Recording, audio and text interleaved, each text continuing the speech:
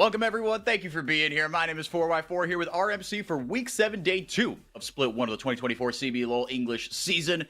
Thank you so much for being here. I said that already. We've got some great games coming up for you. The first of which is an interesting one, RMC, because it was a team that, I think there was two teams that early on in the year, no one could really figure out. Is this team legit? Who really are they? What is their identity? Red Canids versus Vivo Cade Stars. Cade Stars sit alone in first place for the first time all season. RMC, they are flying. You have framed this one as the past of CBLOL against the future of CBLOL. I enjoy that because I love me a good narrative. I am a sucker, we'll say, to keep it PG, for a good narrative. Why do you say that? Talk me through these rosters, and let's start with Red Canids, because they are what we really know, and we have come to know and love in the CBLOL the last couple of years. If anything, they would be the history of CBLOL a little bit here, 4x4. First of all, let's talk about the offseason, because coming into the season, we thought Red, a lot of us thought Red would be number one or near the top of the standings, and Cade Stars was the sort of question mark, middle of the pack dev team. Fast forward to the second round robin, and we've got Cade Stars on top, Red in the middle with a massive question mark, and we don't know what they're doing. And if you look at this roster, 60% of the 2021 split 2, 2022 split 1 winning roster in Aegis, Grefthar, and Jojo. Brunsey at FNB, Brunsey former champion as well with Loud, and FNB the best Brazilian top laner to never win so far in CBLOL. Known quantities, really good players. This team would probably have won CBLOL in almost any other split prior to this. But not this split, and not when Vivo Cade Stars have come in, led by Coach CL, who has come in wanting to change up the way Brazil not just plays the game, but the infrastructure, the thoughts around teams outside of the Rift as well. That is the future, and for it looks like the future is now, because as you mentioned, Cade Stars in solo first place. Gigod continuing to dominate, 6 MVP performances so far, and no one is even close. The next closest are a whole bunch of people stuck at 4th. Lilico, a new player coming in from Academy. The Samus Pro Delta, all very young players as well. Smaui coming in from EU, and frankly, Vivo Cade Stars, they're looking amazing. But let's not forget, the last time these two teams met in Week 3, it wasn't the future. It wasn't the Cade Stars who walked away with the win. No, it was Red Canids. They took the dub, and like you said, 7 CBLOL titles between the players on Red Canids currently, whereas just 2. That's just Gigo, right? So there is a little bit of the law of the X's at play here, right? Grefthar, he was on Cade Stars last split with Grell, with Gigo on that wild and woolly roster. But Gigo, he was a member of that back-to-back championship team for Red that went to MSI, went to Worlds, put up a solid performance.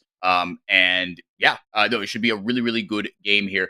And what I found interesting about Red Canids, they, for me, have gone through a little bit of an identity crisis, because their traditional way of playing is Aegis on. It was around Aegis, right? It was very heliocentric around this jungler that has shown, granted, in more favorable metas, that he can be and is usually the carry player. But yesterday, in their win over, oh gosh, who was it? They beat Kaboom, right? No slouch. Mm-hmm. This is a tough schedule for them. Yeah. Playing the first and second place team, or first and third place team. You're the one who believed in them. Yeah. No, they kind of dismantled Kaboom. And it was on the back of playing a very different style. They played a little more traditional and a little more to the meta, and it worked out for them. And it's actually kind of funny, because we think of Aegis as a bit of a carry player, especially because of Grefthar. Especially when Grefthar has always supported him, roamed out, kind of sacked the lane to make things happen.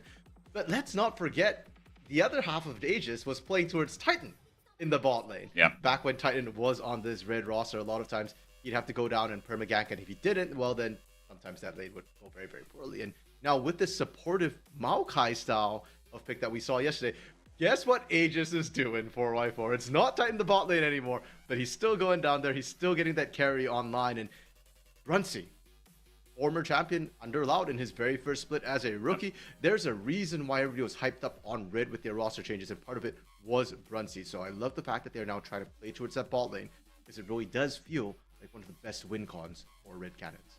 Yeah, that's the thing, right? You've drafted yourselves, like we said, so much experience, so many, or selected yourself, not drafted, right? But so much experience, so many known quantities, like you put it, that you do have a bunch of different ways you can play towards, right? And you've got, like, in a meta where, I mean, the mid lane hasn't been the star of the show for a number of years now, right? It hasn't been a really play towards mid sort of game, right? At least not to the degree it was in years past. And like you said, Brunsey, you've got one of the most mechanically gifted AD carries in Brazil on your team. Jojo, a guy who in his heyday was the best support in Brazil. You've got different lanes that you can play to, and Red Canids, to me, part of why they've started to rattle off some wins. They've got 3 wins in a row. They sit in 4th place right now. They're starting to be a little more flexible, but the floor behind them is really rising up. Liberty occupy that 6th playoff spot with a positive win differential, with a positive record, right? That's how you know things are going to get spicy. That's how you know you might get a couple snubs come playoff time when everything is said and done. Let's get those predictions on the board, talk a little bit more through this match before we get into draft.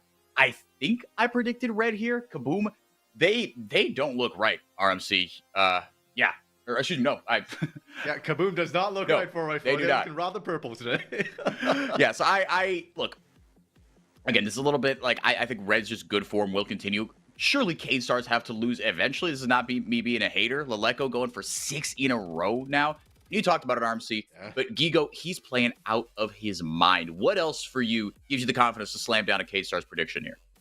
I'm going to be honest, a lot of it is just coming off Gigo right now because Gigo is looking absolutely stunning. But the other thing for is something that it's not just unique to the CBLOL VKS team, but also to Academy, and it's the structure. It's the planning that K-Stars come in with. And I set it up partially as, the history of CBLOL versus the future of CBLOL, but you can look at it as chaos versus order as well, right? Red Canids known as a team where nobody knows what they're doing. And even when teams feel like, hey, we've got this on lock, realistically, Red shouldn't be able to bounce back. They bounce back because they don't care.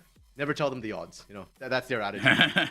What was it I was told when I first started casting CBLOL? Oh, yes, you can keep your stats, we'll keep the magic. That's Red in a nutshell. Yep. K-Star, on the other hand, said the exact opposite. And they come in with a game plan every single game, and they execute it perfectly. Desamis was not the highest jungler for me when I was looking at him in previous splits. But now on this K-Star roster, he's looking amazing because it feels like he's on board with the rest of the team. He's not having to kind of solo carry on his own or just have his own individual pop-off mechanics. He knows which lanes he has to play to. The lanes know where he's going to be at any given time. And this coordination 4x4 is something I'm not seeing in any other team in CBLOL right now. You look at Kaboom, they're aggressive, great. You look at Red, they've got hands, great. Pain, just really solid across the board, great. But none of them are looking as structured, as organized, and as clean as K-Stars in the macro. Yeah, and that might be the CL diff, right? Like you said, he wanted to come in and kind of really change how the approach to team building, the approach to, to the game itself. Like you said, it looks like they have a plan every single time. And within that structure, they are able to thrive and they're able to improvise and play the game within those bounds that CL has set. And so often you see that it isn't really all that.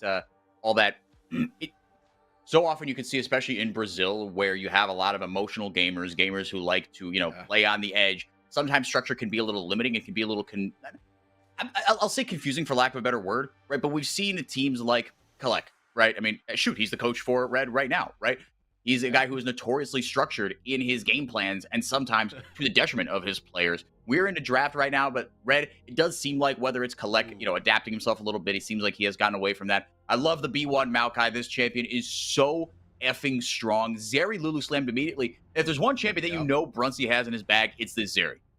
Yeah, and I think we first saw it last week when Red whipped it out, and I really liked it. It felt like it solved a lot of their problems, giving Brunsey that agency, giving Greftar and Aegis the ability to kind of say, we don't have to peel for our AD carry, we can do our own thing. Our AD carry can peel for himself. Now, I do want to highlight, Vi and Nocturne were banned by K-Stars, so there is no easy counter here to that Zeri. You can't just turn off the lights and isolate them like we saw yesterday. You can't use Vi to single target lockdown. And that means K-Stars, it does feel like this Lucian Milio have to dominate early to shut Brunsey down.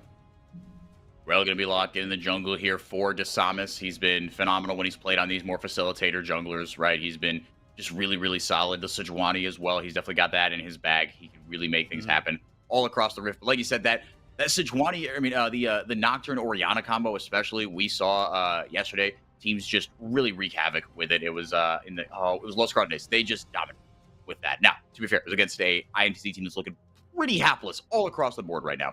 But it felt like there was nothing they could do, even if they played everything perfectly. It was just really, really depressing to watch. Taking away the Nico from Greftar, again, I like it. This is a pick that he definitely has. And the Talia as well. Greftar, look, he's not going to get to play the Orianna. That's kind of what I would have liked to see him on, if nothing else, right? He's played that control mage pretty well. I'm interested to see what he goes with here. The Azir's still open, though. Yeah, as is the Talia. Oh, pardon me. Oh, Talia was banned, so... Yeah, it does look like potentially Azir... Way is also on the board if you want to do that. I think you can almost preemptively pick it, leaving the Azir up and saying, like, I dare you to pick the Azir. For it, though, it's really not about the mid lane, 4x4.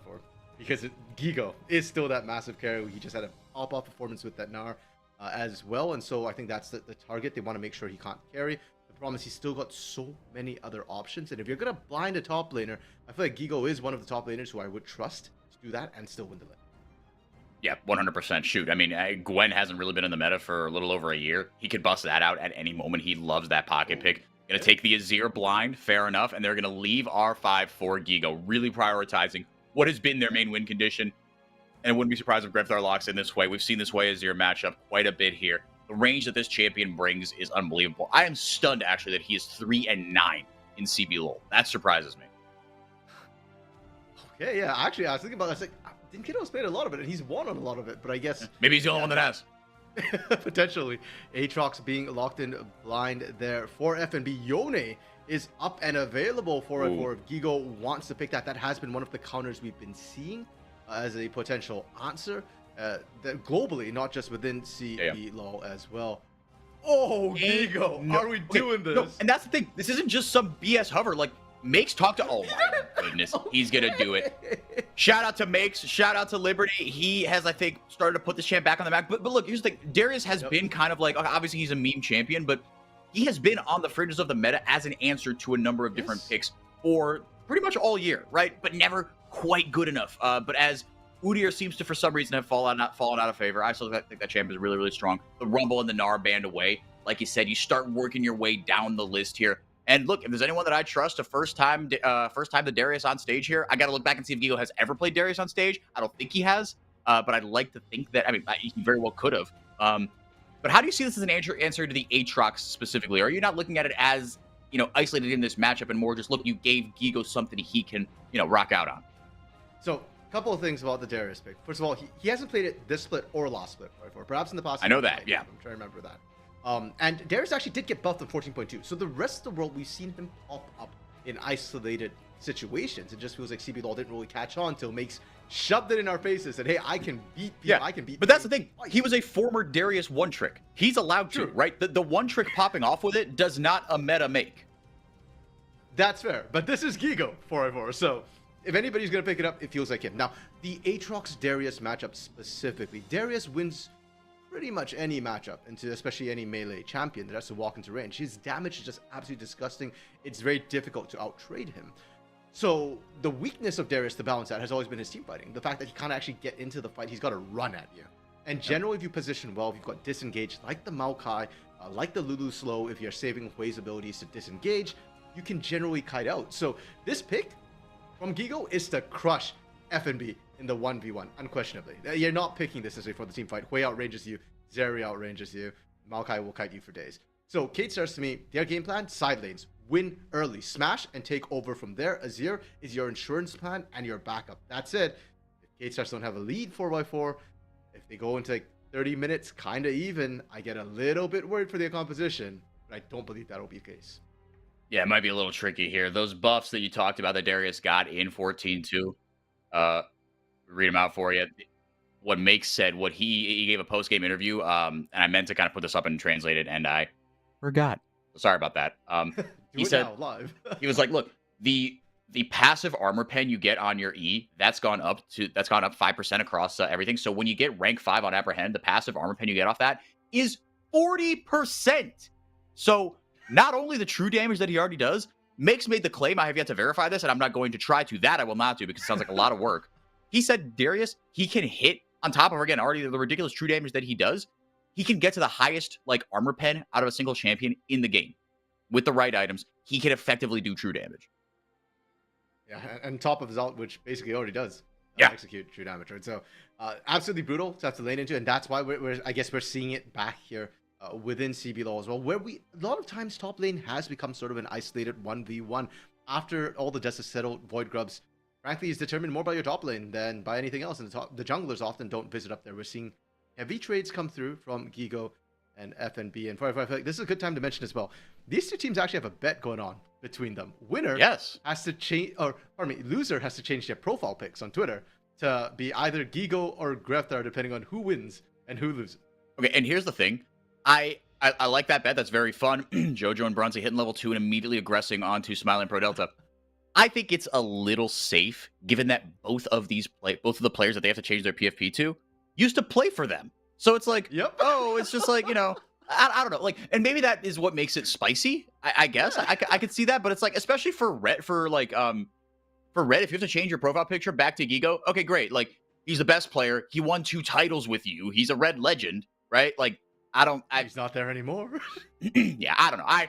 I liked it. I think it's great. I think it's great when the ad, like, look, social media, these social media accounts in Brazil, they get really into it. There was a beef that the INTZ and Loud admins had that like felt really personal. Desamis here, Ooh. zone FNB off the tower, blows flash. So does Desamis. Couple autos in, gets the Ooh. decimate out. The hammer, he's spinning. Oh my goodness, Gigo, he's just gonna go down. It didn't go well. They blew the dive, and now he's just gonna cover for Desamis. Oh, RMC, it's a disaster. An FNB shrieking in his chair. He says, "Get off me! Know your place. Respect my authority." FN beast right now on this top lane, and rightfully so, perfectly executed. And here's the problem with having a really solid game plan for I4. If we can tell what's going to happen, Red can tell what's going to happen. Yeah. And you drafted Lucian Milio, you drafted Darius. Whichever lane gets a hit, that's the one that's likely to get a gang. Now, watch FNB here. The flash forward to create space, and then the dash forward as well, means that unfortunately Gigo kind of didn't get as much damage as they wanted off. Desamis wasn't in position to follow up, and the turret damage early is very, very high. Aegis coming to clean up after, that was just icing on the cake. The moment FNB found that solo, the moment he popped off right there, that dive was over and Red was ahead. 2 kills, almost 1,000 gold lead out of nowhere. And FNB still playing kind of respectfully towards this Darius, to be fair. He's got himself the boots, right? He got himself plated steel caps first to Samus. X flashing over, trying to aggress here onto Grevthar. Grevthar still got his flash. Aleko still's got his as well. Look at that gold lead, 400 over anyone else. And more importantly, he is 600 gold ahead of his lane opponent, Gigo, down at the bottom of the barrel below Desamis as far as gold. Obviously, look, this is a small sample size. I'm exaggerating numbers here to make a point. But that point is a valid one, and that is, like you said, RMC, it was a very clear win condition, very clear things that needed to happen for Cade Stars to get ahead, and this could not have gone worse. The only way it could have gone worse is if your bot lane's getting blasted as well. True. Now, the positive thing for Cade Stars is that is still a Darius, and I don't care that you're 1,000 go down. Yep. Darius can still go toe-to-toe with Aatrox. FNB actually on a mission right now. Like, ships passing the night, nobody knows where anybody is. Yeah. Yeah, 2 wards there in that pixel brush. Like the blue side one just expired for Red there in Tri-Brush. Yeah, he's certainly feeling really confident. And why not? When you've got Aegis hovering like that, you see the question mark pings coming down onto the Void Grubs. But FNB, he's looking to snowball this lead, play really aggressive. And again, with Aegis there, Ego taken very low. Doesn't have his ultimate, doesn't have flash, doesn't have ghost. FNB doesn't have his either, but Grevthar roaming up. This is the Grevthar special. Minions, what are those? Oh, Creeps? I don't know what that is. Aegis flashing forward, way able to get the damage down almost. Gigo got a ton of healing off that. And that's another thing that got buffed from Darius, is the healing on his decimate went up, I think 6% at all ranks. And you know, that might have made a huge difference with Gigo right Yeah. now. First off, I do want to highlight that FNB actually won the trade already.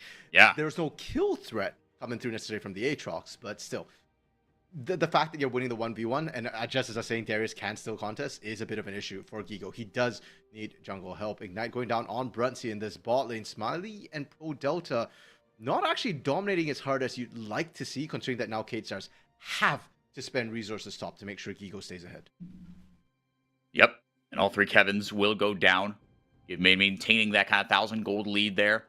Yeah, and like you said, Smiley, he dropped that Ignite down. Cade Stars and Red Canadians, their bottom lanes going relatively even.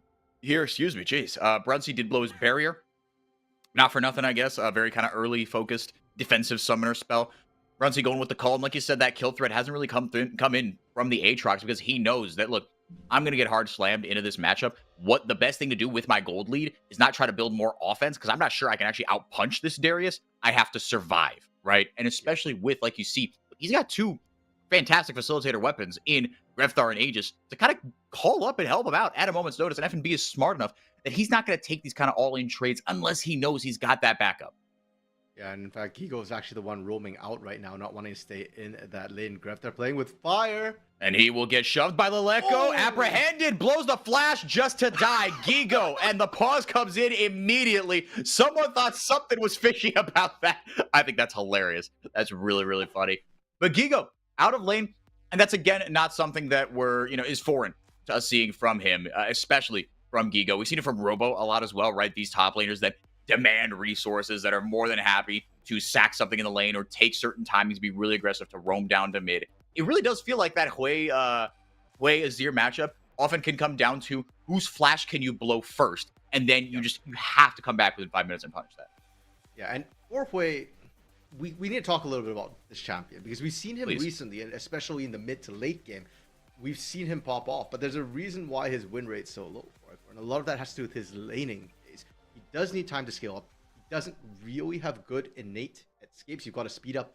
That's about it. And against the Darius who's ghosting down at you, your speed up is not anywhere near enough. So Greftar knew that. And I want to laud Greftar for how he's been playing the lane. Desamus has looked mid a couple of times already. Hasn't found anything. Because Greftar knows that, hey, I'm vulnerable. My job isn't to pop off early. Play safe, don't get caught. This time it works. But who could have expected the Darius to leave lane 4-4? Darius has noticed the brick in lane. He stays there and he bashes you over the head repeatedly. But because Gigo fell behind, I love that Gigo decided, hey, if I can't get a kill in my lane, I will get a kill somewhere else, and I'll show back up and say, hey, FNB, I'm back, and I've got gold in my pocket, and it was perfect. Greftar wasn't expecting it, gets caught, goes down. It's still not quite enough for Gigo to say, okay, I'm equal with FNB, but it is going to not only help him lane a bit better, but also put in the back of Greftar's mind that my lane is really not safe. I don't get to push out, and maybe we see that Red lose a little bit of prio on those neutral objectives. Yeah, so maybe you see the attention shifted towards that bottom lane, right? Greftar, right? He's still, like you said, probably going to play a little bit safer. But even with that, he will shove and roam. Hui, right? He said, not the most fantastic laner, but he does have good wave clear, right? Good AoE damage that you can knock down and clear waves a lot more consistently than the Azir. With the ultimate down as well from the Azir, that's going to be a ganking tool that he's not going to have, right? So kind of to match any sort of roams that Greftar might try to do.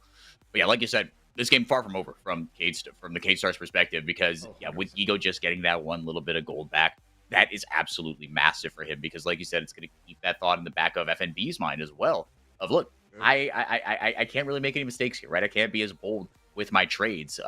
Maybe we see one of those two invest into a Bramble Vest. I doubt it personally. But I think, whoever gets to that mythic item they're gone. Whoever gets to that first item first, whether it's the Profane Hydra or the Stride Breaker for the Darius, I'm really, really curious to see how the rest of this game plays out. You got any thoughts? We want to throw to a break here. I don't know how long this pause is going to last. Well, we can talk a little bit about the bot side, because I think the bot side's been very quiet so far this game. And for we recall, for Red, it is a Zeri, Lulu for Bunsey and Jojo, and on the red side for K-Star. I always hate it when Red's on the side. It always gets confusing. Yeah, Somali and Pro Delta are running that Milio Lucian combination. And last we checked in, Bunsey and Jojo were actually up CS with the call, and they're up experience as well. We're seeing them tick a level faster than Somali and Pro Delta now. That feels like wave states to me, but it's really not good for the side of Somali and Pro Delta to be losing out early. Yes, Lucian will still have impact in the mid game, but I am getting a little bit concerned that they are not able to really take control with such a lane-dominant bot lane. And for as much as we praise K-Stars, Somali Pro Delta, or Somali specific, I think Pro Delta's done a great job so far. Somali has looked a little bit weaker in laning. It is a weakness that better teams like Dane, for example, have exploited in the past. And I'm a little bit concerned if we don't start seeing pressure down into that bot lane. Desamis, you've been doing a great job on the top middle side of the map. You need to go bot and get them ahead, or else Brunseo and Zeri we've seen take over game. Yeah, and that's another win condition that they absolutely do have. Yeah, I think we're going to take to a quick break here. Not sure how much longer this pause is going to go. So when we come back, hopefully we'll have this sorted out for you. And it's been a spicy little early game here. So we'll see how the rest of it unfolds. We'll be right back.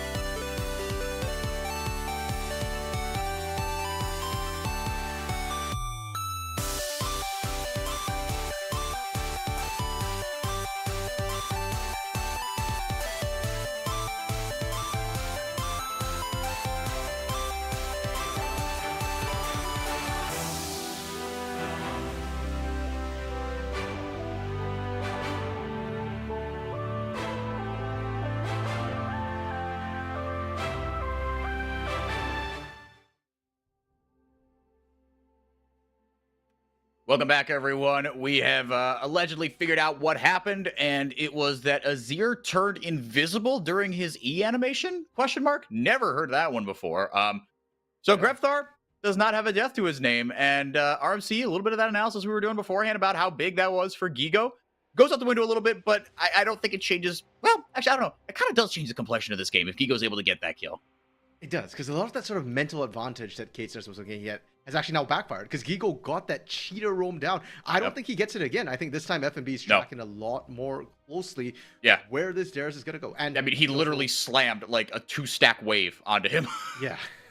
Jeez. And the other problem, too, is that also means Gigo doesn't get that sort of gold alleviation that he otherwise would have had to go a bit more toe-to-toe with FNB. Age is up there as well, so you can tell that Red really want to make sure this Darius stays down. Now, Desamis is roaming up behind him, Leleko, shadowing as well. So FNB and Age, they got to be careful here. Grefthar's got to make his way up. FNB in some trouble here. Pops the World Ender, able to dash over the wall. Popped his flash early.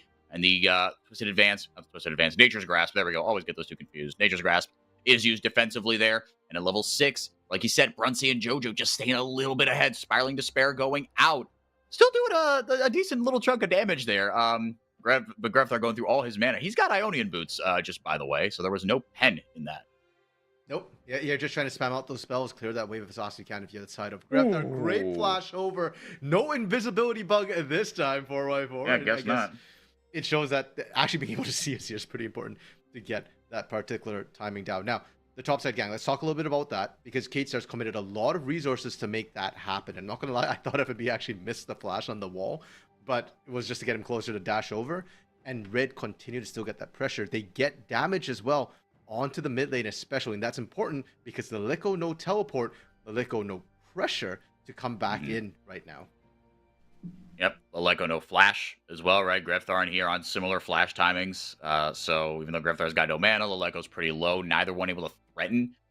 So the all-in, if they want to go for it, is going to have to come from the junglers. You got to expect these two to play really, really safe. FNB try to take the other way down, but Desamis just bullying relentlessly. FNB gets a shutdown. That is huge onto Gigo. The lead's still 300, 200 in the favor of FNB, but Darius going to get a couple plates off this. I think he's equalized the lane here, RMC.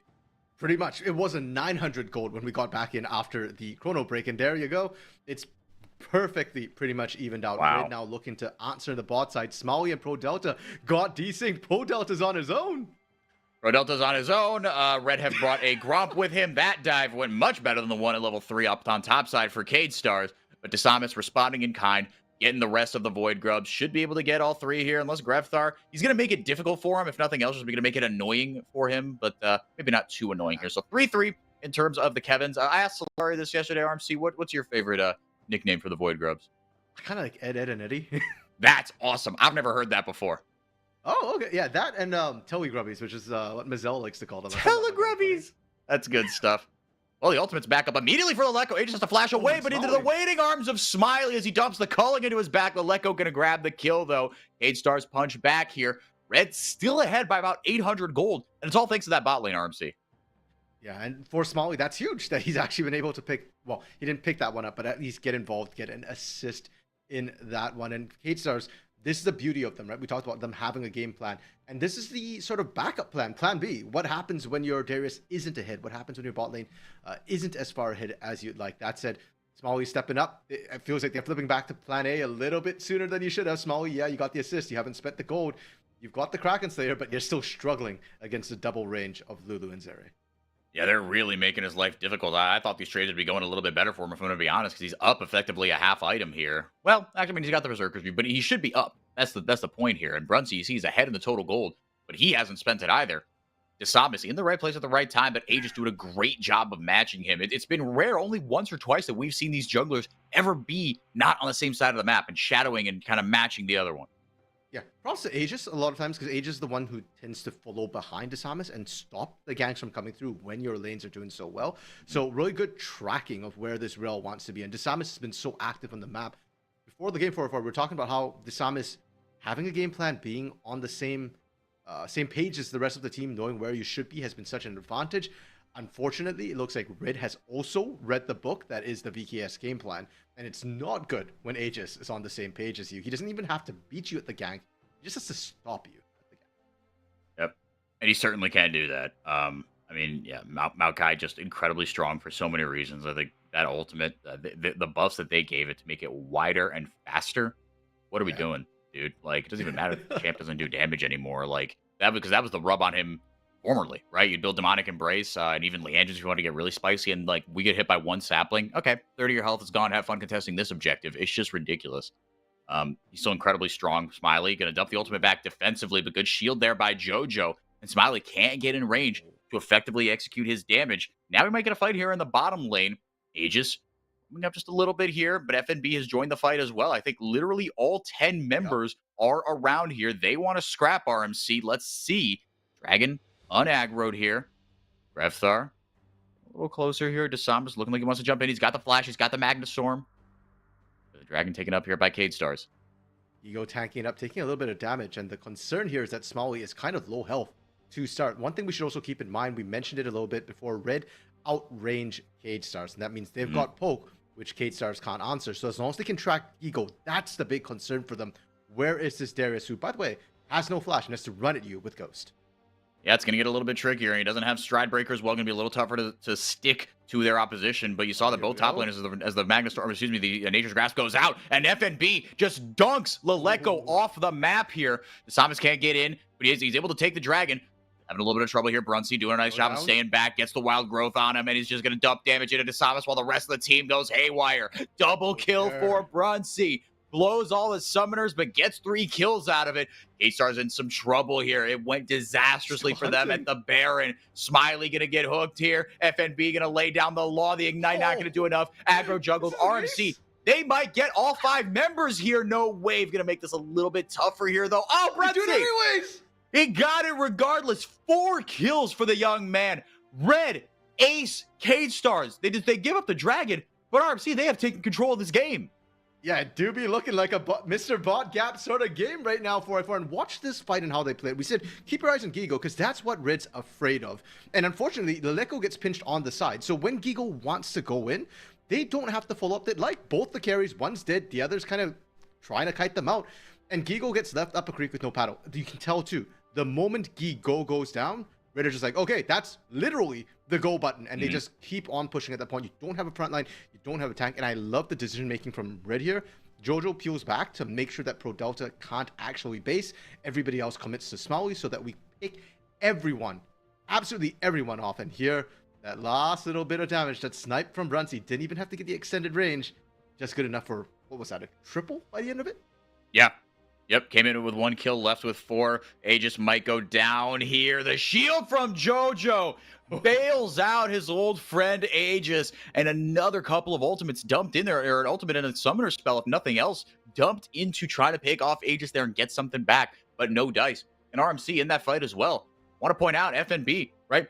He wasn't there to kind of tangle with Gigo. I love the game plan there from Red, because they said, look, like you said, we outrange you, right? Gigo is the main issue here, and we don't know where Leleko is. Let's send FNB on a mission to find him, because in that 1v1, he's going to slam him. And that's exactly what he did. Got the numbers advantage, like you said. That's a big bit of damage that's not going to be able to follow up, even if Gigo gets into range. And then they just ran it from there. And hey, FNB isn't specking for the 1v1 against Darius anyways, right? You're building that lethality, that Profane Hydra, like you called earlier. Go for the squishies, go for that backline, and FNB able to find that once again beautifully. Desamus, a little bit dangerous here, trying to get over the wall. I don't think Red will look to follow, but they actually did call the TP. Hang on a second here. Yeah, Nature's Grasp used. FNB goes in immediately, gets that speed boost off the teleport. He's just massive. Grevthar gets his first kill of the game. Second, excuse me. 9-2 now, the lead for Red Canids. RMC. And the worst part is, if you're a K-Stars fan, hang on a second here. Brunsey gonna get blown up here. Shut down for Gigo. He's not out of it just yet. Blows the flash, blow the ghost. JoJo gonna bleed out a lot of stacks of the hemorrhage here, but he will survive. Now, that's, again, not nothing here, but Gigo still feels like the only win condition, where what I was gonna say was that for Red, the kills are spread out all over the place. You've got 3 different ways to play through this game. Kind of, but realistically, for the big concern for Cade Stars on the Red side is still going to be Brunsey. So if you can shut Brunsey down, yes, Grevthar has kills, FNB has kills, but I don't think Gigo is as concerned about those two. He can actually reach them, and that has been the issue this game. And I want to laud JoJo for that. JoJo hasn't played this so well. JoJo is actually the big Gigo counter right now. Anytime he wants to go in, polymorph, slow, even on that dive. If that's not Jojo, Gigo goes for the dive anyways because you don't have enough disengage. But Lulu is the key to answer this pick. And hey, if you are not a Liberty fan, if you're looking to play up Liberty later today, cough cough, take notes. Lulu might be on the board for picks. Yep. Yeah, either grab it yourself or make sure you throw that ban its way. And again, that was picked well before Gigo locked that in, but maybe it was just an answer to whatever Gigo was going to bust out here. Can they get something out of this? No damage coming in onto Aegis. They just rinse him. 5 kills now for Brunsey. Like you said, RMC, I think you're right.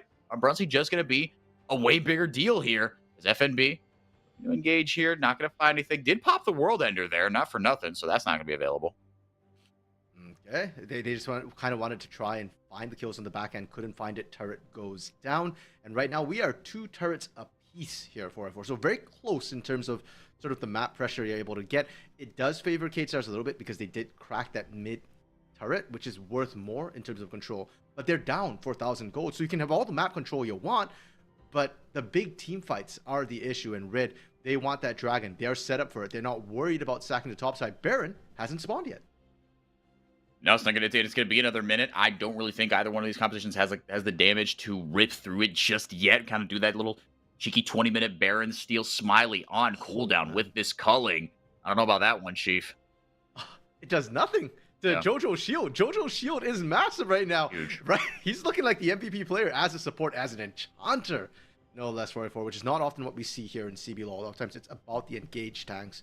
It's about that sort of counter engage. Now, Red do pick up that dragon. As we mentioned, uncontested. They were set up first. K-Star's doing a good job trying to answer in this top side. There was no Baron. They're trying to get turret pressure. They get quite a bit of chip damage, but they can't quite convert just yet. No, not quite yet. 3 towers for, excuse me, no, 2 apiece there. Like you said, well, no, not 2 apiece. 2 for Red Canids. Okay, that replay thing threw me off. I was like, what am I seeing here? I got sent into the hyperbolic time chamber for a bit there. 2 items now for Smiley. He's well on his way with that Navori, excuse me. FNB gonna find Gigo here in this side lane. I'd be curious to see who would win this 1v1. Like we talked about, it's just straight lethality for FNB. He's not concerned with taking down Gigo. I do think, that's gonna be the thing to watch as we've been kind of building up for the rest of these team fights. It's Gigo versus Jojo, right? And where's FNB go? Those are kind of your 3 players that you're watching, right? And you just going immediately over the wall there. Well, Gigo's in melee range, but is it going to be enough? Gets the swing there with some healing. Grevthar going to lay down a lot of damage. Throws out a Spiraling Despair. Forces a lot of flashes out. Big ult by Leleko, but everyone else was zoned completely out of the fight. It was a sick ult, big guy, but no one's there to follow it up. K-Stars not able to execute on that fight. Do we need a pause? Do we need a chrono break? Because Leleko just went invisible to his own team there. What more could you ask for? As Leleko, you find the perfect 5-man catch, and all of K-Stars just looked like they didn't see it. They just kept backing out. Gigo had Ghost, could have looked for the turn, and if you're K-Stars, if you're Leleko right now, you've got to be fuming after this very uncharacteristic communication mistake coming through from this top place team. Yeah, I mean, it's either, like you said, they weren't on the same page. Someone didn't communicate correctly. Someone maybe went off script a little bit, right? Went off the great tome of CL. But it was, I mean, I want to credit Grevthar, too. That Spiraling Despair and the space he created. Jeez, okay, he's starting to do some damage here. That Horizon focus is ripping. Yeah, and we talked about the fact that Hui's laning is always the problem, but we are well past the laning phase right now. You're seeing the damage starting to come through. And for K-Stars too, we have to keep in mind, who's going to tank this damage? The only tanks they kind of have are Rel and Darius is more of a bruiser. Neither of them are really starting to build that magic resistance yet. No, not at all. Now picked up the Null Magic Mantle. So that poke's going to hurt for quite a while yet. The good news for K-Stars is they didn't sack the early dragons, so dragon stacking isn't the end of the game. They will have time to build it up, but at least for the next 5 to 10 minutes, this is looking like Red's game to run. They're in a phenomenal position right now, and it really feels like they have figured out that team fight. The space that Grevthar can create, the space that Aegis can create with his ultimate as well, right? If they are first to the fight and just hit their buttons in the right order, like you said, the things that you have for Gigo to get forward, okay, blows the flash from Aegis there. Nice little hook there from Gigo. I don't know if that was blind or not. Just kind of threw the apprehend over the wall to see, maybe he's there. If it was, insane. Excuse me. But yeah, that was the thing you worry about. I mean, it's always the thing you worry about with a Darius composition is how do you get the Darius on top of everybody in a reliable way and not just get 100 to 0'd, right? You need to everyone's got to be on the same page, and that's what Liberty were able to do, right? We look at Mix as the example for this, Darius, and how to play on it. Liberty looked like a well-oiled machine, right? They are all going on the same page. But Red, they really aren't allowing Cade Stars to do that. Like you said, like we saw, Aleko got the dream shuffle, and that's kind of the only way that you can really. It's not that that's your only kind of long-range gap closer. Your way to consistently kind of start a fight from nowhere. Otherwise, with Desamis, look, Rel's a great engage, but it's a little telegraphed, right? Yeah, especially into something like a Maokai, who literally, as soon as you go in, can knock you back out, disengage, throw down that Nature's Grass to really stop anybody else from coming in as well. And that's what the concern we had with the drafts was, right? We said that, hey, Cade Stars, that is a fun draft to pick, but you had to smash the early game. We weren't saying, oh, okay, they can look for team fight flanks later and stuff like that. No. If you're down at 30 minutes and we're kind of getting there, or if you're even at 30 minutes as Cade Stars, you are already behind. We're at 23 minutes here, down 5k. That's likely to continue snowballing. And we've got to start looking at Baron a little bit right now because Red is so strong. They can look at Baron not to actually convert the Baron, but to try and draw Cade Stars to the fight. Red wants to fight as much as possible with the 5v5, with the strength they have before we start seeing Aleko come online, before we start seeing tankiness build up from Desamis. Yeah, Desamis starting to index into the other side of the resistances. Look like it's going to be the Kanik Rookern that comes in second from both these tanks, just kind of taking more or less the same build. You can't ignore the AP damage threats from either side. Obviously, can't ignore that Azir, but Grevthar really starting to come into his own, get this game. Another great performance from him, and I think you want to talk about. We talked a little bit off air of like, okay, who's the bellwether for like whether Loud's doing well? I'll just look at Robo, and he kind of mirrors Loud's performance. Grevthar stepping back up has been huge because I think of that Yone game where he did less damage than his support. That was that was a low point for Red, and that was a low point for Grevthar, right? He is still a fundamental part. We don't talk about him a lot because you've got so much other star power on this roster. But I think correlation or causation, whatever, Grevthar and his performance turning a corner here has been a huge reason why Red has been able to stabilize the ship. Yeah, and I think a lot of that, again, connects with Aegis as well and what it is Aegis wants to do. We talked about the fact that Aegis has looked best when Grevthar is supporting him. This game, that kind of wasn't the case, and we talked about how Aegis supporting the bot lane has been huge. One of the unintended side effects of that as well is that means Grevthar can focus more on lane. And if we think back, hold up a second, are we going to see a... Okay, I was worried Aegis would get ambushed, but Cade Stars are afraid to pull the trigger. They don't have vision, or they don't fully know where Bruntsy and Jojo were in that situation. So let's go back a little bit to Aegis. The fact that you're playing down there frees Grevthar up to lane better. And it's not like Grevthar can't lane better. If you think back to 2022 Split 2, 2022 Split 1, Grevthar won a lot of his lanes when he didn't have to roam out and help other people. And we're kind of seeing that a little bit here. I wouldn't say he won the lane, but as a Hui, that's a hard lane to win. You survived the lane, which is a win as far as the comp is concerned. This is the first time that we've seen Cade in this position, i.e. behind. They've won 5 in a row, 6 of their last 7. But Red Canids, 3 wins of their own. If they were to take this game, RMC, they'd be sitting just 1 game behind Cade Stars. And that, if you would have told me that 2 weeks ago, I would have looked at you like you had 3 heads. Desamis not able to get over the wall. He wanted to get out of there. That's all that they just needed to go forward. But Smiley able to get every single ounce of damage down. FNB looking for a flank here. But talk about miscommunication. This one was not laid out well. They fall apart here. A shutdown goes over to Aleko, and Red not on the same page on that one. Critical win for Cade Stars. Not only does it get them some more gold for I4, but it also kind of buys them space to be able to push out and try and regain vision on this Baron right now, which Red was starting to choke out. And the start of this fight is by Red. Red decided that, hey, maybe we can do this. But I want to highlight a couple things. One is the Gigo flank. There's actually no vision for this. So when FNB sees it, Red decides to abort at that time. But as you said, FNB kind of not on the same page. FNB is feeling strong. You see how close he is to taking out Desamis, the tank of the team.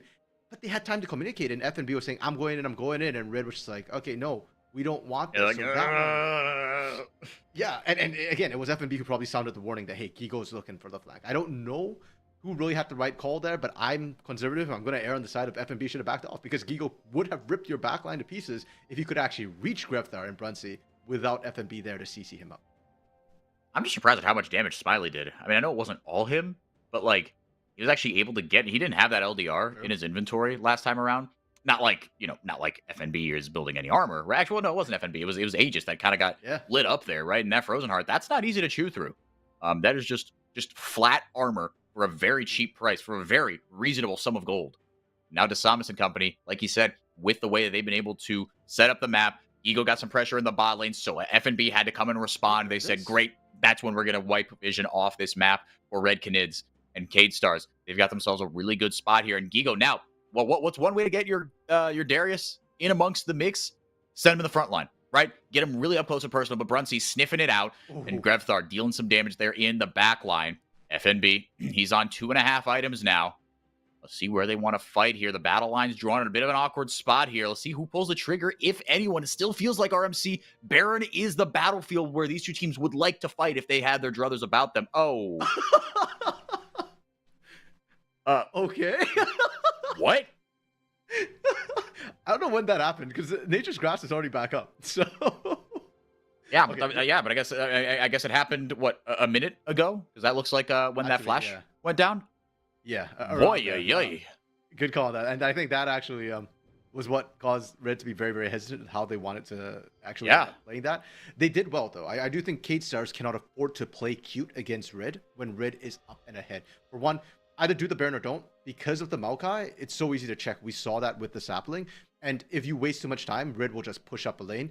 Red's composition does really well when there's space for them to kite. And one of the reasons why Cade Stars won earlier was because it was a choke point. Up the middle lane like that, no. Red have space to play. So Cade Stars can't afford to play cute.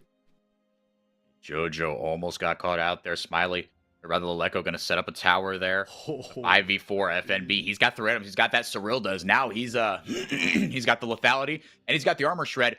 Aatrox feared neither god nor man. FNB now fears neither god nor man. He's level 16 as well.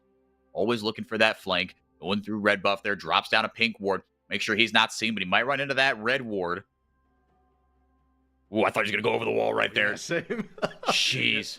They're looking for it. BKS is actually melting this fairly quickly, so they have to be careful. There's the Nature's Grass. FNB. Aegis.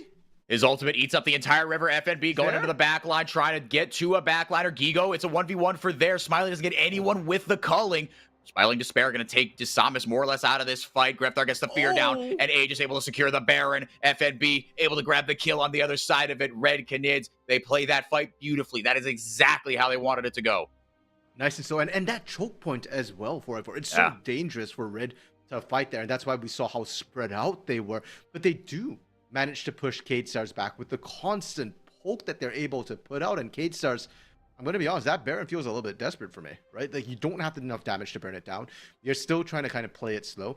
You don't get to do any of that. And now, not only do you lose the Baron to Red, whose only problem before this was really pushing into you, but Red have also gotten to Soul Point on an Ocean Soul with a potential 4 Ocean Soul stack 4x4.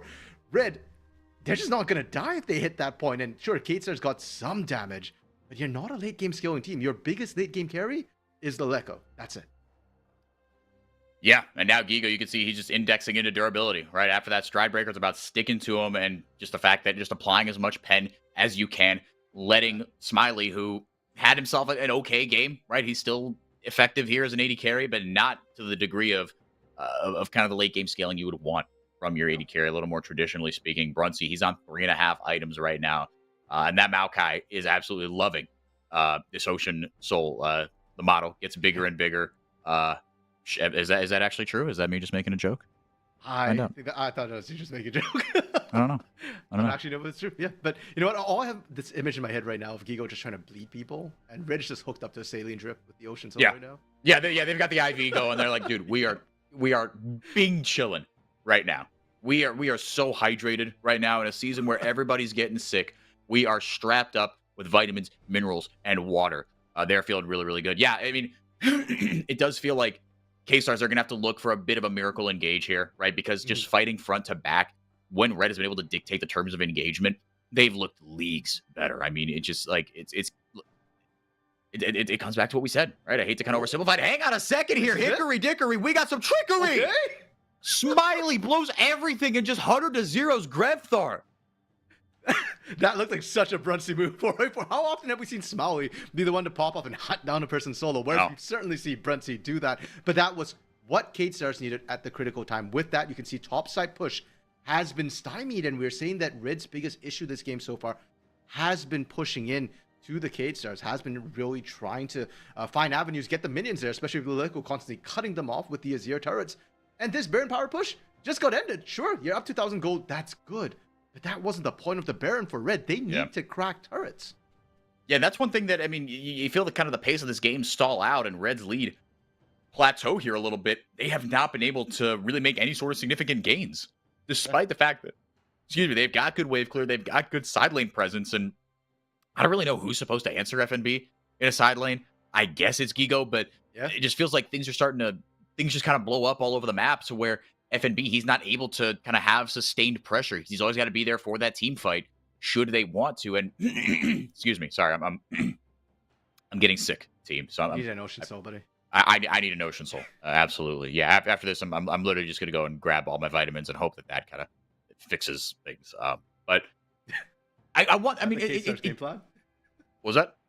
Is that the Cade Stars game plan right now? Just pop all the vitamins and hope that fixes it? Yeah, literally. Yeah, just everything you've got in your medicine closet, throw it all down. And if it goes poorly, look, you've got a week to recover, right? You'll be ready by Saturday. Nothing, if it doesn't straight up kill you, downing everything in your medicine cabinet, then you're going to be fine for a week. But it does feel like RMC, I don't know, what do you put it down to? The fact that Red Cadets haven't been able to kind of snowball this lead, because we talked about it. Oh, they've got dragon stacking. They're in the straight up 5v5. They're just a lot better, right? Cade Stars, going back to what we talked about beginning.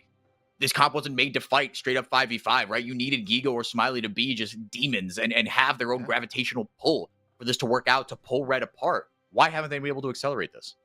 I think part of it is due to how Cade Stars likes to play the game, which is very structured. And if you overextend, they punish really, really well. And they still have the picks to do that. We saw Smiley catch out Grefthar, trying to kind of play solo a little bit. Gigo is still really strong. And as you pointed out, FNB can't stay in that isolated 1v1 because of the way Gigo keeps shading and threatening a team fight. And even with the TP, 4 seconds is a long time when Darius is cutting through your tanks, even with that IV drip going. So Rid are actually playing this properly, which is why it's so, which is why we're probably going to see a bit more passivity until Dragon or Baron comes up again, and they can actually try and force the collective VKS when you've got vision there to actually play around them. So Rid are playing well. Cade Stars, on the other hand, they're running the same problem they've run into in the past, where we said their macro is incredibly good. But when they get hands checked and they aren't winning the hands check, that's when they tend to struggle, especially when the other team's not making mistakes. Coming up next, Liberty trying to take another scalp off a top 4 team, but Red, they are getting aggressed on here. Cade Stars want to fight. FNB pops the World Ender, looking for the backline. Gigo playing bodyguard on a Pro Delta. Aegis looking for a way into the fight. Finally pops the Nature's Grasp. It's a 3v5 essentially here on this choke point. That is so much damage.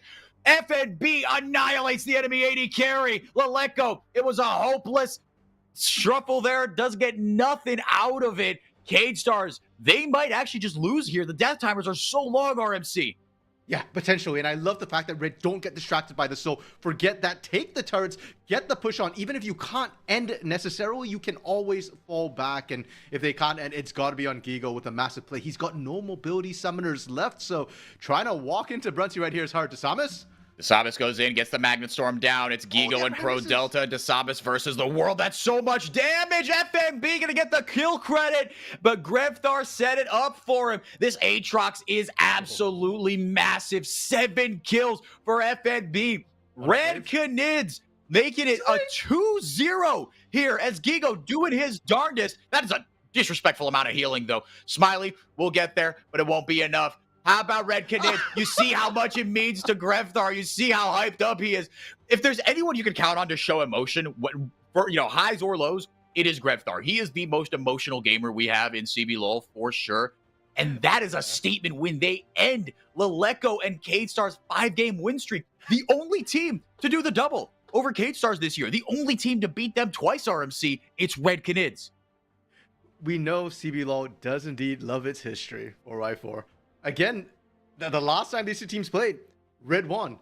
Again, today they won. Just yesterday, Liberty beat Pain twice as well. So we're back to the soup as well. We set this up as the past of CBLOL versus the future of CBLOL. Well, guess what? History is cyclical, 4x4, and we've gone right back into that Red meta. They are popping off at the right time.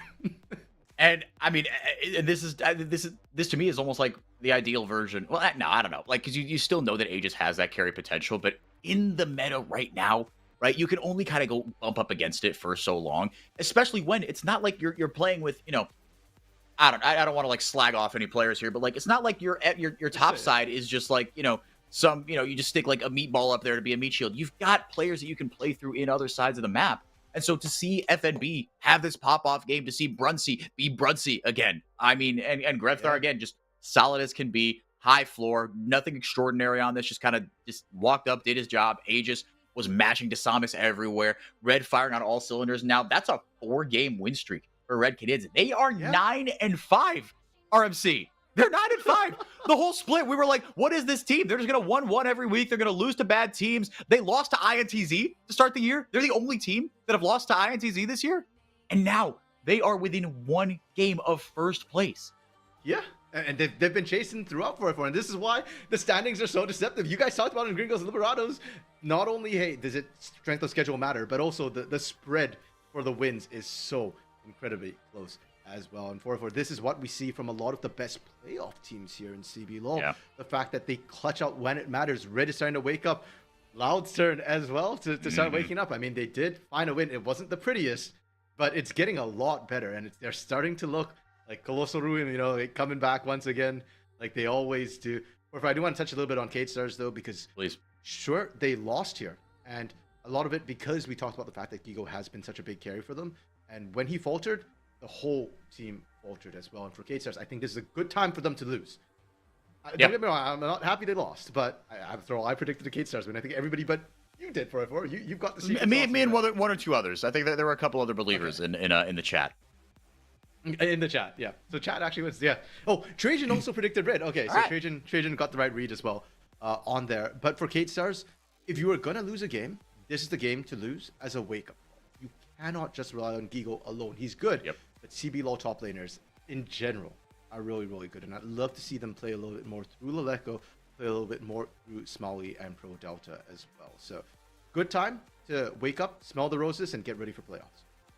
I could have put it better myself. Yeah, K-Stars looking like they need to change up their game plan just a little bit. They heavily indexed into a couple win conditions. It didn't go well for them, and it felt like they were just kind of bleeding out over the course of the game. There were a couple hiccups along the way.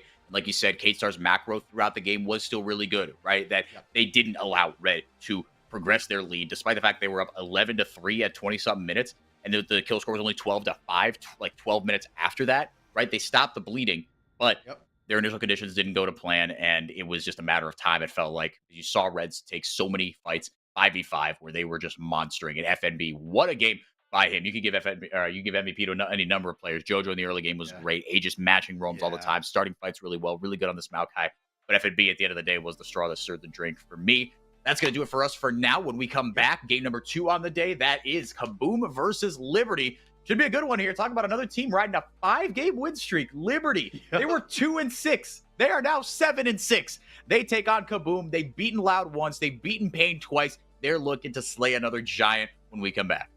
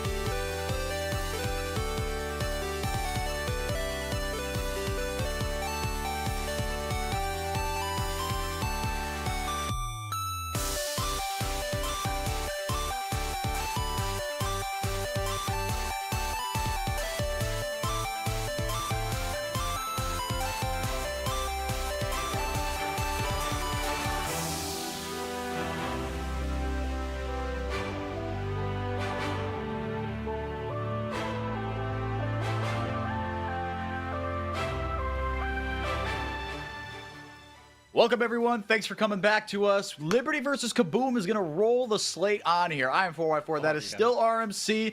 Should be a good one here, RMC. If I would have told you a couple weeks ago that these two teams would have been separated by just one game in the standings, I think you would have laughed at me. You're a very nice person, but I think even still, you would have laughed at me and made me feel bad about that take. But here we are, RMC. That is the universe in which we are living. Let's get that Liberty roster up on the screen for you, because these guys have been the talk of the town in the CBLOL the last couple weeks here. Makes, Drake, Hero, Pilot, Macau, and Cavallo. Bunch of young guns, and the old head, Macau, who has quietly been having a pretty solid split, but all the attention has been on Makes, RMC. Oh, yeah. Big Makes and Big Makes in the top lane. Both of these guys have certainly been drawing eyes. And I'm a happy guy, so I just like to laugh a lot. You know what? You and Root are having the last laugh right now, because you have certainly been predicting a lot of Red wins, and they have been doing that. So I'm curious if you predicted a Liberty win today, because I'm sure Axe did. Now, about Liberty, one thing we should note is on paper, this team should not work. Statistically, they are actually one of the worst performing teams. They are 8th to 10th in most of the relevant team statistics, kills, deaths, KDs, Baron percentage, things like that.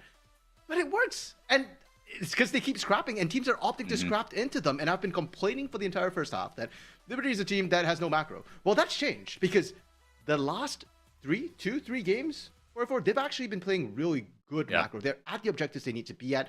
They've won the lane. And best to me has been the drops. Yes, they've been blinding Darius for Makes, but they're setting up the team around it. And they're getting Makes to the objectives in the right way, such that Makes can actually find the enemy team, something that we didn't see Kiko find success with. Yeah, and one thing we were talking about off air was, do you just ban the Darius against him? Because he's 2 for 2 on that champion. Now, he blinded it twice, by the way. Got a pentakill one time in a game-winning fight the second game he played. Like you said, this Liberty team, some of their underlying numbers, really not great, but they keep winning, and they're beating the teams they're supposed to and taking scalps off of teams that they are not supposed to beat, right? 7 wins, 3 of them against Loud and Pain. That is wild. Yeah. Let's get that Kaboom roster up on the screen for you, because these guys have been floundering. I mean, there haven't been many teams that, aside from at the bottom of the standings, that have been just kind of torpedoing down, right? We've seen Loud start to regain form. Pain are the most consistent team in Brazil. K-Star just had their 5-game win streak halted. Red are catching fire at the right time. But Kaboom, they are slowly falling here. Lonely, Malrang, House, Natuno, and Seos. RMC, diagnose it for me. What the heck is going on with Kaboom? Yeah, currently sitting on a 3-loss streak right now. I don't feel like Kaboom's doing anything wrong, per se. They're just not improving fast enough, and everybody else is. When others are clutching up, Kaboom is just kind of the same Kaboom that we've seen at the start of the split. And I'm looking a little bit at Natuno, at Malrang, at Lonely. How is it stepping up? Seos is still great. Lonely and Malrang, Natuno, you guys are decent. But this team, the amount of money you guys dropped on this, y'all just have to be better right now. Yeah, not something that we don't like to talk about a ton, because, again, we only have kind of speculative information sometimes on this, but sometimes we're, going off reports, off trusted people on the twitter.com, on CBLOL Twitter. But this roster was really expensive. There is no way you can bring Malrang. Wow. Incredible slip of the tongue there. There's no way you can bring Malrang here, coming off, a year removed from an LEC title and a quarterfinal appearance at Worlds, cheaply. House, Natuno, Sales. You outbid Loud for him to retain his services, right? And to me, that, if I could diagnose before we get into draft here, that to me that's what I saw in their last game. Malrang and Lonely looked like they were on completely different pages. They just looked completely disconnected. And like you said, everyone else really catching fire at the right time. And Liberty, maybe the hottest team in the country right now. So you made a face, RMC. Was it the Zeri Rakan pairing? Yeah, a little bit. You said Milio, and I was actually thinking Milio as well for the Zeri. Or Lulu, like we saw last game. I think that's good. Yumi, I know everybody hates her, but she's still a great pairing. This sort of go in, go out. The Rakan is more for the Orianna in this particular composition, I think, than anything else, especially when you're playing into the likes of an auto. So I'm also wincing because they banned the Darius against Makes. They left Mikau's picks open. Smolder and Senna. That was what's redeemed Mikau. Both were open, and they went with the Senna Nautilus pairing. So I do feel like Liberty don't get the Darius, but they get one they want on the bot side, and that too has been enough to win them games. Banning away the Nocturne here as well, I think incredibly smart here by Liberty. Right, Turtle and Beelzy, these guys are veteran coaches, right? Turtle, he's an LCS champion with Evil Geniuses, lest we forget. He was on that Fluxa roster, and that hurt his reputation a little bit, I think. I think it's hard not to have every single person involved with that project come away with your reputation at least a little bit dinged, because talk about, a project that you spent way too much money on for it to fail. Fluxa was the poster child for that. And Kaboom, they're trending in the wrong direction right now. And House, unfortunately, has been the mid laner in both of those projects. Again, Yeah. I'm just telling you things that are objectively true. Do what you will with that information. Sure. Trajan said it yesterday, not us. Yeah, exactly. Yeah, this isn't just me. Trajan is the biggest House fanboy on our staff. Even he is starting to crumble a little bit at the seams here. Cassante, going to be it for Makes, another pick that he's found a lot of success on, obviously. But he's also not had great games on that one, right? In that game against Loud, yes, they won, but it was a hot diggity disaster for most of that game until Pilot found the God tier, Z tier, Thanos ult on the on the Azir. But Trundle here into this team. Just one pick for it. Malrang. I like it for Malrang, right? It's I'm gonna sprint at you. You better be ready. Okay, I actually really love the last 2 picks that Kaboom have picked up here. Not only am I going to sprint at you with the Trundle, first of all, you've got multiple tanks. You've got Cassandra. You've got a farming Nautilus as well. So that Nautilus will have taggy stats. You can shred both of them. Pillar can actually mess up Nautilus engage as well. If you time it right, you can throw it up so that the hook hits the pillar instead of hitting a champion and kicking off the fight that way. And the Gnar, a counter pick we've seen come through multiple times as the new answer to Cassandra. And Liberty went, okay, you know what? We got countered in multiple ways. Drake Hero, it's your time to step up as the hero. We're going to give you the biggest carry we can. You now have to make sure that our top lane doesn't fall behind. Our bot lane and mid lane both need time to scale. Drake Hero, by that time. I just haven't seen him be able to do it yet, which is why I'm a little nervous. This is not a role that Drake Hero has really excelled on. Again, I think back to that Loud game. He was on the Viego, which got banned against him, to be fair. Sure. And he did absolutely nothing in that game. They had Azir and Cassante. You need to wait until these champions can do anything. And Drake Hero did nothing on the Azir, or on the Viego, rather. Let's get predictions up on the board here, and then we'll dissect these drafts just a little bit more here.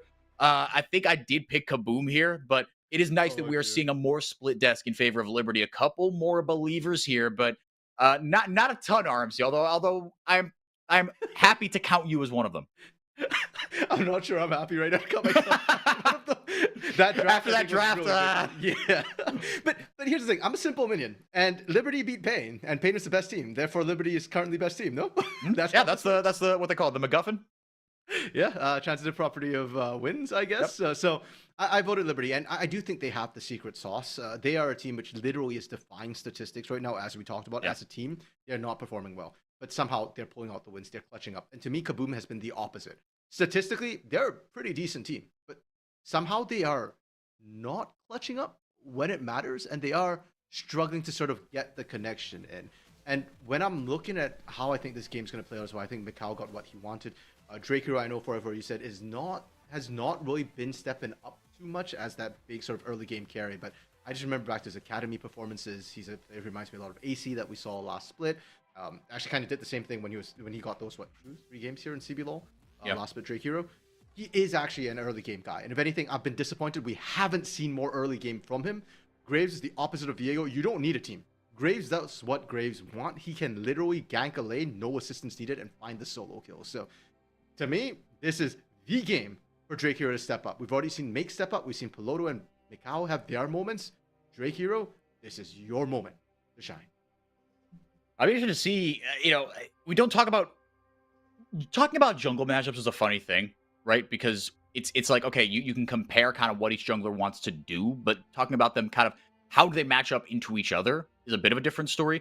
I do think it's worth talking about how a Trundle and a Graves will interact when they butt heads. Both of these champions, 3-6, they can deal a butt ton of damage. Sorry, I was just thinking about that statement. They can deal a butt ton of damage. No, I was here. Sorry, I was just trying to think through that statement about butt tons of damage from both these junglers. And because Trundle's kind of conditional. Trundle, yes, he can do a lot of damage, but in my head, I think of him doing more damage post-6, especially when he can actually steal your stats and win out. Pre-6, I was actually thinking, if you can lock down the Graves, yes, I actually think you might be able to do a lot of damage. But Graves is more bursty, whereas Trundle's more sustained. And so I think the big question for Malrang right now is, can his lanes set him up for that? And the only real CC they have is in this bot lane. So I think if you're Malrang, you actually kind of don't really want to fight too early, and don't really want to make Drake Hero too early, because you're coin flipping if you're trying to out damage him. Whereas Drake Hero, I think Drake Hero does want to go in and be as big annoyance as possible, even if you can't win the extended fight. Just go in there, dump your load, walk back out, and watch as Malrang is molding because he can't reach you. Yeah. Yeah, you can outrange, right? You can blind. That smoke screen is a really game-changing ability if you know how to drop that and on which champion to drop that specifically, right? The slow you get as well is a little ridiculous. Lonely going to be on this Gnar here. He's another guy that I think really needs to start living up to his paycheck. I heard a joke on the Ilha das Lendas broadcast. They said the real MVP of this Kaboom team so far is Lonely's agent because they somehow got him. They convinced Kaboom to re-sign him when he really has been underperforming.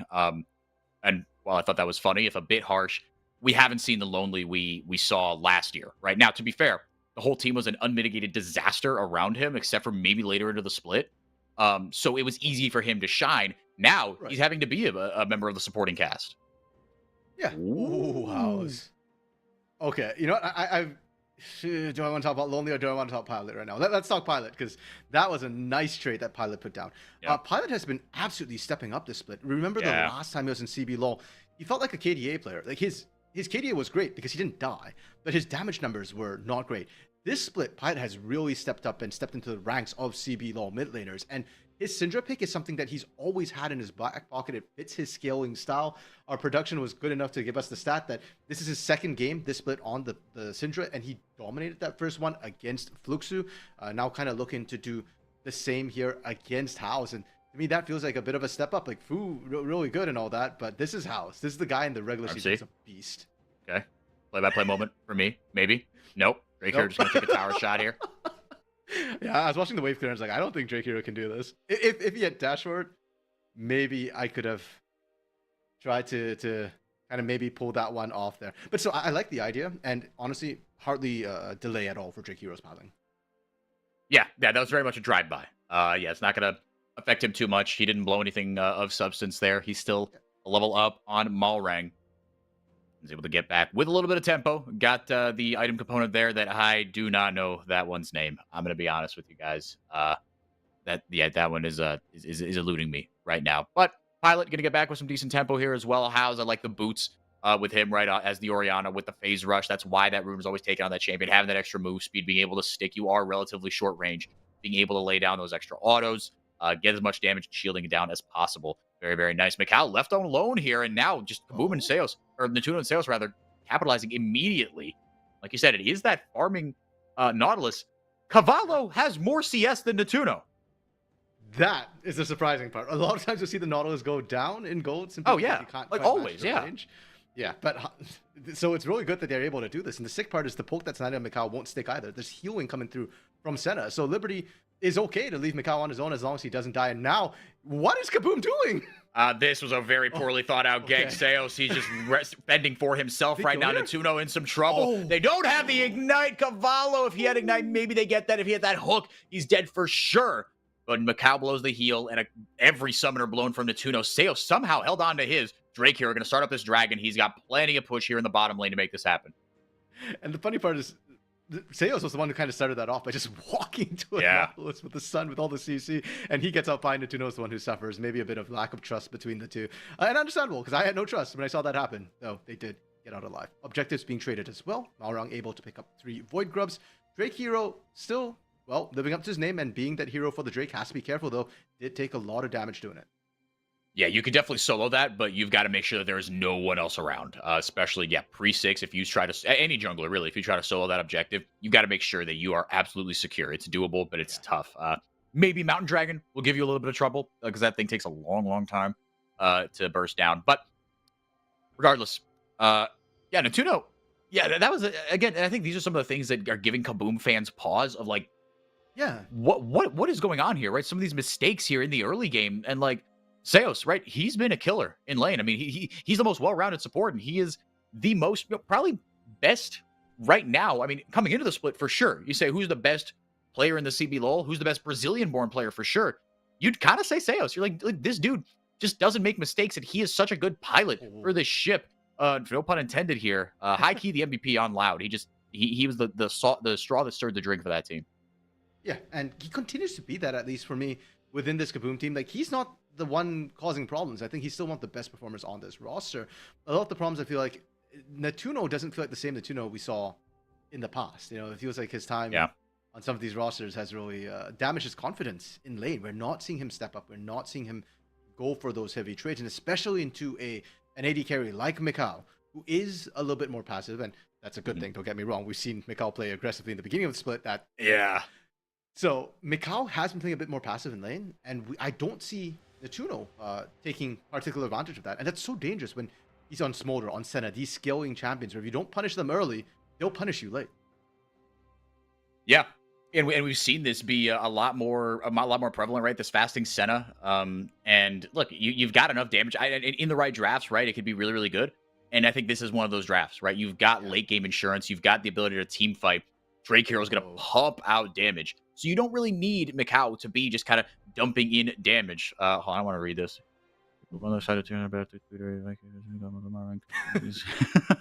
So this is Mitas. He's a Pain fan on Twitter, and his profile picture is always a dog, which I'm sure you've seen RMC. There was a tweet yesterday that was pretty great. He he tweeted out yesterday after Pain lost, and he was like, Pain has taken away from me the will to live, and and then Liberty retweeted that with a picture of like Liberty at some like team outing there at a restaurant, and like there's a dog just like sitting by the table, and Pilot just like kind of reaches down and pets the dog, and they retweeted it with that video going, they're there, it's gonna be okay. That is hilarious. Which I thought was fantastic. The CBLOL social admins are on another level. They are so much fun. They're not afraid to have a good time on socials here. Maybe looking for the dive here. That wave's getting thinned out. Drake Hero does have level 6, but so does Malrang. And that last tweet I want to read out as well, because I was kind of thinking that as well when these two match up. Yeah, it was like, bro, imagine being Drake Hero, right? You were effectively on a trial roster last split, just nothing to play for, and then this year you get called up, and then you get locked in the graves, and you find yourself looking across from a literal Worlds quarterfinalist in your first split in the CBLOL against Malrang. You're like, how did I get here? Well, by winning, by being good. And right now, Drake Hero, I want to see him show us that. For now, the early game has been rather quiet. One of the annoying things about Graves or playing against Graves is the fact that he can power farm so effectively, even if he's not ganking. So one way or another, that Graves does get ahead. Where Graves does tend to fall off is the mid to late game, where he's not quite tanky enough, especially now that there isn't Gore Drinker as an item anymore, to tank, nor does he do enough damage a lot of times to match the AD carry. Certainly won't be able to match the likes of Azeri later on. So for Drake Hero, it's in an okay early game. I feel like I need to see a little bit more. Matching ganks is fine, but... And don't get me wrong, for Liberty, it's fine. I should be more specific. They are looking to scale anyways. But for Drake Hero specifically as a player, I mean, we hyped you all up right now. Right? You've got an early game champion. You've got agency. As a player, I want to see him find more in this early game one way or another. And Graves, again, we said it before, he can do it without his team. So you have no excuses for not popping off. The first one to a completed item here. Love that Yomu's on the Graves. Lonely, still farming up a storm, it has to be said. But how about second in gold? Cavallo. And he's someone that... What? Absurd, by the way. And he's someone that, for me, I wasn't the biggest fan of kind of... I mean, it was sort of the bot lane as a whole, right? But Cavallo, you saw kind of things to like in Academy when they got called up from CBLOL, and they did that just kind of 5-man swap. But this split, I haven't been really impressed with him until this win streak when, like you said, it feels like Liberty as a whole, their macro has gotten a lot better, and Cavallo is part and parcel of that. Hang on a second here. Drake Hero dumping the damage into House. The scatter of the week did land on him. Nice shockwave. Going to loop Drake Hero back into the fold here. Damage goes down, and first blood to Malrang flashing in. Secure the kill. Makes now looking for a flank here. It's a 4v3. Gets deleted. Malrang blew everything, and he gets caught out as a result. Pilot with the kill for Liberty. But first blood goes over to Kaboom. And if you're Liberty, you're looking for more right now. Big ultimates blown on the side of Kaboom. Hook just barely misses. Wow. Great flash from House. That could have ended so incredibly poorly. I believe the Dragon is still up. So if Liberty can continue applying this pressure, they should still be in a good position to secure this Drake. Feeling pretty good here. Yeah. No, it's looking solid for them. Cavallo almost was able to turn that around. And Lonely as well, thanks to that farm lead, able to grab himself a Trinity Force. Now he's starting to see the plan coming together here for Kaboom just a little bit. Like you said, House has a solid ball delivery system in Seos. House, he's been really consistent over the course of this skid here for Kaboom. 3-game losing streak for them. trying to hold on to second place. With a win, they would be in a tie for second. Lau's taking a ton of damage here, though. Pilot, you talked about it. It's a pocket pick for him, this Syndra, Yeah. right? It's weird to say that Syndra's a pocket pick because she has been so present in competitive League of Legends since her inception. But she's not really super favorable right now. But Pilot, he's got this champ, man. Yeah. On lock, he knows exactly what he's doing. We've seen quite a few sort of stun picks already come off of him on to House. Now, we are seeing once again sort of the Dragon Void Grubs trade, and we have to remember that Malrang picked up all 3 of the first Ed, and Eddie's, Kevin's, whatever you want to call them. So this could be the Void Mites Twitch chat actually spawning onto the Rift this game. And for Liberty, the reason why I kind of highlight that is, Ed, thank you, Nice. Rose. Shout out to Rose, our producer. Thank you. And you picked the ones that I like too. Thank you very much, Rose. Yeah, I want to highlight this even more, specifically because there is split push threat on the side of Kaboom. Yes, Trundle's a jungler, but even then he can split push very effectively if there are no objectives on the map. And Lonely will be expected to be able to constantly split push against the Cassante later this game. And Liberty, they might struggle a little bit to match that 1v1. So the Void Mites will give that much more pressure for Kaboom. Yeah, I think that's a huge boon for Lonely, right? What he's able to do in those solo lanes. I guess you would send Makes Up to answer him in those solo lanes. And yeah, it's just one-on-one. You don't really have a solid split pushing threat kind of on the other side of anything, although you've got 2 junglers that, like we said, can make things happen here, kind of wherever you put them. Herald here, gonna spawn in just a couple minutes here. Boom and Liberty, both these teams trying to lock in a playoff spot here sooner rather than later. Los Grandes and Fluxu waiting in the wings. They are just a game out of playoffs, or 2, I think, in Fluxu's case. Now, jockeying for position around this Dragon Pit. Nothing really to fight for. Sail's going to get caught out here. The Unleashed Power not going to find all the damage that it wants. That's kind of critical. A big ult kind of expended for the side of Liberty. And we should talk a little bit about the mid game. We are at 14 minutes. Plates just fell off 4i4. And for Liberty, their comp at this stage of the game is now functionally a pick composition. They are not actually great at team fighting. Syndra, sure, she has some AoE, but your Senna is in a bit of a power trough right now. Mace doesn't have a massive lead coming through. And Drake Hero has still been very, very fortunately. Whereas Kaboom, they are fundamentally a team fighting composition with the Nara to set up, with Seos picking the Rakan. And I need to highlight this because one of the reasons why Natuno is down right now is because Seos did not pick a lane bully, a range enchanter to pair with the Zera. You went with the Rakan. You picked that for the engage, for the team fight. So we are at that phase. Seos needs to set House up, needs to get that ball delivery online. You need to get Lonely in there as well. And Natuno needs to get to Free Fire. If you get picked like this is no bueno. This is not good. This is not good for Kaboom. That's not what your comp wants to do. No, Seos, he's been in some tricky spots here. Hasn't really been lined up with Malrang as far as where to get these this vision, but able to look. Rakan's a slippery little bugger. He can take some sort of risks that other supports maybe can't. Cavallo, he's a farming Nautilus, and he is trying to make it House's problem. I think that is that's extremely bold. I love that. With Pilot waiting in the wings, starting to roam down. House not going to contest this. He knows that, like you said, Cavallo, he is a full-on tank now, and I love this as the Nautilus, right? Because he's so kind of omnipresent. You and I have kind of talked about this on the Academy co-streams, on air sometimes as well. How you're not the biggest fan of Nautilus. I adore this champion. I understand your gripes with it, but I do think that one of the things you said is like, look, Leona, just pick that because everything that you're picking for this Nautilus, Leona can just do better with actual farm, with actual tank stats. That really helps his case out. True.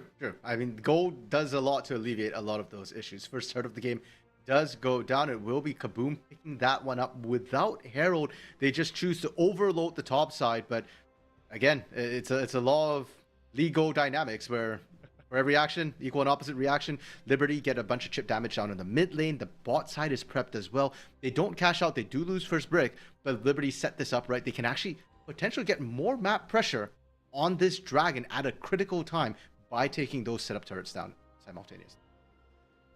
First turret goes down on the top side, like you said, bouncing back with the turret going down on the bottom side for Liberty. And not a ton of action in this one. One kill apiece through 16 minutes. And for Liberty, it makes a lot of sense. I mean, like you said, you'd have liked to have seen a Drake hero be a little bit more involved. But look, he's got an assist that could easily have been a kill. That was that sloppy, weird fight in the mid lane where Malrang was able to flash in and grab himself a kill. But he's still feeling all right, not in much of a deficit to his jungle counterpart. And this to me is this is classic Malrang, right? He's 30 CS down, but he's all over the map, making things happen. Still feeling really, really good. The jungle gold is effectively even here. But now, two TPs coming in here in the mid lane. Cavallo, he's coming in lonely. He's in a really good spot now, like we said, an item and a half. And Macau, finally, he's got an item online. Now you're going to start to see this Senna maybe hurt just a little bit more here. He'll have Drake Hero lonely. He's got the ult. He's got the flash, but nowhere near the Meganar. Killer goes down. Makes, trying to find a way into the fight. Not going to be able to. Pilot joining the play as well. Two key things to watch right now. One is Lonely's Rage Bar. As it ticks up, Liberty is going to want to not fight this and play around that. The other thing to watch, oh, great disengage from Pilot. The other thing to watch is going to be Trundle's Subjugate. Which tank does it go on, and are they able to disengage that? They were trying to bait it out, but for now, it looks like the patience of Kaboom has paid off. Lonely is Mega for a bit longer, and Dragon should go down before the fight kicks off, question mark? There's those extra special blast cones from the Chemtech Rift. And that pillar, that's a little interesting little wrinkle there, right? It's another thing for Zeri to shoot her W off. Seos gets a huge engage. Double flash broke from Liberty. And Seos makes up for his blunder in the early game with a huge engage. They aren't able to get everything here, but makes effectively taken out of the fight. He goes all out and can't get anything done with this. It's a 1-for-1 trade. To be fair, 80 carry for 80 carry, but Kaboom walk away with the Dragon. What a start to that fight by Seos. And you can tell 4-4, these teams aren't done yet. They want to throw more hands. They lost one person apiece, both AD carries. And yes, I'm going to call Senna an AD carry because she will still scale up there. But they kind of throw hands. And for Kaboom, they do everything right in this fight. Watch Seos play with the Fog of War. And this is why he's an MVP. Gets in there, almost gets the 4-man, barely makes it out, sets up beautifully for the follow-up damage as well. But what does it matter? Unfortunately, Natuno steps up, Pilot just one-shots you. That's why you pick the Syndra. Just press R and win, 0 counterplay button, pulls it off. And even after that, the teams took the Dragon, still wanted to make things happen. And for Kaboom, that they should be trying to do that. You need to maximize that. You got the damage down. You need to get more than just a trade, a handshake. But for Liberty, the fact that they're spoiling for a fight right now when they're in the power trough, that's just the Liberty special. Should they do it? Probably not. Are they going to do it? Yeah. Are they going to succeed at it? Well, it's worked the last, 5 games? Yeah, exactly. 5 wins in a row here. Again, they were 2-6. I cannot overstate this. This roster was looking like exactly what everyone thought it was going to be. And now they are just the opposite of what everyone thought it was going to be. Makes talked about it in some post-game interviews. He said, look, I'm really proud of us and kind of the way we've come together. He said, I did not expect this, at least not this quickly. Ult not going to find her. The scatter of the week, not going to find House here. Pilot on 100 splinters, so almost to that. Wait, is it 100 or 125? That's like the big you get the execute. You know? He's 125. I can't remember off the top of my head right now. I think it's 125 as well, but I thought that, but I'm like, am I just confusing that with Smolder because it's 225? Yeah, exactly what I was thinking. I was like, my head's been so filled with Smolder. Yeah, am I making this up? Yeah. We can check that up for now, though, but I'm sure Pilot will be hitting it either way fairly shortly in terms of the burst. And one thing I did want to talk about Pilot was that they just bait out the Shockwave and they held the Unleash power. So a lot of Liberty's game plan right now, as we talked about, find picks. And even if you can't find the picks, burn out the cooldowns, the massive ultimates, the game-changing, team fight-changing ults. And then once they have that, like they did in the last fight, where they're trying to burn the Subjugate, trying to burn the Meganar, then you can win your fights with your individual, your better staying power, the better skirmishing power that Liberty's comp has. And there are a whole lot of game-changing ultimates for the side of this team. Cavallo almost lands the hook there onto Sales. I mean, talk about, look, Subjugate, Quickness, Gnar, Shockwave. Those are 4 huge ultimates that are absolutely game changers. And Liberty, right, there's a little bit of an interesting style to play, right? I mean, you wonder how much of it is kind of like, okay, with this team, we are going to try specifically to, bait out these ultimates, or really, it's like you said, just kind of bait out the ultimates as a byproduct of looking to get these picks, because between Drake Hero and Pilot, you have so much upfront burst that, I mean, this is why Liberty, if they keep kind of, look, I don't think anyone's under any illusion that they're going to win a title or anything, but if they make playoffs, they're going to be a tough out for teams. They are just like, no one will be sitting there seeing Liberty on the other side of their screen and going, oh, this is going to be easy. They're sitting there going, son of a, these guys, I don't want to deal with this right now. Are you serious? This is not going to be a fun team to play against. Yeah, and on top of that, they're not playing super standard either, right? Even this draft, like Syndra's not meta, Graves is not meta, Liberty is marching to the beach of their own drum, and that just complicates things for teams and for staff as well. Like, staff can prep you all they want, they can prep the draft, but the players need to know how to deal with all these different champions. Cavallo. Can I just say, I'm really enjoying watching Cavallo play this game. He's missed a lot of hooks, but it does not matter. The man's playing Nautilus like it's Mundo. He's just walking up and saying, like, I'm here. What you gonna do? And I'm gonna be honest, even if they found that engage, I'm not confident that they're actually going to be able to take down Cavallo fast enough. for Liberty to not get there and extend that fight. No, well, that's the thing. I mean, he's built a little more like a Mundo than he is like a traditional lowercase n Nautilus, right? He's got all that farm, and he is making good use of it, right? He can walk in with just impunity. There's the word I was looking for. With impunity up to all these objectives, right? Talk about, look, Seos. The only reason he's able to walk up is because he's a Rakan, and he can just dash away from you and really has a lot of get out of jail free cards. Cavallo doesn't need those. He's got flash, sure, but he can just Same. If things get really dicey for him, he can hook onto a piece of terrain. That's his last second. Just okay. Here's my oops button.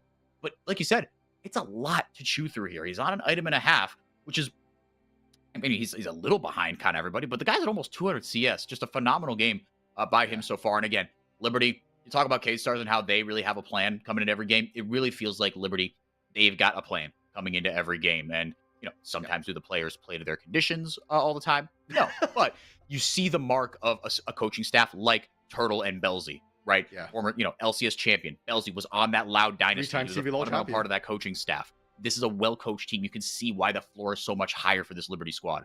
How much improving TP come into the back there. That is makes looking for this one, but Lonely is almost mega. Keep an eye on that one.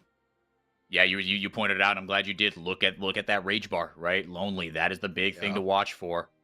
Throws a house in the general direction of Cavallo. Stun goes down on the Malrang, and that makes it easy for Cavallo, to set up the hook and knock it down. And now Liberty very much on the front foot. Lonely can't get in anywhere. He's not close enough to any terrain to try to ult anything down. And if he does, it might be too little, too late. Liberty going forward with impunity. A shutdown for Cavallo. That was massive. Pilot started off with that stun. That was the go button, RMC.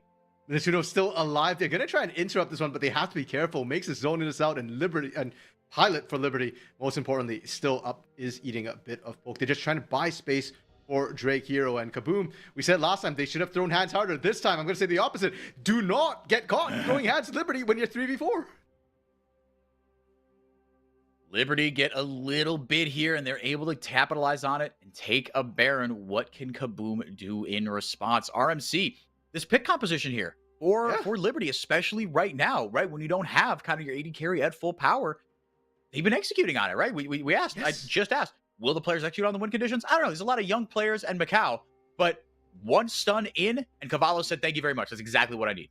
Yeah, and they're playing this so well with the vision that they have as well. It's important to note that ward in the bush didn't get stopped by the sort of vision ward that got put down by Kaboom. And because of that, they know where Lonely is. They know how far you are, and that's why they knew they could turn on Malrang fast enough to take him down. And unfortunately for Lonely, two things. One, Mega Gnar kind of wore out at the worst possible time. But two, actually, the name gave Liberty the clue as to how to deal with him.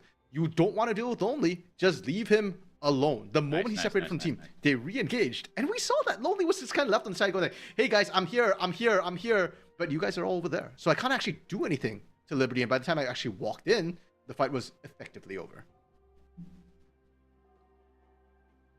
Liberty certainly playing with the advantage here. Again, they would be tied in the standings, these two teams, if they are able to pull out the win here.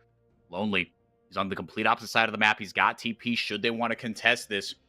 Damage not coming in a huge way. Again, Macau really isn't a champion just yet. He's getting there. He's at 78 souls, so he's well on his way. TP coming in here from Lonely. This could be the fight that decides the game. Certainly going to swing it one way or the other. Cavallo gets the hook on the Malrang again.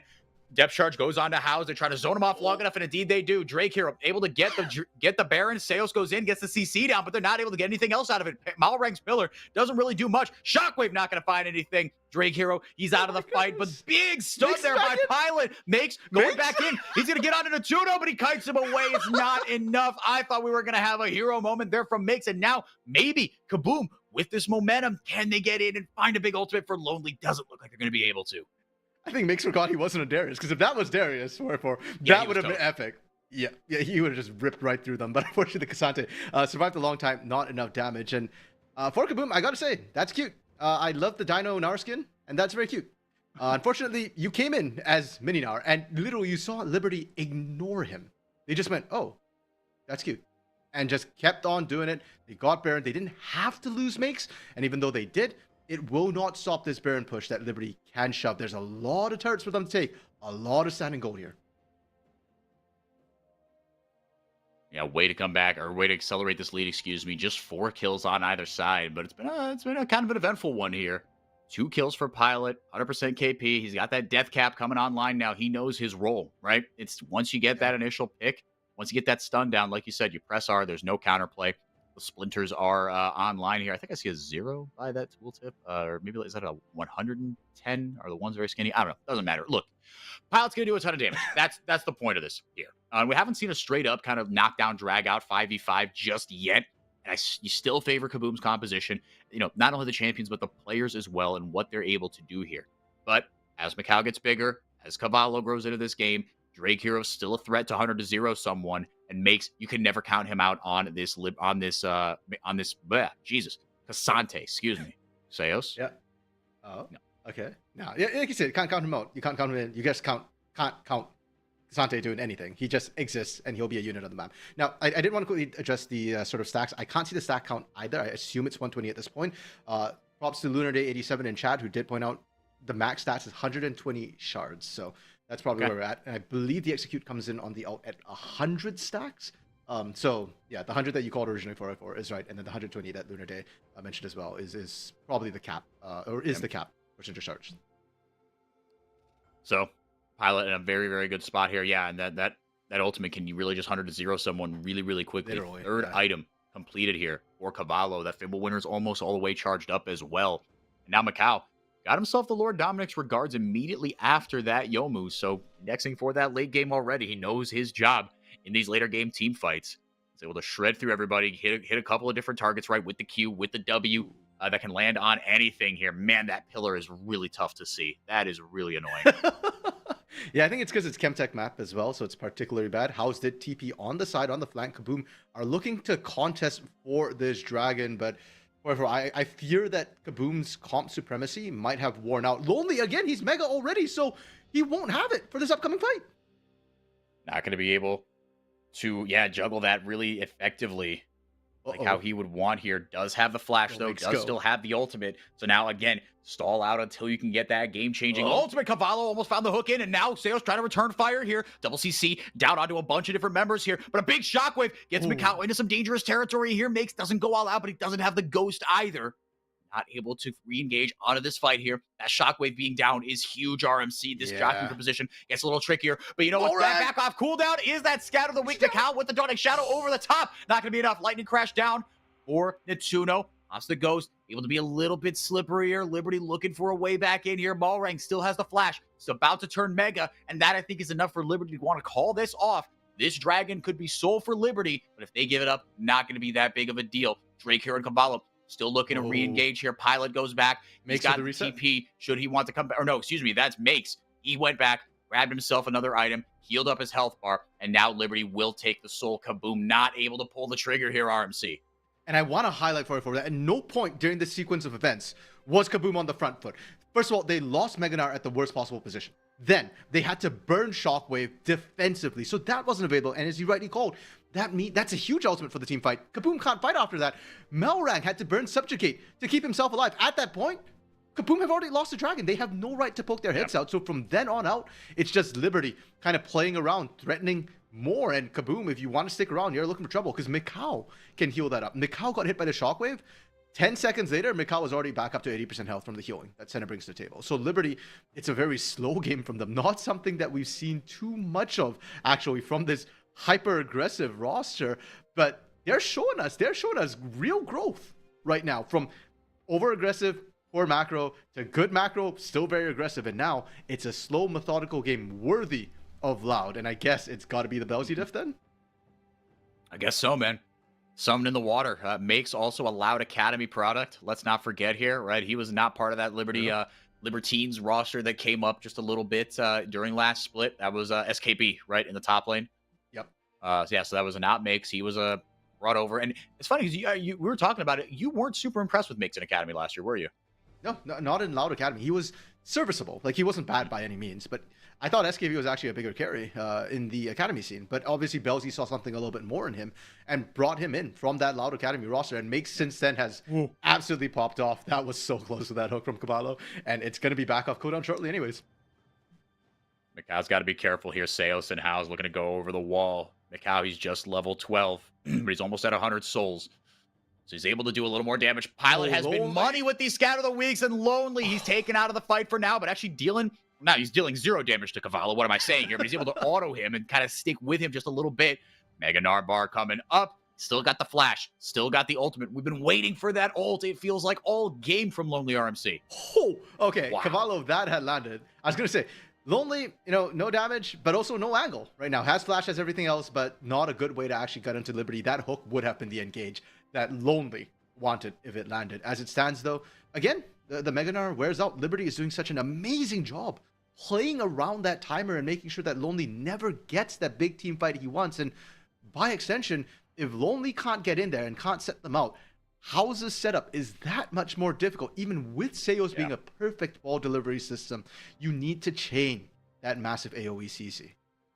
And you got to find a way around Pilot, right? He's just the schedule beats. He's using it pretty much on cooldown. He's got really good disengage with that, and really good setup as well, right? It can be tricky for Seos unless, and I think another thing to watch out for, Seos' flash, right? Getting that max distance on the flash W or flash quickness W combo from the Rakan. That can be such a deadly. It's like an Azir shuffle, right? When you get that EQ flash max range shuffle starting a fight from halfway across the screen, that's something to watch out for as well. And if Seos doesn't have that, a nice Pilot's smart enough to where he's going to hold that Scout of the Week for defensive utility, right? Unless it's a clear-cut pick, which is mostly what he's been using it on.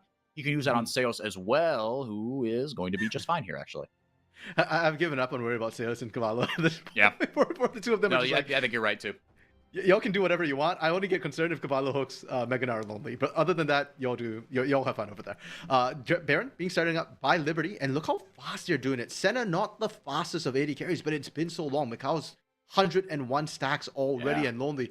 Again, where's the rage? Where's the Mega Gnar? Seos looking to go in here. Here comes the TP. House trying to join the fight here. Mikau playing this fight backwards beautifully. Seos was in, but the follow-up wasn't there, RMC. Depth charge, launched out on Natuno, but a lot of damage coming in from Malrang. He's able to get forward. Natuno, he is going insane here. I thought he lost his mind a little bit, trying to get forward too much, but the health bar is really low. Drake Hero and Pilot dealing damage very consistently. They're just free firing in the back line, and somehow RMC, no one dies. Yeah, and Malrang has to be careful. Is he gonna? Okay. I think he's gonna be okay here. Well, okay. He even gets it. He smited. Drake Hero smited early. That is tough. Lonely rejoins the fight here. Now 2 TPs down from both solo laners. They want to end this game, RMC. They want to get this big old fight, just trying to play off these incremental numbers advantages that either team had, but no dice. Chemtech Soul did go over to Liberty, not for nothing. I think we didn't really talk about that all that much. And if you did, and I zoned out, I sincerely apologize. But I did not. It happened, and it was just the freest day for Liberty. So okay, yeah, not really the point. But what it does bring up is that Elder's up in a minute and a half, and with only 8 kills. That is not what I signed up for, RMC. Kaboom versus Liberty, 8 kills in 35 minutes? Boo! Boo! You know what? I might have predicted a Liberty win, but I'd never have predicted 4 kills for Liberty, 4 kills for Kaboom in a 35-minute game. That is insane. Of all teams, I cannot believe that Liberty is the one that's doing this. Liberty still looking to try and make aggressive moves happen. And I want to talk a little bit about the last fight, because it did lay out a blueprint for how Kaboom can still win the fights. The scaling on Natuno is good. And that, I think, was the first fight where we've seen Natuno really step up aggressively with confidence after Liberty had burnt a bunch of cooldowns. And that's what they need to win this game. Now, the big problem is they need to make sure Unleash Power is down, because literally Pilot could one-shot Natuno at this point. Natuno has no defensive items whatsoever. So if you can burn that out, then I could see Kaboom potentially winning a team fight. And if it's an Elder fight, that could potentially break the game wide back open for them. Anytime a Scout of the Week lands, I'm just so nervous for Kaboom. That's been such the consistent go button for Liberty. I think all the summoners are available here. We're getting the fighting game damage bars on the other side here. No, Seos, he's down that flash. He used it in the last fight. TP's down as well. So if someone gets taken down to half health before the fight starts, RMC, you can't just cheat a recall and get back into the lane with, another 400 gold worth of items and get a free health bar back up here. Elder Dragon, again, this is the prize. This is not the primary objective here. Both teams jockeying for position. Liberty having a retreat here. Makes can't get caught out. Seos looking for a flank. Drake Hero, he's going to play bodyguard on him. Meanwhile, it's a 44 on the other side. Shockwave does land there onto Pilot, and he's taken out of the fight here quickly. So now shifting their attention to the bottom side. Seos does go down. Drake Hero with the kill. Makes left alone here, able to get back. Lightning Crash, or excuse me, there's a W. Doesn't really land onto Makes here. Fight not over just yet. Lonely did use his Gnar a little bit earlier. Not going to have it available here. Health. Pilot. Okay, now He's got his ultimate, or he's got a TP to come back here, and he's taken out of this fight. House actually taking it right to him. Stopwatch, that is huge. Pilot with the miracle stopwatch gets the kill there on the House. Natuno is in trouble. He goes down. Lonely is running for the hills. Liberty, are they going to take another scalp here, RMC? They don't, yeah, the scalp of the Elder Drake. There's nobody left for them to take. Lonely has base, Malrang has base, and 4-4. You set that fight up perfectly. You mentioned that Kaboom had no more teleports, could not reset on the poke they ate. Well, guess what? Liberty still had their teleports from Makes and Pilot. So they ate the initial poke. Shockwave went down. It was beautiful, and it was for nothing as Pilot actually got that reset. And now Kaboom, they are firmly on the back foot. Baron on the table. We're seeing Seos rush towards it, Malrang rush towards it. But what are you going to be able to do? Drop a ward so that you get a front row seat of that Baron falling down? Even if you can see it, you can't even go for the steal against an eldered up team with enough damage in their pocket, with the Graves, with the Senna. Liberty, Liberty, Liberty. That is this team, man. I was wrong about them, and I've never been more happy to be wrong about a team, I think, in my entire life. Certainly not since I've been covering CBLOL. This team is just a joy to watch. Playing just like we talked about, their floor has gotten so much higher, right? You're seeing like the holes in their game aren't nearly as prevalent. Let's get another look at this. You called out that shockwave. It hits here onto Pilot. It takes him out of the fight, but it doesn't end up mattering. Yeah, and the other problem too is watch where Natuno is. Natuno was kind of struggling with Dragon for most of that fight, and then when you get into it, you're only doing damage onto Makes, who's the tank, who, by the way, also had that teleport reset. So you can see Liberty have done their damage, they've done their poke, and then they look for the reset here. Once again, watch where Natuno is. Natuno goes to the back line. You thought you've got the angle, but that stasis from Pilot is everything you need, and now Natuno gets caught out, and I keep saying his name because he's the only one that matters in this fight. Once he's done, the fight is done. Liberty now, they've got the Bearer. They are just sending it down mid. House in the bottom lane. He doesn't have TP, but all he has to do is kind of recall, but he better do so soon here, RMC. Liberty looking to end. Makes, or maybe not end here, but trying to set it up so that they can end.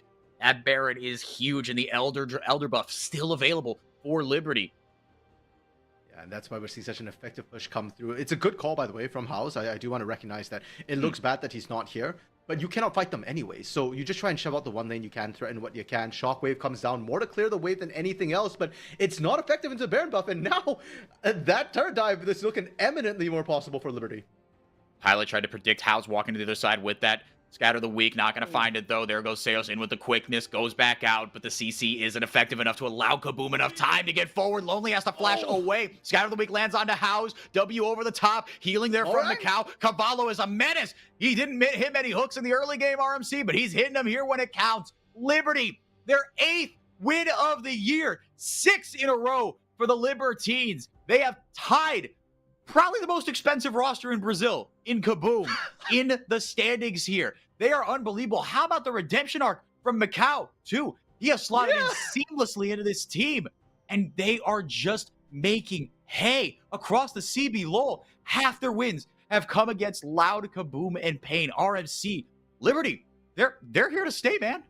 Yeah, and for Liberty as well. Let's not forget what this week or the last 2 weeks were supposed to be for them. They were facing up against Pain, Loud, Pain, Kaboom, VKS. This was supposed to be the hell march right now for Liberty, but it's hell for thee and not for me, because Liberty have now beaten Loud, Pain, and Kaboom. Only K-Star stands in their way, and let's be honest, after today's performance for K-Stars, they're not looking invincible either. It's Liberty instead who look absolutely insane, and the measured play today 4-4, they've shown us now they can throw hands. They've shown us now they can play pocket picks. They've shown us now they know how to draft and execute a plan at that draft, and today they now showed us they've got the patience. It feels like they're coming together at the right time. They're checking all the boxes.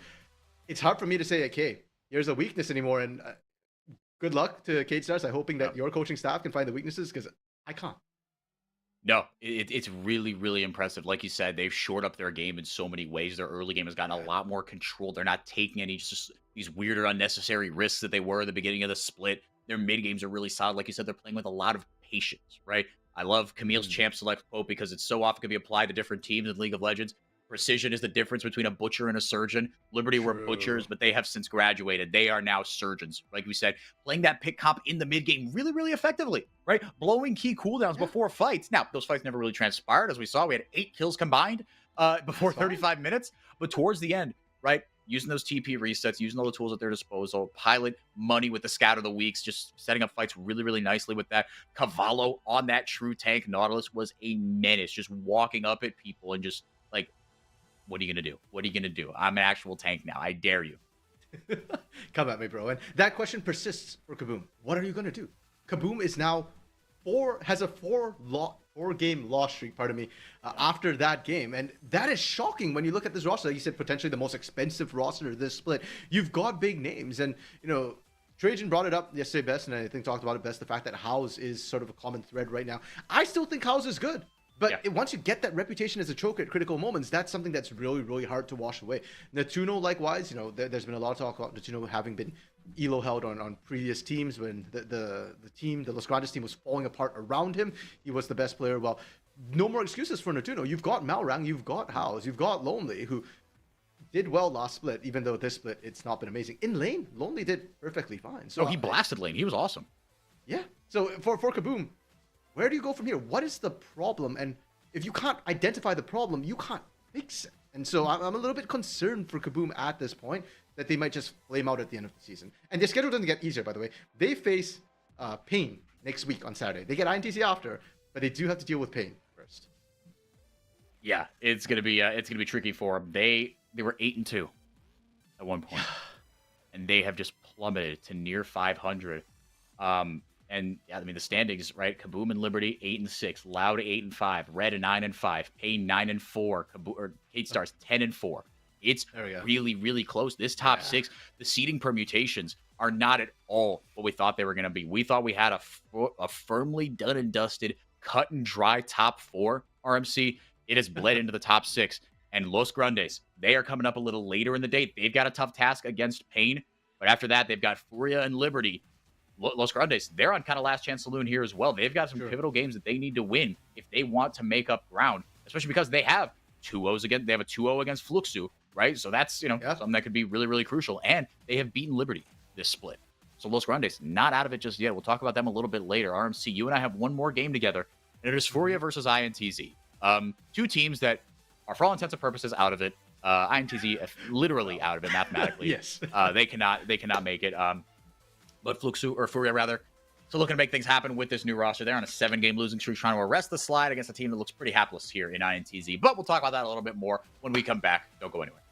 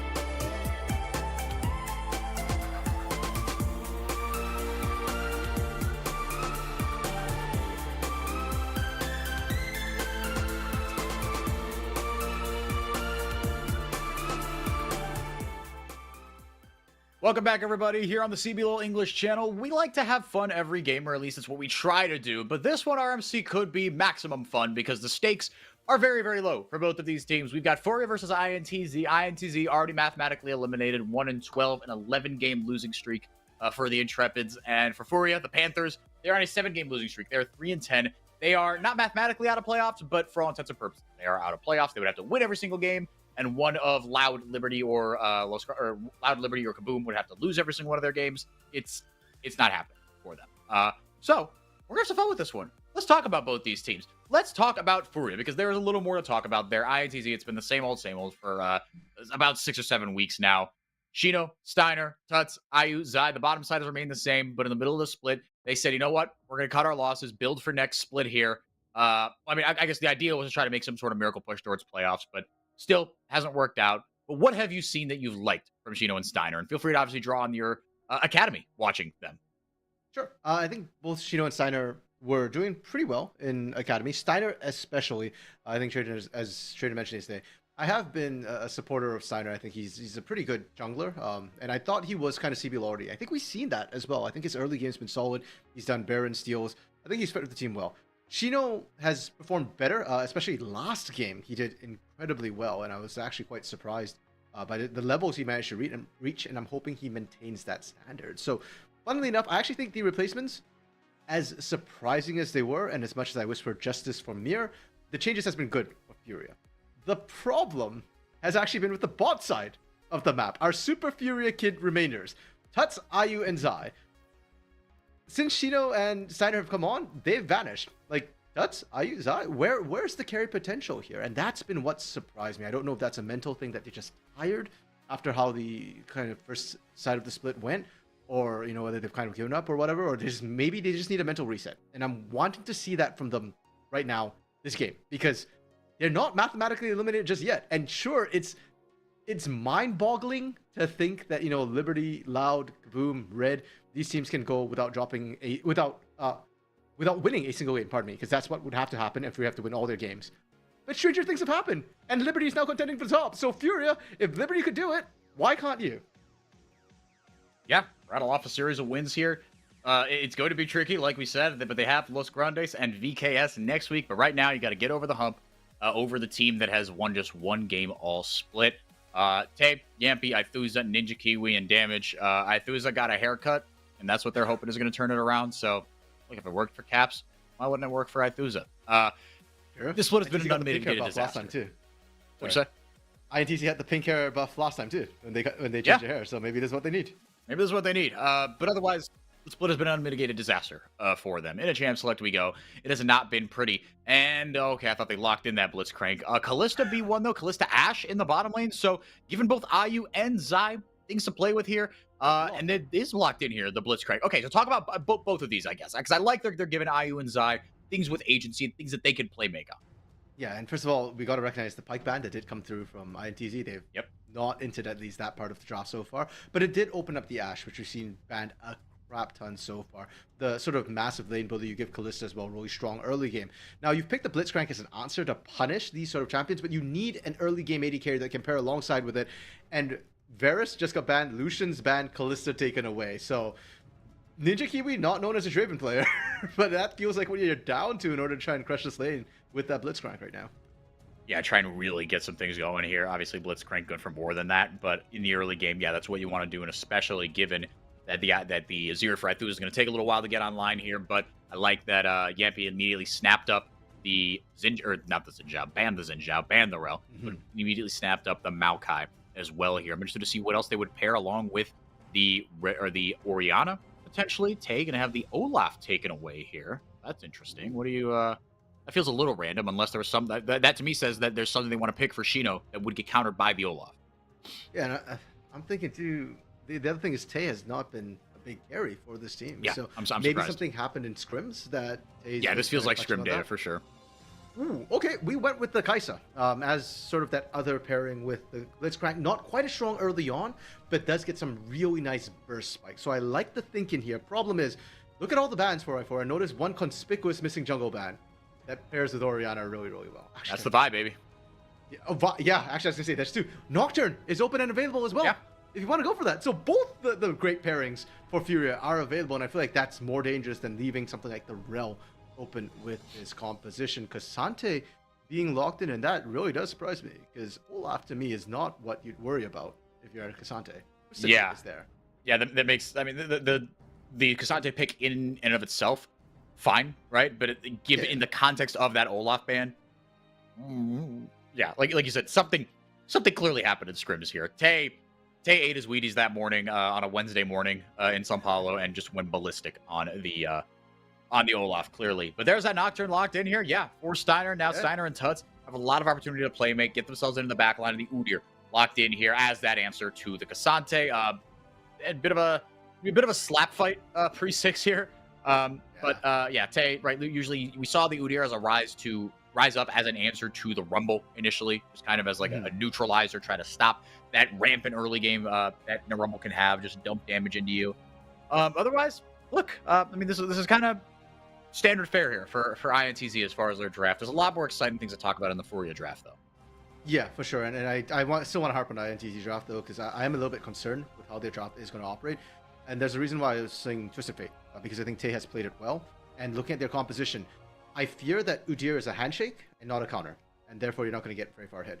Blitzcrank Kaisa can potentially beat out Ballista Ashe, but the abuse you have to suffer to get to that stage is going to make it a very, very warped adulthood for that bot side. So a little bit concerned about that. They might need a therapist. And the mid lane, Azir does need time to skill as well. Same problem. Ori does bully out Azir early. So I'm looking at the INTZ roster going, when does this come online? And how does it come online? Right? Like, it feels like mid-game Kaisa power spike, that's going to be delayed. Azir late game, if it's not tank Azir, which I think thankfully has been thrown out the window, that's going to take even longer. And I fear that INTZ is never going to get there. Fury, on the other hand, like you said, a lot of excitement. We touched on the bot lane, the pressure there. They're really strong team fighting with the Kalista, with the Ashe as well. And Cassante can kind of match split push or split push more as effectively as the Cassante. And it's also a really good ball delivery system and just general nuisance onto the INTZ line. With the Octurne Orianna combo, you can pick one target and remove them as well. So mid game, that'll be the Kaisa. Unless Kaisa runs into you, in which case you're still going to wreck her because you've got Cassante. Or late game, that's going to be Azir. So it feels like Furious draft to me, they won like the draft. It's rare that I just kind of go, oh, one team won the draft completely. This feels like a 7-30, 70-30 to me right now, 7-3. And we'll see if that's how, excuse me, it ends up playing out here. Looks like my sinus is starting to get the better of me again. In game 2, it was great. They left me alone, but I've still got 3 more games to go, and then I've got another cast tonight. This one's going to be an interesting one here, but Zai and IU, yeah, they're going to be kind of the centerpiece of this early game, if nothing else, right after level 6. Steiner and Tuts expect them to just blow everything kind of on cooldown. INTZ fighting as 5 here early on, but just dropping a ward down. Nothing much more to write home about here. But RC, yeah, this Kaisa, I mean, and with the Hail of Blades, I would have thought that this would have been a better pick in the early game to kind of, again, counteract that in your eyes, but you don't see it that way. It's so conditional to me, is the problem. You need damage to land the hooks. If not, Ninja Kiwi, you just don't get to walk up. The range advantage that Ashe has on you, her ability to slow you as well, means that this bot lane for INTZ is all or nothing. If you go in and you don't find the kill, you are not coming back out the other end whatsoever. And the poke damage that both IU and Zai can put down is not something that INTZ can match early. So if anything, for this bot lane to function, Yampy kind of has to camp bot lane. And I guess that's why they put the early ward down there. They might want to try and facilitate that sort of level 2, level 3 gank going and make sure that Steiner's not there to shade, cover, or answer. Yeah, and with Yampy starting Wolves here, you wouldn't be surprised if he just goes 3 camp into bot, right? He'll hit level 3 off that. So maybe that's it, but Furia do have that warded up as well. 2 wards on one ward on either side, excuse me. Shino taking some abuse here from Tay. Started that Doran's ring, and he's got both sides opting into some sustain here with their early game rune choices, excuse me. But Tay, yeah, he's been solid on this on this Udyr. Jeez, my brain is just not doing it today, dude. But he's been solid enough. Iwan's gonna hit level 2 immediately here. Image, yeah, not gonna really mess with anything, not going to throw that blind hook in there, which kind of surprised me a little bit, honestly. I think even if you're a level down, just throw that hook down, right? I mean, maybe they're opting for, okay, if IU and Zai push up a little too far, then maybe we could do a little more with that under tower. Well, I don't know. I would like to see damage be a little more aggressive with the hooks here. Part of it too is Blitzcrank doesn't really have threat to his level 2 because you've got the rocket grab, you have no power phase. You need the So if you knockup. grab them in, yeah, exactly. That's the part that kind of buys you time and space to actually win out that trade. So without that, I understand damage doesn't want to throw that hook out unless you're undertired. Topside, you're saying Tay was doing good. He's doing better than good right now. He is starting to proxy the Cassante.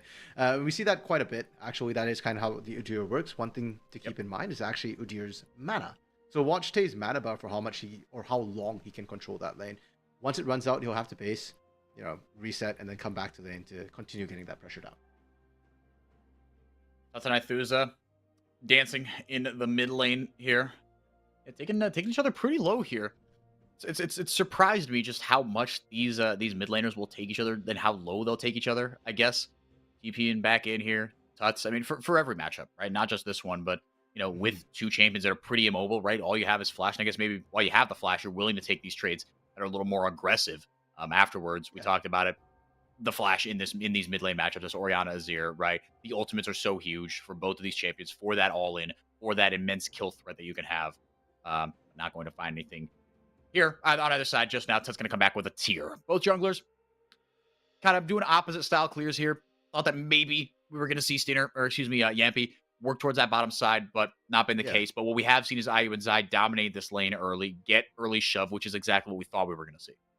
Yeah, and the thing too is Yampy clearing towards the top side. What are you going to do? You can't yank this lane, really. Like, sure, Tay's going to get perma shove, but Shino's not taking that much damage either. So the dive, especially between an Udyr and a Maokai, where you don't have enough burst damage, isn't going to yield much whatsoever. So INTZ opting to just kind of play passive, and I don't know if that is the right call. For now, though, as long as Tay is okay, I guess that's fine. And really, it's just the bot side that you're worried about. And we're starting to see that gap open up a little bit. That's about a one-wave difference between the two of them. A cheater recall from IU and Zai as well.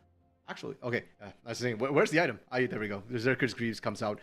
That's going to be scary now, because first, you dodge hooks better, and two, you can chase down better. And it's not just the Kai'Sa, who has to be worried. Blitzcrank, if he gets poked, he's not super tanky. Has to be careful about the chase down as well. And I found it interesting also that Zai, he waited until this back to get a support item. He was just sitting on a Doran's ring in a pot. So he was opting much more heavily for those trades and being able to punish should they get the opportunity. Level 1, level 2. And while unorthodox, I like that, right? That's exactly what we want to pick this lane for, is to dominate, is to bully. When Hela blades on this Ashe, right? You know exactly what this is supposed to do here. But credit to Ninja Kiwi and Damage. They played respectfully, even though they do have this Blitzcrank and this threat of a potential all-in once you hit that level 2, like you said. A lot less fireworks in the bottom lane than I would have thought. Yeah, and now that Yampy's trying to make this happen, Hawkshot comes across, will spot them as well. Steiner could actually look for the 1v1 against Yampy if he can isolate it, but damage, the threat of damage means that both junglers are happy to just kind of disengage for now, time wasted. We keep looking back to the top side, because Tay, that CS differential is not tell the whole story. That's 2 plates already that Tay has taken, and we've harped a lot about Yampy's pathing. Steiner is trying to full clear, trying to get that level 6 as soon as possible, and then he might have to gank to the top side. Okay, what was that little tease there? We've got the goal difference here. I mean, we saw the predictions. Do you want to talk about those? For a second? Yeah, I think I picked INTZ here. I picked him. I picked him in both these games. I thought, look, I just don't believe that INTZ is going to lose literally every single game this split. I don't think they'll end with 1 win. I think they'll get 2, maybe 3. And look, they had 2 games against Los Grandes and Furia, 2 teams that are sub 500, right? These are top 7, top 8 teams for sure. Sure. And looking like if INTZ is going to get a win off of anybody, I think it's going to be against one of these 2 teams. Tay, yeah, looking really solid so far. Like you said, that CS difference does not tell the whole story at all. He got those plates, and that's where that CS difference, or that goal difference rather, is coming from. Dragon does go down here. Standard doesn't hit level 6, but is able to make an impact on the map before then, regardless. But Yampy, he's got that Bomby Cinder and a Cloth Armor, so he's actually much more suited to duel here. Again, pre-6. Maokai can make a lot more happen before 6, but Steiner, don't underestimate his gank potential either. Okay, Yampy setting up an ambush, but the shield just kind of denies it. Yeah, it does deny it, but he's going to have to blow the flash to get out of here. That's not going to be a lot of fun. But again, at level 6, Nocturne doesn't really need the flash. He can just get onto you. Ithuza, speaking of being able to get onto someone, INTZ, Eagle Shockwave from Tuts. It's almost enough damage and some trouble here. Zai's going to get the return kill onto him. INTZ now heading for the hills. Ninja Kiwi joining the party here, dumps a ton of damage onto IU. Ithuza getting him out of the fight as well. One more auto will do it for Tuts. He gets Yampy. 2 for 1 after all that. Furia somehow come out on top.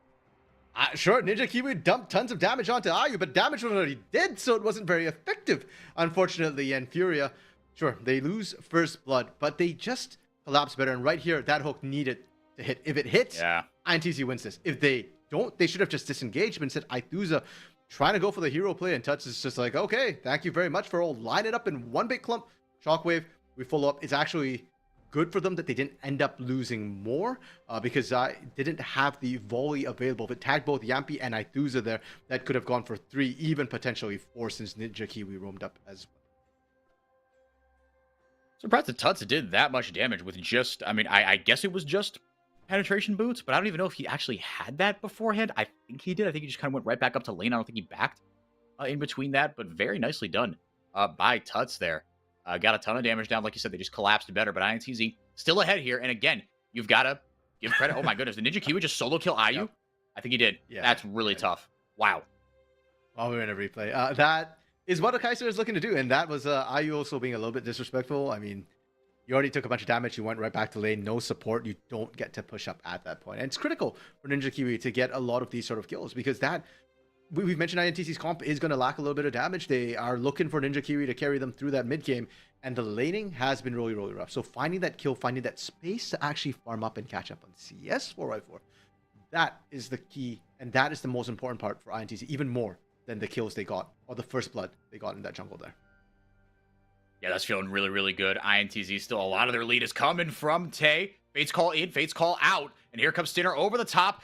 Just reverses course, kind of right onto that Udyr. And he's going to take up, excuse me, that was Yampi. My bad there. Able to take down the Maokai. No objective to fight over here, but another kill over for Furia. They bounce back and now for the first time have a gold lead. And for INTZ, that's something in the back of the minds they've got to remember. Nocturne's Paranoia isn't just a great engage tool to find backlines. It's also a semi-global, which means when you're trying to gank a lane, and they weren't even trying, to be honest. That was just Furia going, oh, Yampi, you're on your own. Not anymore. We'll keep you company. But you've got to remember there's always a chance of an extra body showing up on the side of Furia. Now, level 1, the cooldown is fairly long. No experimental Hexplate for Steiner just yet, if he is opting to go that way. So, INTZ, I'd love to see them try and play around this timer a little bit. And what can Yampi do? Because it's been a dead silent early game from Yampi so far. Yeah, really hasn't been a ton for him. He's got that technically 50% kill participation, but that's a very disingenuous way of looking at it. Damage. Going up here, looking to do pressure. We get that threat of that hook down. Ninja Kiwi, yeah, he's gonna have a big role to play here. You saw the early damage that Kaisa can do, right? But it is, you know, it can come in bursts here early on, right? You're not whipping out just auto, all that. Chino does go all out. Tay, able to return fire, doesn't want to, rather, opt into that fight. Steiner. First one onto the objective. Yeah, he's been kind of out jungling Yampi a little bit in terms of just early pressure and making things happen. We've seen a couple of games here where the Maokai's been on the back foot, but we know that the Nocturne, right, everything is around that ultimate, and it's somehow back up off cooldown. RMC, he's got no CDR in his build, right? Like, I'm not bugging here. There's no ability haste on any of these items, right? No, it's just Yampi is not necessarily playing around that timer right now, and that's maybe a call that INTZ is making, saying, hey, just wait till we start hitting power spikes before we make anything happen. They're just kind of letting it straight chill. And I think it speaks to the pace of the game as well for that. You know, it's back off cooldown and absolutely nothing has happened. We see objectives being taken, the Void Grub being taken by Steiner there, and just zero answer from INTZ. Now, Dragon is coming up, 20 seconds. And for INTZ, they did also hit a power spike, static shift for Ninja Kiwi. It's not a huge team fight sort of tool, but it is still a strength over Ayu's component. So I'd love to see INTZ really set up for this one, make it happen. Arrow lands. Guts gets hit. Or excuse me, Aithuza gets hit with the max range enchanted crystal arrow, and Steiner gonna grab himself the kill there. Shockwave over the top. The chain CC was gorgeous. Death Bush being set up by INTZ as a response in 4-4. The timing of it could not have been better for the side of Furia. INTZ got first move on that dragon. Yampi was sat waiting there, pacing back and forth in order to say, like, okay, spawn faster, let's do this. And then Aithuza get picked. And all the setup just goes by the wayside. Damage could still look for isolated hooks, but going to be honest, I don't think they have enough burst damage. And even if they burst somebody down, I think they lose 1, maybe 2 members off the back end of it. Who's damage going to find with this Steiner? Very nicely done. Got himself to that backline as soon as he saw the animation go off. Pop the shield. Gorgeous micro there from the Academy call-up Steiner. Zai and Ayu just clearing up the vision right now. Damage back down as well. Let's talk a little bit about this line, this bot lane sort of matchup. First of all, Damage Ninja Kiwi doing a great job having actually equalized and caught back up after that single pick onto Ayu and Zai. And I was just going to talk about how good Ninja Kiwi is and has been playing. He has been probably the brightest spot on this team to me throughout all the struggles. Hook lands onto Zai. Lands onto Zai. Fate's call out. Probably not going to jump him back in there. Gonna just hoover him off to safety. Ayu's going to take the bullet here. Ult goes out there from the Blitzcrank, but able to dash away here, and now everyone committed here from INTZ. Ninja Kiwi has to flash away, though. Furia, they've got the ascendancy in this one, but they aren't going to decide to pull the trigger here. Probably for the best damage, looking for a sneaky hook over the wall. Zai gets a flash out of Yampy with the Enchanted Crystal Arrow. Tay going forward. Fight no longer under the tower. Damage still with the threat of that hook is huge. The knockup. Flash knockup. Got it before the flash, and Ithuza with a big shuffle. Huge play from the rookie. Gets his team a kill. The Void Seeker almost lands there. Zai gonna get hooked again. Ithuza with a huge shuffle and a huge kill. INTZ punch back. Signs of life from INTZ. And if you're a fan, you love to see it. They played that well, but so did Furia 4x4. And Ayu stepping up, actually buying all that time was critical because all that time was for Shino to just hammer away on this top lane turret. It's not as flashy, but you can still see the gold is in favor of them. And the way this starts off to... Oh, actually, this is the middle of the fight. When that arrow missed, this is when INTZ really started stepping up. And watch damage here. The flash forward and then the walk away. You're looking for potentially the hook. They didn't even have to do it because Ithuza got the shuffle. And that meant the hook was up and available for this one. And that's how INTZ doubled down on their play. And they had to because they committed so many people, so much time and resources into it. One kill was not going to be enough. Yet literally every single summoner is down for INTZ. They've got nothing. Every single ultimate except for, obviously, Tay's and damages, which is on a very short cooldown because it's a Blitzcrank. But everything was expended there. And yeah, you had to get something out of it. But Furia, still in the lead here. They got the first four grubs, or the first three grubs, excuse me. Second three, not going to be taken. Too much action happening on other sides of the map. And first two dragons as well for Furia. So still in a very good spot here. But like you said, RMC, signs of light for INTZ. INTZ maybe looking for another dive here. Shino in a little bit of trouble here. There goes a Nature's Grasp. Damage. Gonna walk up to him and get the knockup. Maybe. No, just kidding. He's unstoppable. He's Cassante, baby. He's going all out. And he will somehow survive this. Juggling aggro very nicely here. But Shino wards off a 4v1 dive. That's a Cassante moment, baby. And now his bot lane in the mid lane. Getting that first tower. Very nicely done by Furia. And huge props to Zai as well. A lot of that was actually stopped by the Enchanted Crystal Arrow from Zai. That's why Yampy ended up tanking extra shots and they had to call the whole thing off. So really well played team coordination between these two members. And we talk about how Shino had just stepped in, what, a week ago? Last week was their first week coming in. And already we're seeing some of that synergy come through with the rest of the team. And you love to see that happen. I didn't even catch that Enchanted Crystal Arrow. Thank you for pointing that out. I mean, there was a lot going on in that fight. Yeah. And now the signs of life, you know, from INTZ that we talked about with Furia kind of parrying and blocking each of these successive blows starts to look a little more like desperation than anything. Because again, you were committing a lot of time and resources onto that. And the lead just growing here for Furia. They were below 1,000. Now they're just slightly above 1,000 gold here.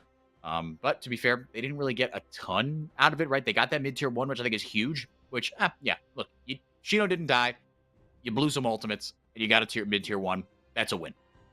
Yeah, agreed, 100%. And I just find it hilarious, right, for that. Where we talk about INTZ as if time won't favor them. And I want to talk a little bit about that because we didn't touch on the scalings too much. We did say Ithuza, of course, with the Azir will scale. It's not the tank build, again, thankfully.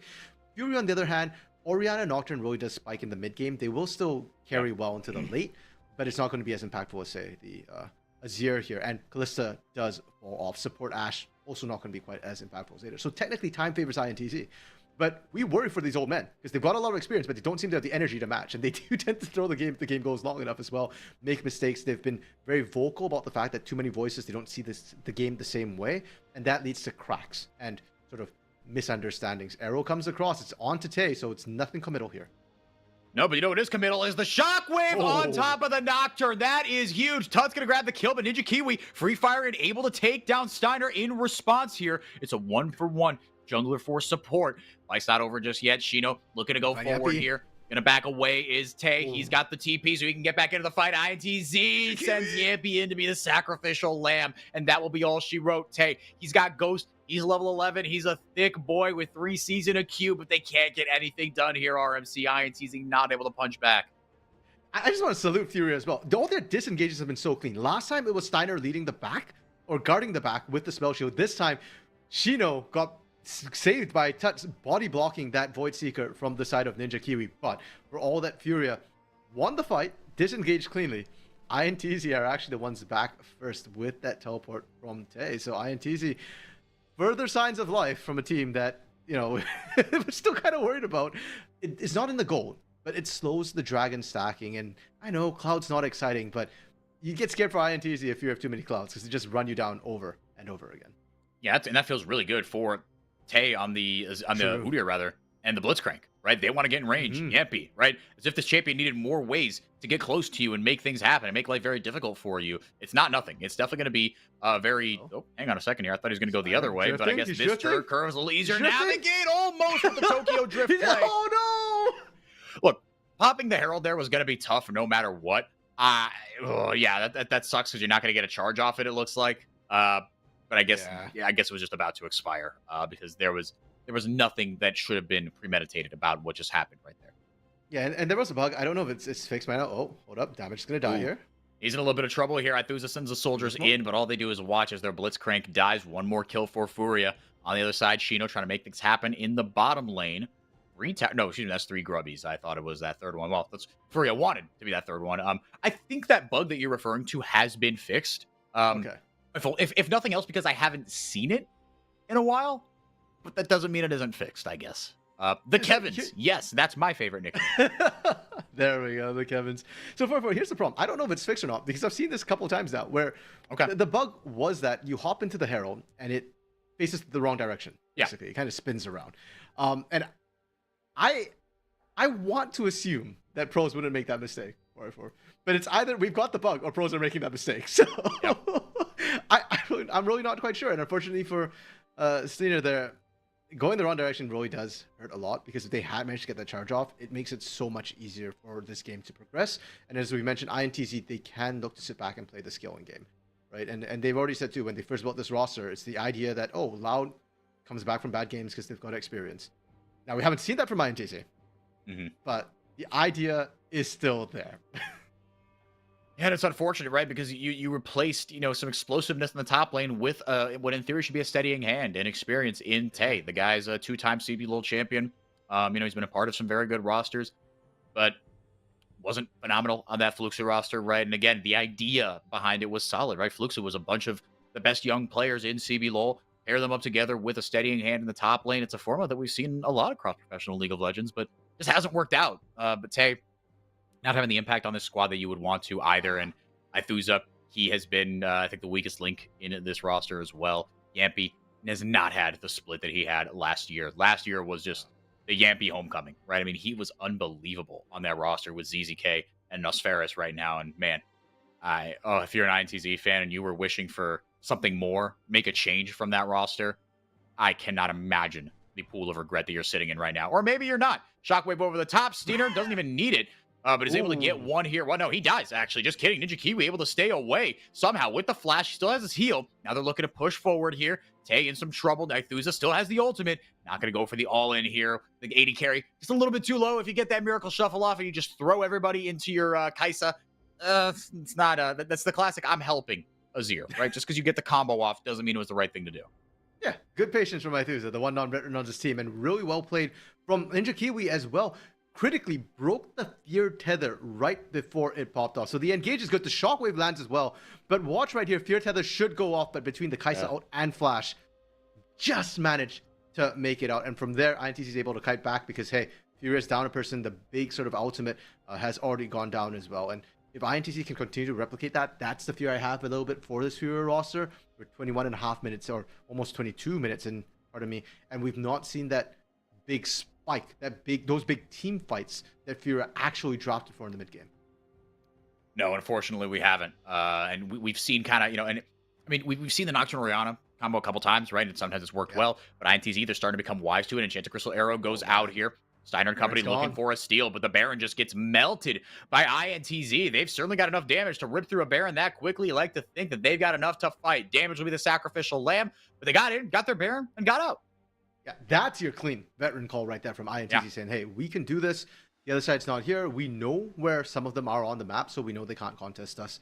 They go in and they get themselves gold. Now the question is, what can INTZ do with it? There is still mid-outer turret and all the inners still standing. For INTZ though, do they feel comfortable enough extending out that far with the Azir passive? It's actually not that risky as long as, once again, you can survive the Nocturne Orianna initiation. It could be a big if. Yeah, because even Ninja Kiwi, right, he barely lived now just because he had Flash. Didn't opt for Cleanse here, right? Opted for a more combat summoner for the lane with that heal. They're going to sacrifice this dragon.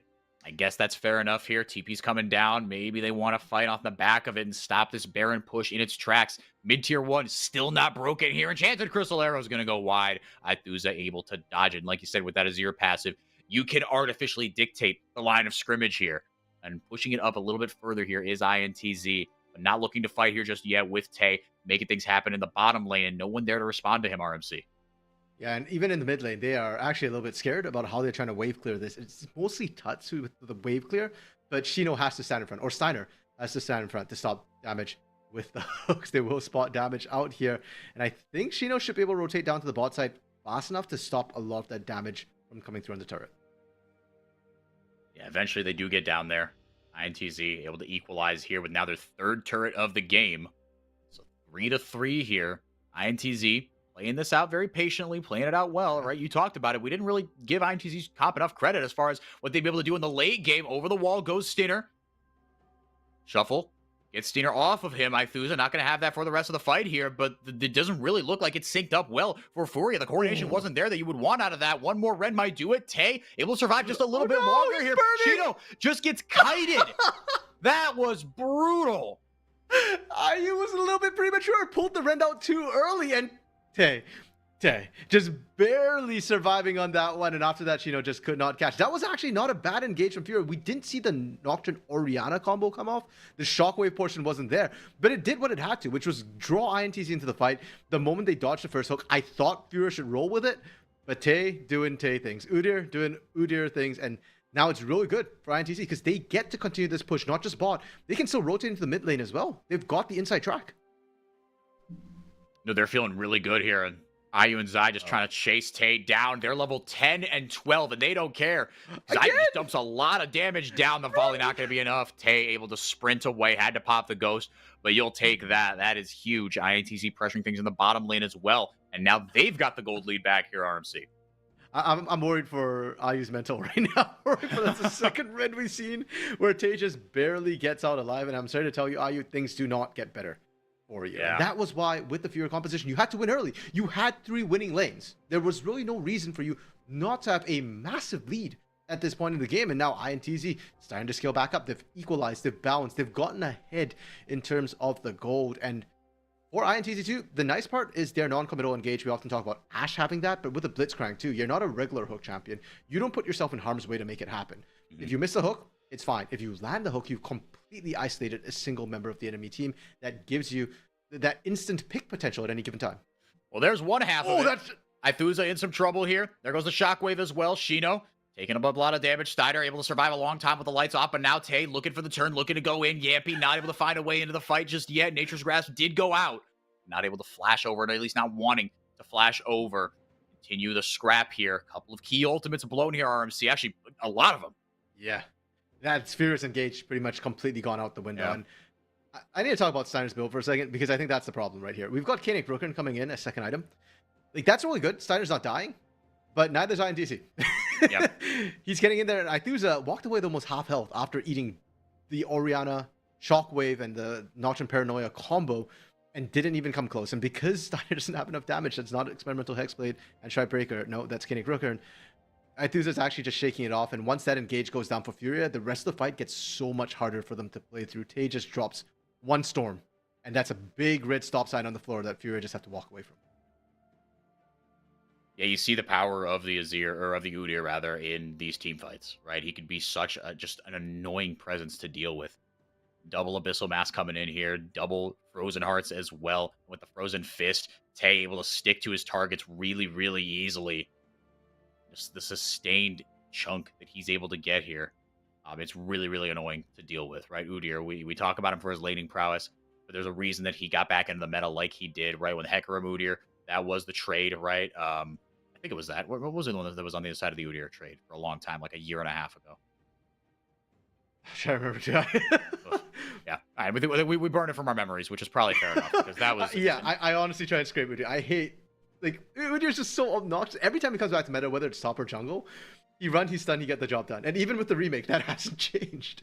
Yep. Yeah, was it bear turtle bear, right? Flash bear slap. Yeah. Is a simple champion, but he is effective. And that can sometimes be the deadliest thing in professional League of Legends, right? Easy to execute, good CC, stay alive for a long time. Yeah, he's just he's an easy to execute champion here. Game is stalled out just a little bit here. We've seen, Steiner and Tuts, their mid-game strengths here, they're starting to falter, right? You pointed out the Canadian Rooker, and I was kind of questioning that, but I was like, I don't know, maybe there's something I don't know here, right? But with the rest of the damage starting to fall off, and it brought me back to what you said in draft was, look, if you execute this right, more so in the mid-game, less so now, Steiner and Tuts, they can, if they execute this combo right, remove a member of INTZ's team from the fight. Not the case now. Ooh. Gino kind of got caught, but actually able to find the isolate there. Ninja Kiwi. I'm not locked in here with you. You're not locked in here with me. Damage went over the wall here, but Shino went all out. He's going to get an Azir turret for his troubles, but that's it. Damage, threw down the Ignite. Doesn't have his ultimate. Ninja Kiwi's down his as well. Actually, not for nothing here, but a couple of big ultimates still available here. The Nature's Grasp, should they want to turn, and of course the Shurima Shuffle. But Paranoia Shockwave still available here. They're not going to give for any time to set up. INTZ pull the trigger now. Paranoia popped as well. Gonna hang back here just a little bit longer. The health bars are low for you. Absolutely have the advantage. He goes in, gets the flash out, the shockwave as well. Yampy in some trouble. The heal goes out from Ninja Kiwi. Gonna keep his tank alive just a little bit longer. Damage gets the hook down on his Steeder. Not able to spell shield it. Shino in the front, able to create some space here. Yampy has to flash away. Zai is free firing, but he's not that big. Ithuza gets the big old shuffle, but Steiner not gonna get followed up on. And in the back line, Ithuza able to get the kill, but Zai is just free firing. And so more importantly is Ayu. Tuts going forward. Oriana does a lot of damage, boys and girls. 2 for the mid laner, and Furia somehow walk away the better for it, and they might get a dragon for their troubles as well, but everyone's going home to lick their wounds for now. What a fight. We talk about wet noodle fights for in the top lane when we get 2 tanks. So what is this? What is this then? A plate of spaghetti? Yep.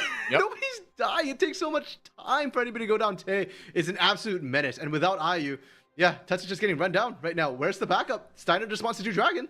That's incredible. Actually, this is really depressing.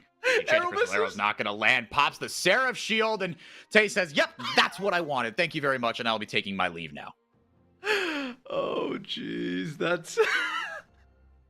I have no words for it. No, but this is if we were to distill down what we thought was going to happen in this Furia INTZ game was just like. We got some of it, but it hasn't been as explosive. I guess it's been explosive, but it's been more pop rocks, less fireworks. Yeah, and this fight, it's kind of weird and funny because you can see all the damage keeps going onto the tanks, even when they find the engage. Oh! That's not a tank. Zai's gone. Zai's just dead. He gets deleted immediately. Kill credit went over. I forgot who the kill credit went over to, actually. I think it was Damage. Actually picked up that kill there. But just pops Zai. Now that Enchanted Crystal Arrow not going to be available here, they're going to have to rely on the Shockwave Paranoia, which is back off cooldown, because of course it is. Zino. Okay. Oh, they didn't even go for it. No, they got nothing there. Good Nature's Grasp there by Yampy as well. Trying to turn and the hook. Damage gets Tuts. And that could be it here. You can't find a good way into this one. Zino and Steiner trying to create some space here for their AD carry. But the Void Seeker lands. Again, no ultimate available. No Killer Instinct for Ninja Kiwi. So Ayu will just walk away here. Dash away was enough. Enchanted Crystal Arrow goes wide as well. But you like the idea there from Zai. Couple of huge picks here by this Blitzcrank. Yeah, this Blitzcrank is working out way better than I thought it was. I was thinking in lane, it's going to get bullied. It's not going to be able to do anything.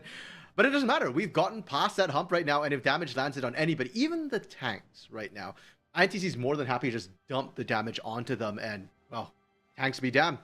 You can't regenerate fast enough and that damage sticks. And is this the game? Do INTZ finally break the streak? They're on a, 12 loss after 11, yeah. yesterday? 11. Okay. So they are on the third longest streak of all time. Renska had a 12, and I think Tisho. Oh no, Tisho had a 12, and Renska had a 13. Renska had the 13. Tisho had a 14. Okay, sorry, I've been corrected. So yeah, they were like getting to that third longest streak ever, and now INTZ are looking to turn that around. Not only would they turn it around, but a loss here would also knock out Furia. So yeah. Yeah, that T-Show this is roster, nuts. they're infamous because this was back when CBLOL was best of 3. And Yeah. T-Show, they lost every single game. It was a 7 series split, and they went 0-14, right? So they lost every single game that they played.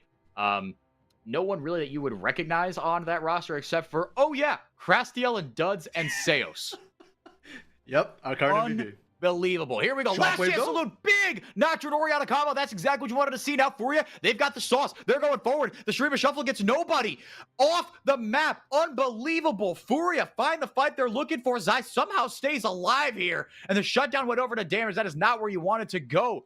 Furia pulled the trigger. That's the fight we're looking for, RMC.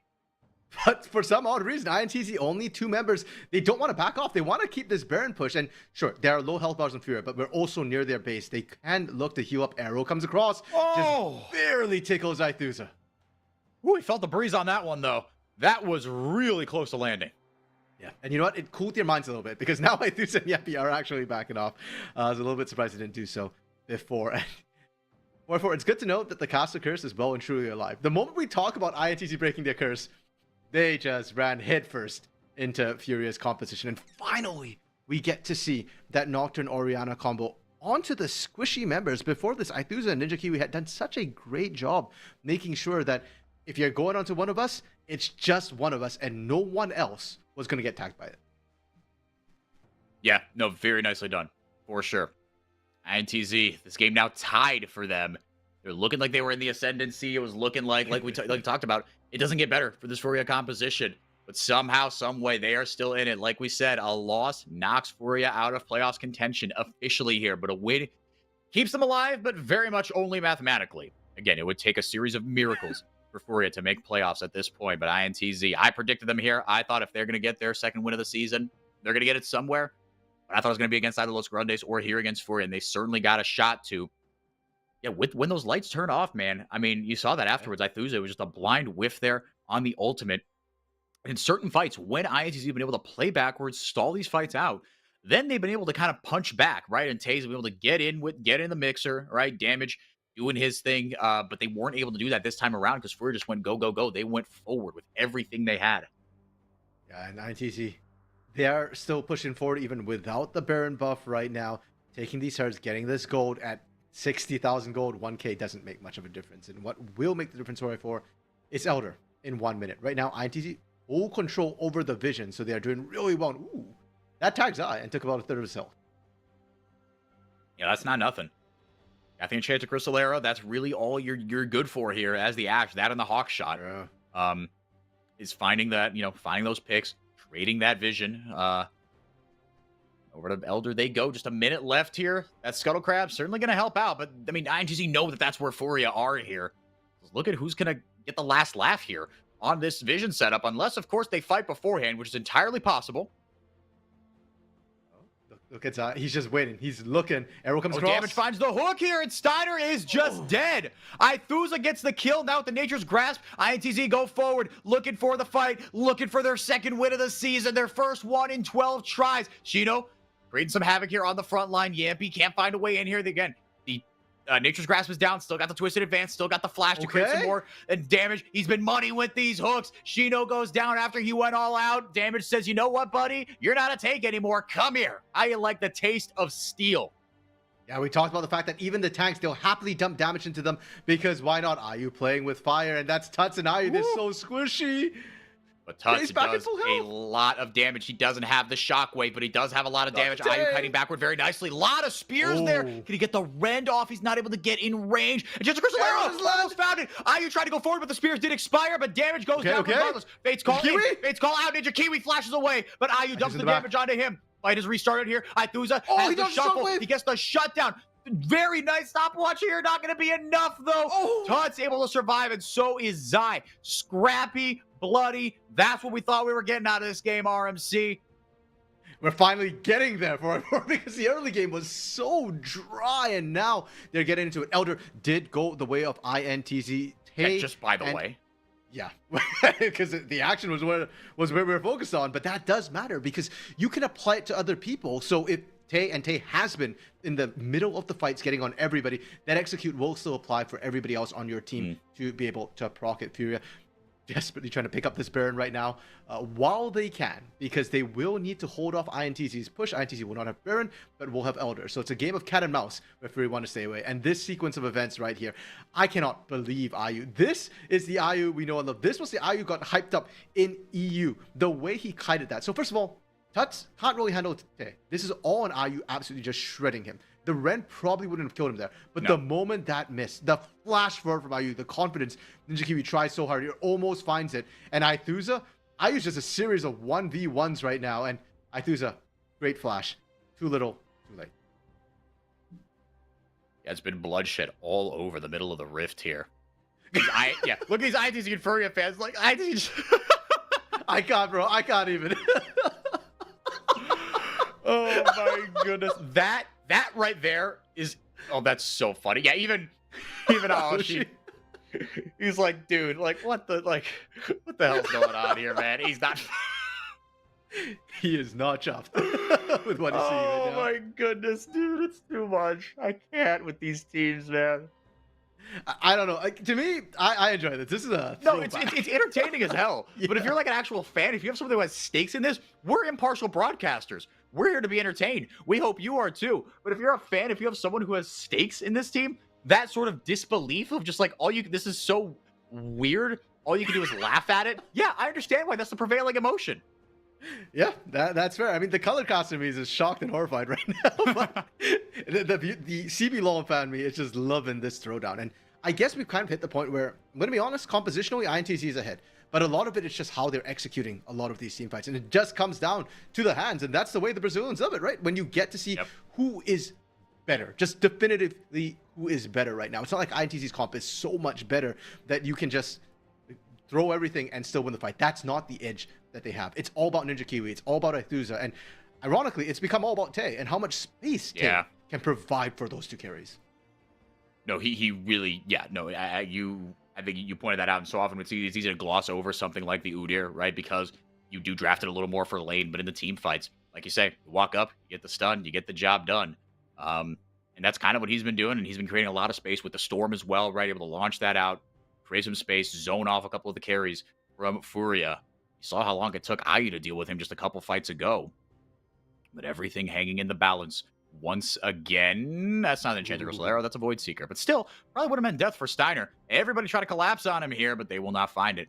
Almost everybody's level 18 here, too, aside from the supports. That is, we're truly in the weeds here in this late game territory. And this is, I mean, it's kind of what I thought was going to happen in this game. We were going to get, these two teams really, I don't think skill-wise are that far apart from each other. And in the standings, right, ITZ, it's been an unmitigated disaster, the split. These teams are only 2 games apart.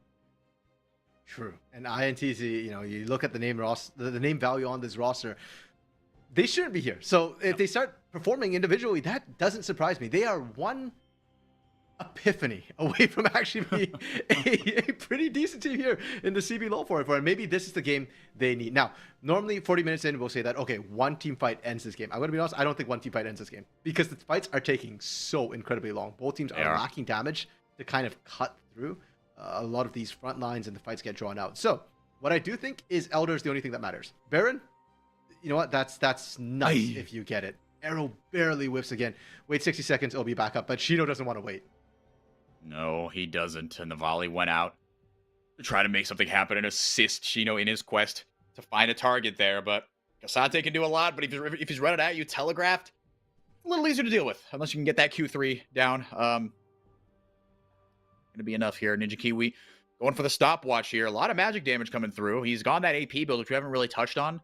But you see the value of that double abyssal mask now, right? If you can get both Yampy and Tay in there, making hay, reducing all that MR. The double Canic Rookern coming out on the other side as well here. These are fun little item builds here. Very much tailored towards this match. Zay gets the Enchanted Crystal Arrow over the top. Takes a ton of damage here. Zai, if damage gets the root there onto IU, but very nicely done with the paranoia, buying his AD carry time, and everybody else backing him up here. Trying to go forward. Ithusa drops a tower. Battle lines are drawn. Can't go this way, says INTZ. So Furia says, fine, we'll go this way. Hawk shot out. So was the volley. And they know. I mean, I think RNC, it's not even in like, okay, one team fight may or may not end this, but the Elder's up in 30 seconds, right? You can understand why both teams are hesitant to pull the trigger. Yeah, and that's the one we've got to look at. TPs are up for everybody as well, so we could see sort of that poke and extended fight. I think a lot of it's going to come down to, ironically, who can damage the Elder more than the other. It's about who can actually control this and take it. Is there a chance to kind of burn it and then turn away damage? Still looking to try and find a pick somewhere as Shino is resetting, but is Yappy caught? If Junglers goes down, that's GG. Yeah, Yappy might be in trouble here. Chance of Crystal Arrow. It's actually going to be tanked up by Tay, but I don't know if that was intentional there. Shockwave not used just yet. Zay trying to go in over the top. Tay rather in some trouble here, backing off. Shino gets the Q3 down, gets the CC down. Tuts, Nature's Grasp, not going to allow him to get forward here. Takes him over the wall. Tay in some trouble, but will survive because that's just what Udyr does. He's level 18. Remember, everybody's more or less in their final form here, about half an item away for every single champion. Ninja Kiwi? On the menu. Ninja Kiwi! Has he lost his mind? He goes forward here, and he's going to die lost for his it. Game! He might have just lost the game with that engage! Ninja Kiwi! He lost his mind. He forgot it in base. Went forward. Furia. They're probably going to win this. That was so tragic. An uncharacteristic mistake from Ninja Kiwi. Usually the criticism against him is that he doesn't have that killer instinct. Well, he popped it. He popped that killer instinct. Oh, my goodness. That's so sad. ITZ wishing he didn't have killer instinct right now. It's got to be a misclick, right? Like, why were we diving in like that? Nobody was even low or that much in kill range. Maybe Zai, but Zai was so incredibly far away, and that might actually just cost them. They're rolling in with that Elder right now. Ithusa left the lie. Tay, Tay down as well, so they don't even have that. Well, for that's a wrap. Well, that sucks. That is not how I wanted this game to end. I wanted a knockdown, drag-out fight. Furia, yeah, it's just Shino and Steiner going, hey, good job. We got a win here. We finally got CBLOL wins. And this is just relief, if nothing else. God, I feel so bad.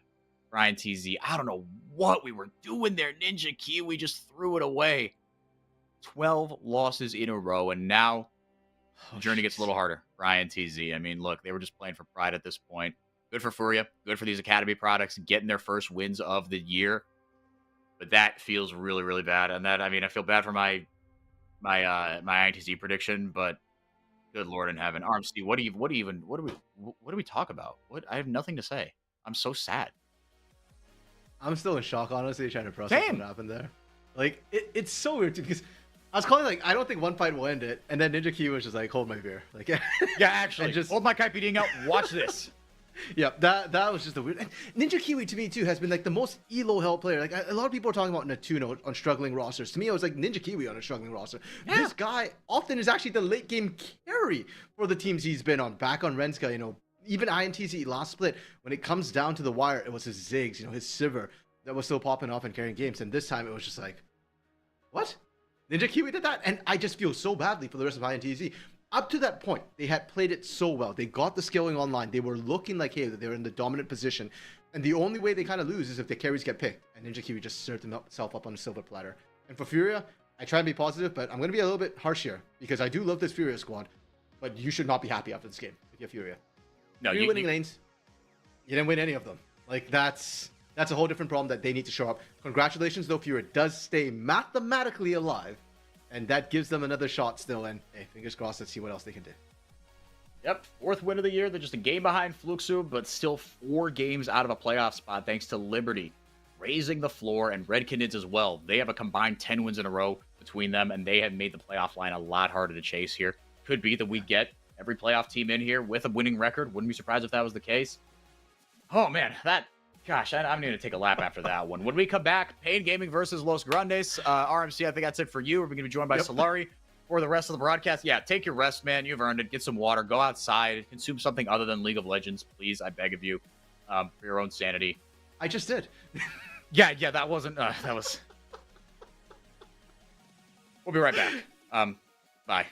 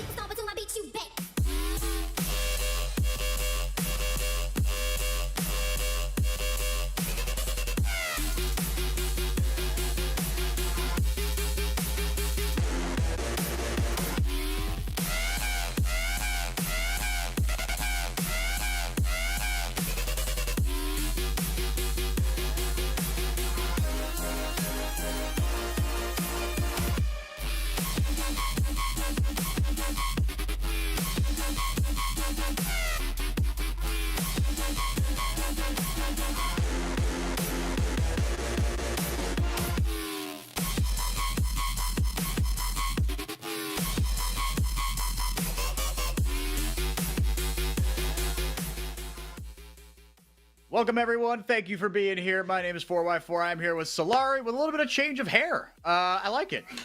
Thank you. Felt like a little bit shorter and more pink today, so yeah.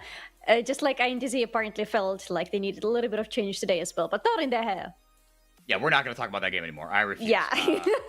That's not going to happen. know. Instead, I'm we have a slightly more interesting prospect here. Solari, your boys, Los Grandes, they are trying to roll into playoffs here. They've got a tough task against ahead of them here. Pain Gaming, a roster that's been extremely consistent. They dropped the odd game to Liberty, but it seems like yeah, 2 losses to Liberty, 1 loss to Loud. That's it. That's been it for them. But let's talk about Pain Gaming just a little bit. Then I'll let you wax poetic about your boys, Los Grandes. Pain, look, they've been on an absolute heater. Just the whole split, really. They lost their game earlier to Liberty. But again, they have taken down everyone not named Liberty or Los. We'll get that roster up here on the screen for you just a second here to talk a little bit more about them. Solari, in the last 2 weeks where the standings have been super topsy-turvy, the one thing that hasn't changed is that Pain Gaming have been really, really consistent. Los Grandes, though, that's the roster we're getting. Just kidding. We talked about it as a bit of a, the higher floor team. What about where their ceiling are at? And, Solari, Liberty have kind of stolen the spotlight from your boys a little bit. Yeah, honestly, I am a very big Liberty fan right now. I'm a very big Liberty enjoyer and believer, and I can't wait to see more from them after these 2 days. But yeah, honestly, Los Grandes, yesterday was a very easy game for them. I say it, well, with a very heavy heart, because unfortunately it was a game against INTZ, and unfortunately INTZ are still INTZ in this season. Today definitely is a harder one. I believe even though there was this very weird loss for Pain Gaming yesterday, they still are one of the top part of the scoreboard teams that we have in the league right now, and they are a tough one to crack. But if Los Grandes crack this one today, they're just one step away from securing almost for good their playoff spot for. I believe they can do it today. They should be able to just do it for good. Yeah, if they win today, they'll be 7-7, and that would put them a game behind Liberty and Kaboom. And depending on how that Loud result goes later today, potentially them as well. But it's been super clever. Season Cabby have been really, really solid. Cello, if anything, has been a bit of the weaker link here, but he's been serviceable as an AD carry as well. Two-time CBLOL champion Envy holding it down in the mid lane. Pain Gaming, that's the next roster we're going to show you. The big addition in the offseason, again, was that bottom lane, Titan and Kuri. And they have been solid as they come here. Dinketo, or as consistent as he has been, he, in my eyes, has dropped off just a little bit here in the more recent goings. But look, they've got something to play for as well here, right? Red Canids, they are right on their tails. They are just a game behind them, and Cade Stars dropped the game today. So with a win, they would be able to vault them in the standings and take possession of first place, Solari.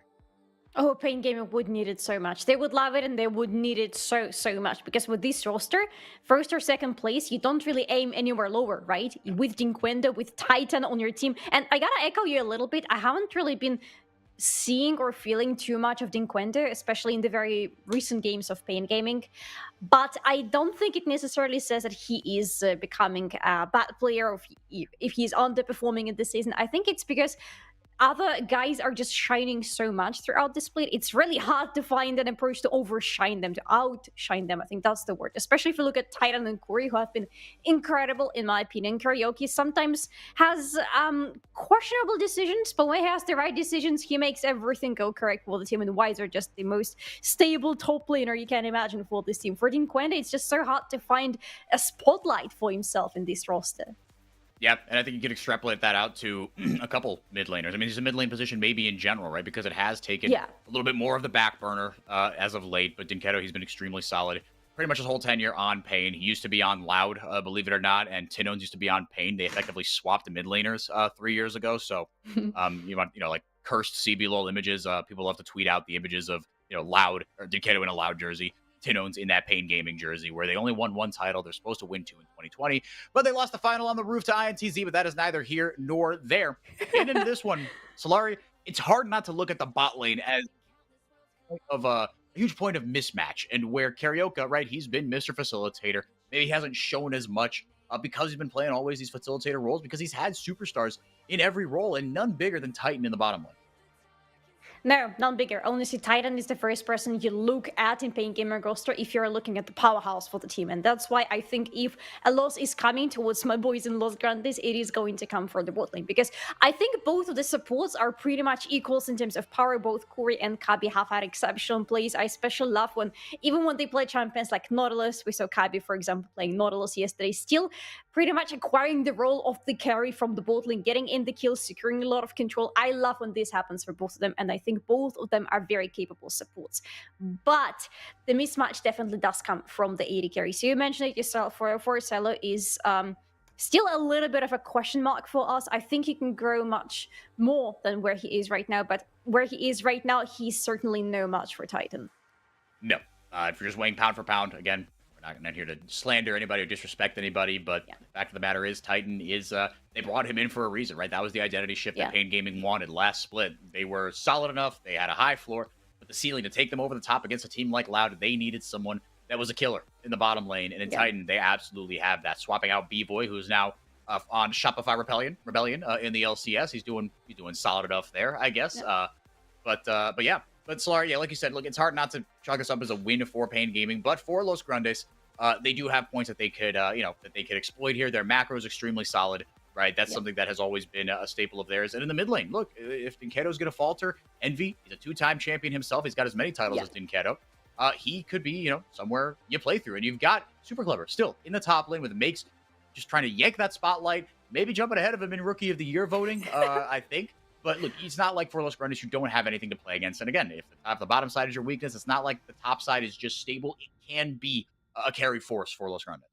And I want it to be a carry for Los Grandes. I want Super Clever to take some super strong champion and just go all out onto the enemies, because I really see Super Clever and Mix as very similar players in that sense, because we discussed them a lot in terms of the potential Rookie of the Year scenario, but also with the fact that when they are given the possibility to shine as the carries in the top lane, not just shoved to be the weak side, they really do shine a lot. And I want to see Super Clever being the carry for the team. I want him to work together with C's and see how much they can seize of the top part of the map together.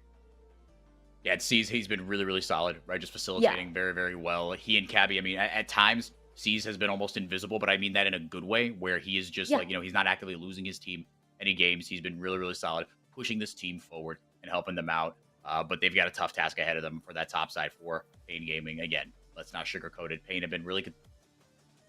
They've got only Red, Liberty, and Loud as their losses. And sometimes it's that chaos factor, right? That has been a little too much for Pain to overcome. Liberty is chaos incarnate. They've beaten them twice. Loud seem to kind of have their number, but to be fair, they did split the season series 1-1. Loud lost to them on the opening weekend. But if they can get a little, get a little hairy, right? If they can get a little chaotic, then like you said, Super Clever, it feels like it's been a while since we've seen Super Clever have the pop-off performances that we saw from the first few weeks. And maybe it's, them not drafting around him. I'm trying to kind of rack my brain. Okay, what exactly has Super Clever played here in the past? But it certainly just feels like they have, they just haven't been able to get him going. And Wiser, he's going to be a tough nut to crack in that top lane. But it feels like chaos is the way that you're going to attack this Pain Gaming roster. Yeah, with something that is harder to execute, but also has a lot more spice to this team comp. I would love to, I as much as I would love to see the carry top part of the map for Los Grandes, I would be very worried, actually, they decide to go this way, because against Wiser, it's really hard to find the ways to crack this nut on the top lane. It is really hard to send something that wants to dominate the lane, that wants to be the lane bully against him, because he's just going to absorb all of it. And he is stable enough for the team to trust him in this very role there on the top lane. So yeah, I don't know from where this chaos should come for Los Grandes, from which front they should try to attack Pain Gaming, because it is definitely going to be a hard battle. I see that they can win this. Maybe it's just belief in me saying, yes, my lost boys can do it, but I really do think they can do it. It's just definitely not going to be an easy game. Well, let's see what our desk thinks here. We do have predictions here as we wait for Champ Select to start here. Got someone, or something rather, just going, awry here. Pain Gaming, pretty much favorites across the board, but you, Rudude, and Axeman always, looking to be the upset champion, but everybody else opting for Pain Gaming. RMC, obviously no secret there who he thinks is going to win this. But yeah, Solara, you've shown permanent faith in Los Grandes. I think Rudude, he's been a big fan of theirs. Them and Kate Stars, been really, really solid, all split long. But look, again, make no bones about it. Pain Gaming, they are the favorites in this one. And they've got a point to prove, right? I mean, for those that don't know, or they're joining us maybe for the first time, Pain Gaming, they have lost 4 straight CBLOL finals. They are the Buffalo Bills of CBLOL. Some people get that reference, some of you won't. Buffalo, they're an NFL team that at one point in the 90s went to 4 straight Super Bowls and lost every single one. As a Lions fan, I like to think that I'm one of the more cursed fan bases in the NFL. Buffalo, they might have me beat there. Because even though I have never won a Super Bowl, I've never been to a Super Bowl. I don't know what's more heartbreaking, getting there and losing 4 times in a row, or not getting there at all. I think more heartbreaking is probably getting there and losing 4 times in a row. And Pain, they've gone through a bunch of different roster iterations. They had Tinones and Carioca, or Tinones and Robo. That was the last time that they won the CBLOL in 2021. Only 3-time champions, but this team, they've got the biggest fan base in Brazil. A lot of pressure on them, a lot of results, need to go their way. Pain Gaming, they've been extremely solid all, these last few years, but they haven't been able to get over the hump here. And I think this roster is, look, they've built themselves into probably the best versions of themselves, and especially with Loud looking mortal. I think this is, I feel like I say this every split, but this feels like the best shot that Pain have to make something happen. That's the problem though, right? They seem to have the best shots, but they never actually shoot those. In the very end, when it matters the most, they disappear pretty much. So yeah, they do have the shot. They look very decent right now. They are 9 wins right now, so ahead of the majority of the scoreboard. Again, only VKS are looking like the team right now that is strong enough to contest this first place from them. But what I find interesting is that they are just, 2 wins away from Los Grandes, who are in the middle of the scoreboard and trying to get into the playoffs. So the soup is very, very thick at the moment. We talked about it yesterday a little bit already, but literally everybody is just sitting very close to each other except for, well, poor INTZ boys. But everybody else is breathing at each other's neck. And this must be so much pressure for everybody, especially if you're still sitting right there on the very top, but you cannot be certain of how long you're staying there. Yeah, no lead is safe, whether in-game or in the standings. Why don't we get the standings up here for you? We're going to take a look at just how close that is. And if not, then we're going to take it to a break because something is wrong with apparently C's keyboard. So thank you to Dark Knight in the chat for letting us know exactly what is wrong there. But yeah, you can see, look, there are just 3 games separating second place from 7th place right now. And that's where these two teams sit. Los Grandes, I mean, they got to get a win today. Otherwise, thanks to Liberty and Red bringing up the rear here, it's just so tough for them, right? Liberty, they keep on winning somehow, some way. They've won 6 games in a row, and they just make that playoff line go up and up and up. It's crazy to me, but I believe even right now, nobody is mathematically in or out of the playoffs. Just INTZ. I think, okay, yeah, INTZ most likely. You don't really get out of the 1-13 situation into the playoffs, or that would be the most miracle of the miraculous runs I've ever seen. But yeah, everybody else, Furia, Fluxo, they still have the chance of getting in there, even though, yes, it's going to be super tough for them. But then Lost, Liberty, Kaboom, Loud, they are all sitting together, holding the hands, but it's not in a friendly way, I'm afraid. No, they, at a moment's notice, will be happy to let go of the other person's hand Yes. if it would serve them better. We're going to take it to a quick break. When we come back, we will hopefully have this game for you. And into Champ Select we go. Yeah, for now, stick around. Join the Discord if you want more CBLOL discussion. Be a part of this little community we've got going here to enjoy the greatest league in the world. When we come back again, we'll have Champ Select 4x4 and Solar. We'll take you through this game and the last one of the day. Don't go anywhere.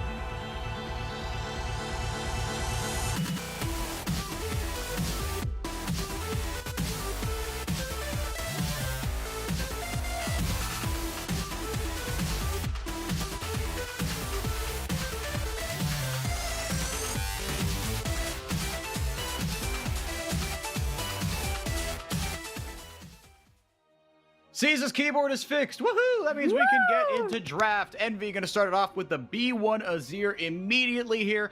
A lot of bot lane bans, meanwhile, and taking away the two of the most prevalent junglers, I should say, in the meta. And Dinkero, he's going to be back on the way, Solari.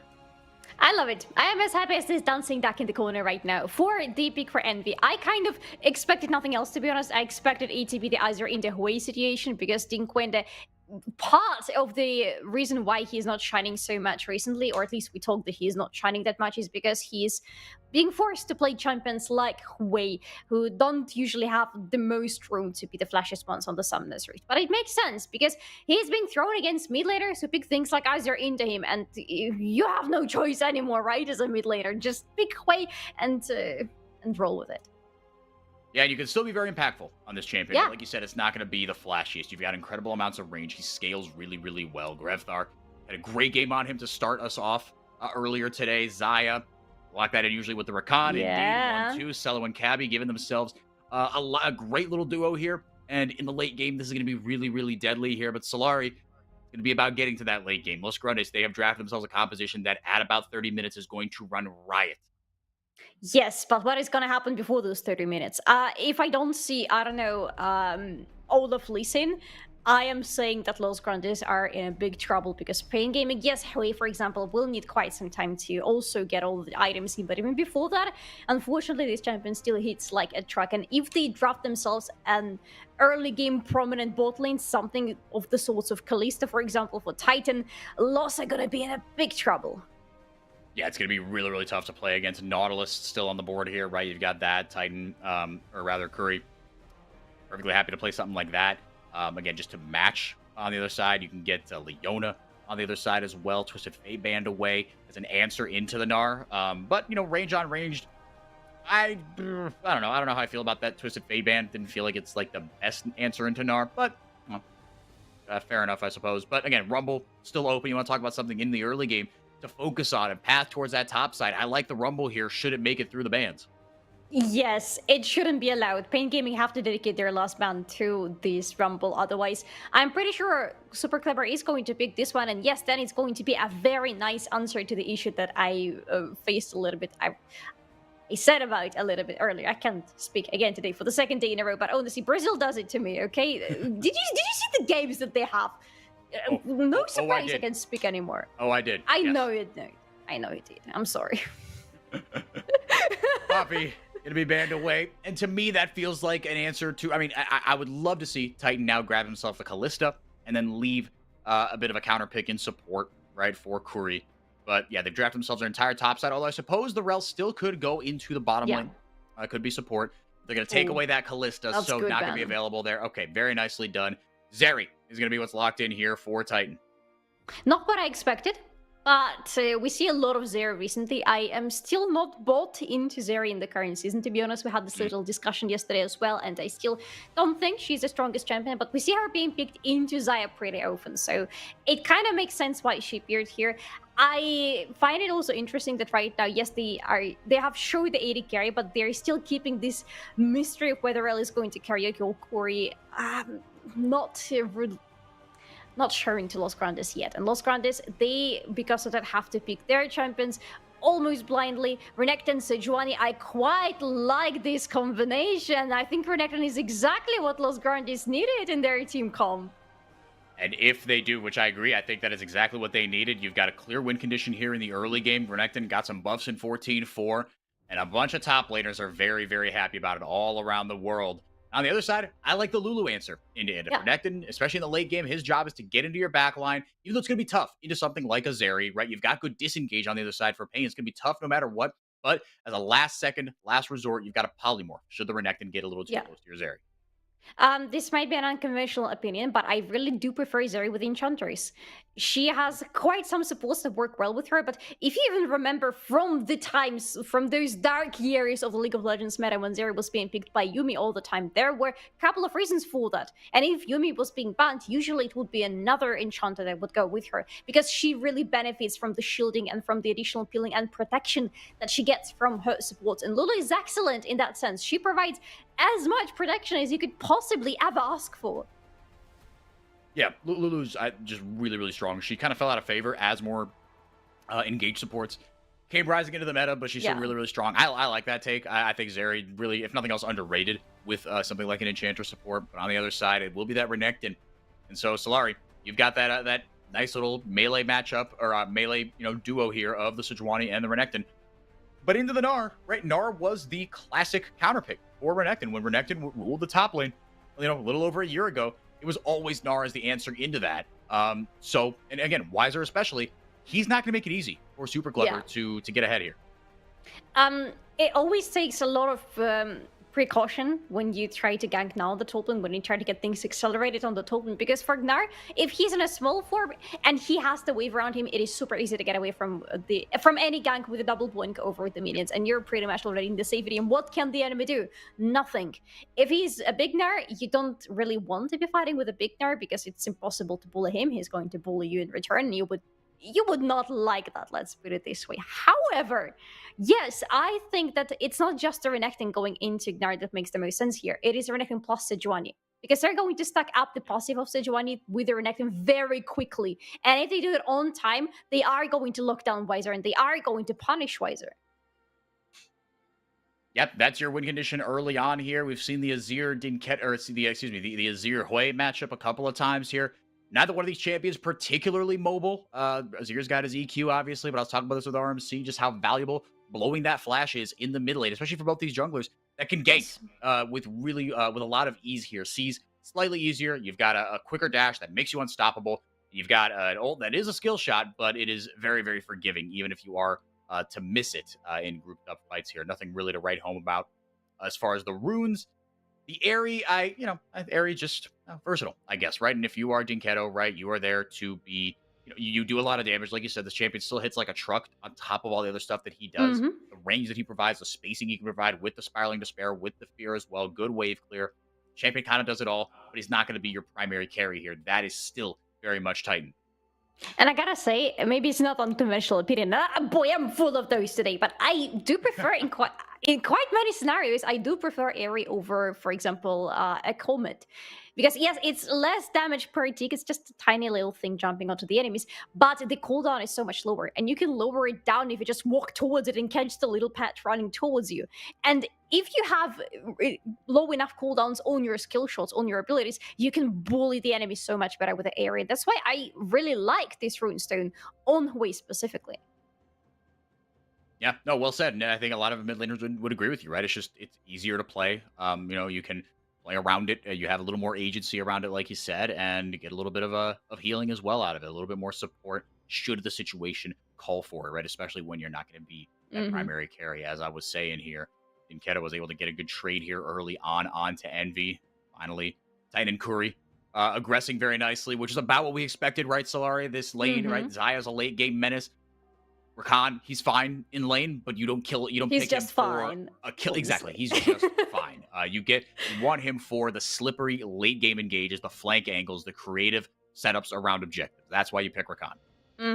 Well, you also want him to be roaming around the map as much as possible, because right now it's not really a roaming situation with Zeri Lulu. You cannot really leave Zaya alone pre-6. This Zaya, yeah, she has a flash, she has a ghost, but if trouble comes her way without Rakan, she's pretty much going to be dead or punished really heavily. So for Rakan right now, it is not an opening to roam, but I'm hoping that after the first recall, we're going to see maybe the boots coming as the first item for Kabi and a little bit more of this swiftness around the map from him.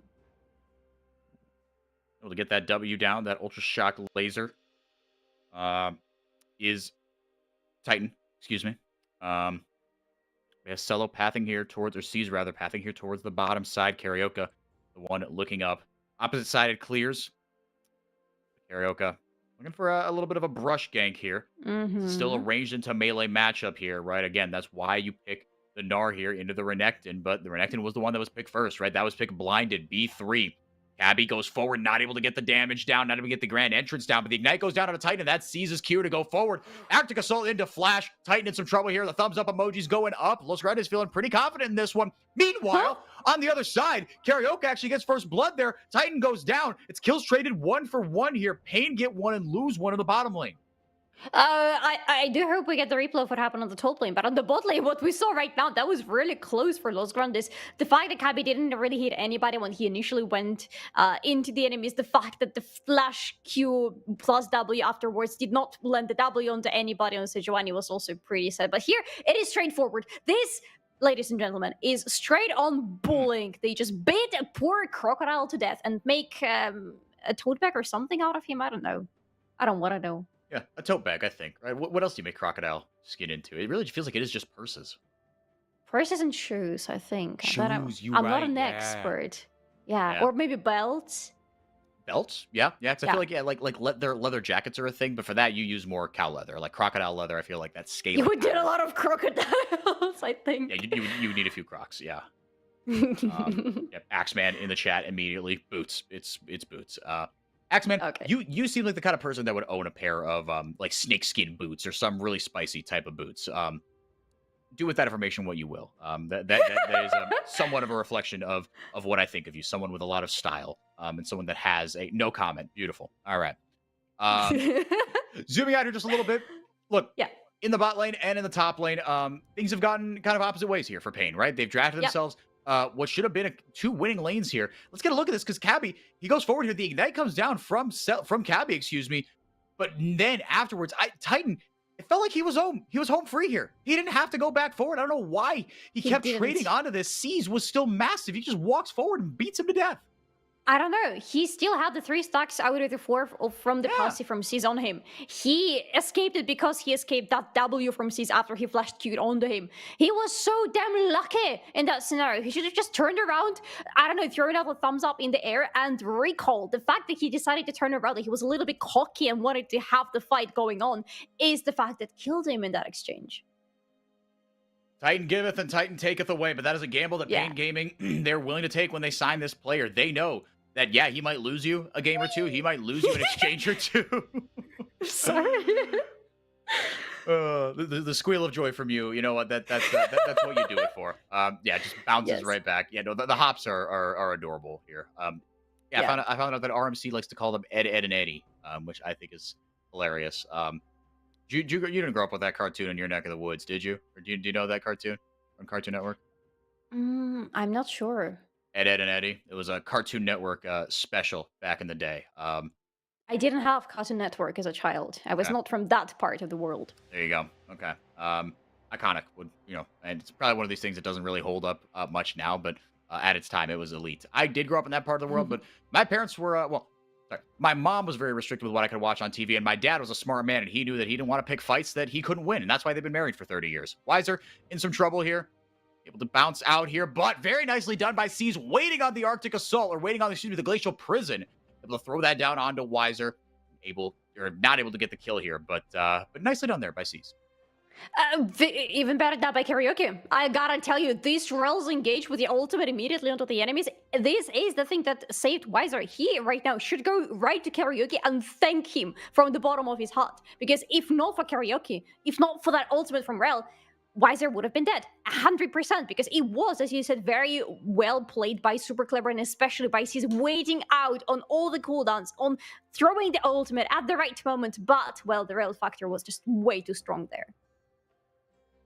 Yeah, very good defensive gank there by Karaoke. Blew his ultimate and saved Wiser. Didn't allow this Renekton to get back into this game. And Solari, that's something we got to keep track of here, because if you are a Renekton and you do not get something going here, your job gets really, really difficult. Look, in the late game, it's always really tough for a Renekton, because you become a bit of you become almost an assassin, right? Remember when Prowler's Claw had a dash on it, and you would just build that on Renekton and just say, look, I've got 3 dashes and a flash. Yeah. I can cover an entire screen in 2 seconds if you let me.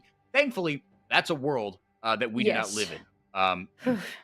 But still, Renekton, right? That's your job in the late game. But you got to be that mid game bridge here for this Los Grandes composition. If you can get to the late game and you've got a fighting chance against Pain Gaming. But Pain play this right. They will not let that happen. And the state of Renekton worries me quite a lot on the top side right now. I don't want to see Super Clever being behind, because Renekton can still shine in those team fights if he has a good angle, but it's so much harder for him to execute everything. Maybe for C's, it's not going to be that hard right now. Weiser has to blow the flash. Seas and Super Clever not opting to commit everything here. No Dominus, no Glacial Prison. Mhm. But again, that's something you come back to in the next 5 minutes. Dragging up for another Yeah. or in a minute 45 here, but you can bet your top, bottom, and middle dollars. Seas he's already been camping out in this top lane here, and he's gonna keep doing that. Not gonna. I would be surprised if he went for that dive. I think I was sharing a similar emotion to you, but instead of just going to opt to clear some of the jungle camps here. Maybe he has an encounter in the Shroud under the cover of darkness with Karaoke. But with the cannon, no, it's not even a cannon wave. That's just a big wave. And Weiser, he is mega now. He's got his ultimate. I don't know if you want to dive this. No, you don't. It's a suicide mission if you decide to go for it. They need to wait it out if they want to continue with this gank on the top lane. The timings are so unfortunate for Los Grandes. They missed the W, and the cooldown is very big for Sejuani. They missed the Gnar, they missed the wave, but they didn't miss that! C's making his investment worthwhile here. Cabby gonna pick up the kill, unfortunately, but they are starting to put Weiser in the dirt here. Man, it's a good thing they got that because C's had dedicated a lot of time to just kind of doing nothing up on that top side.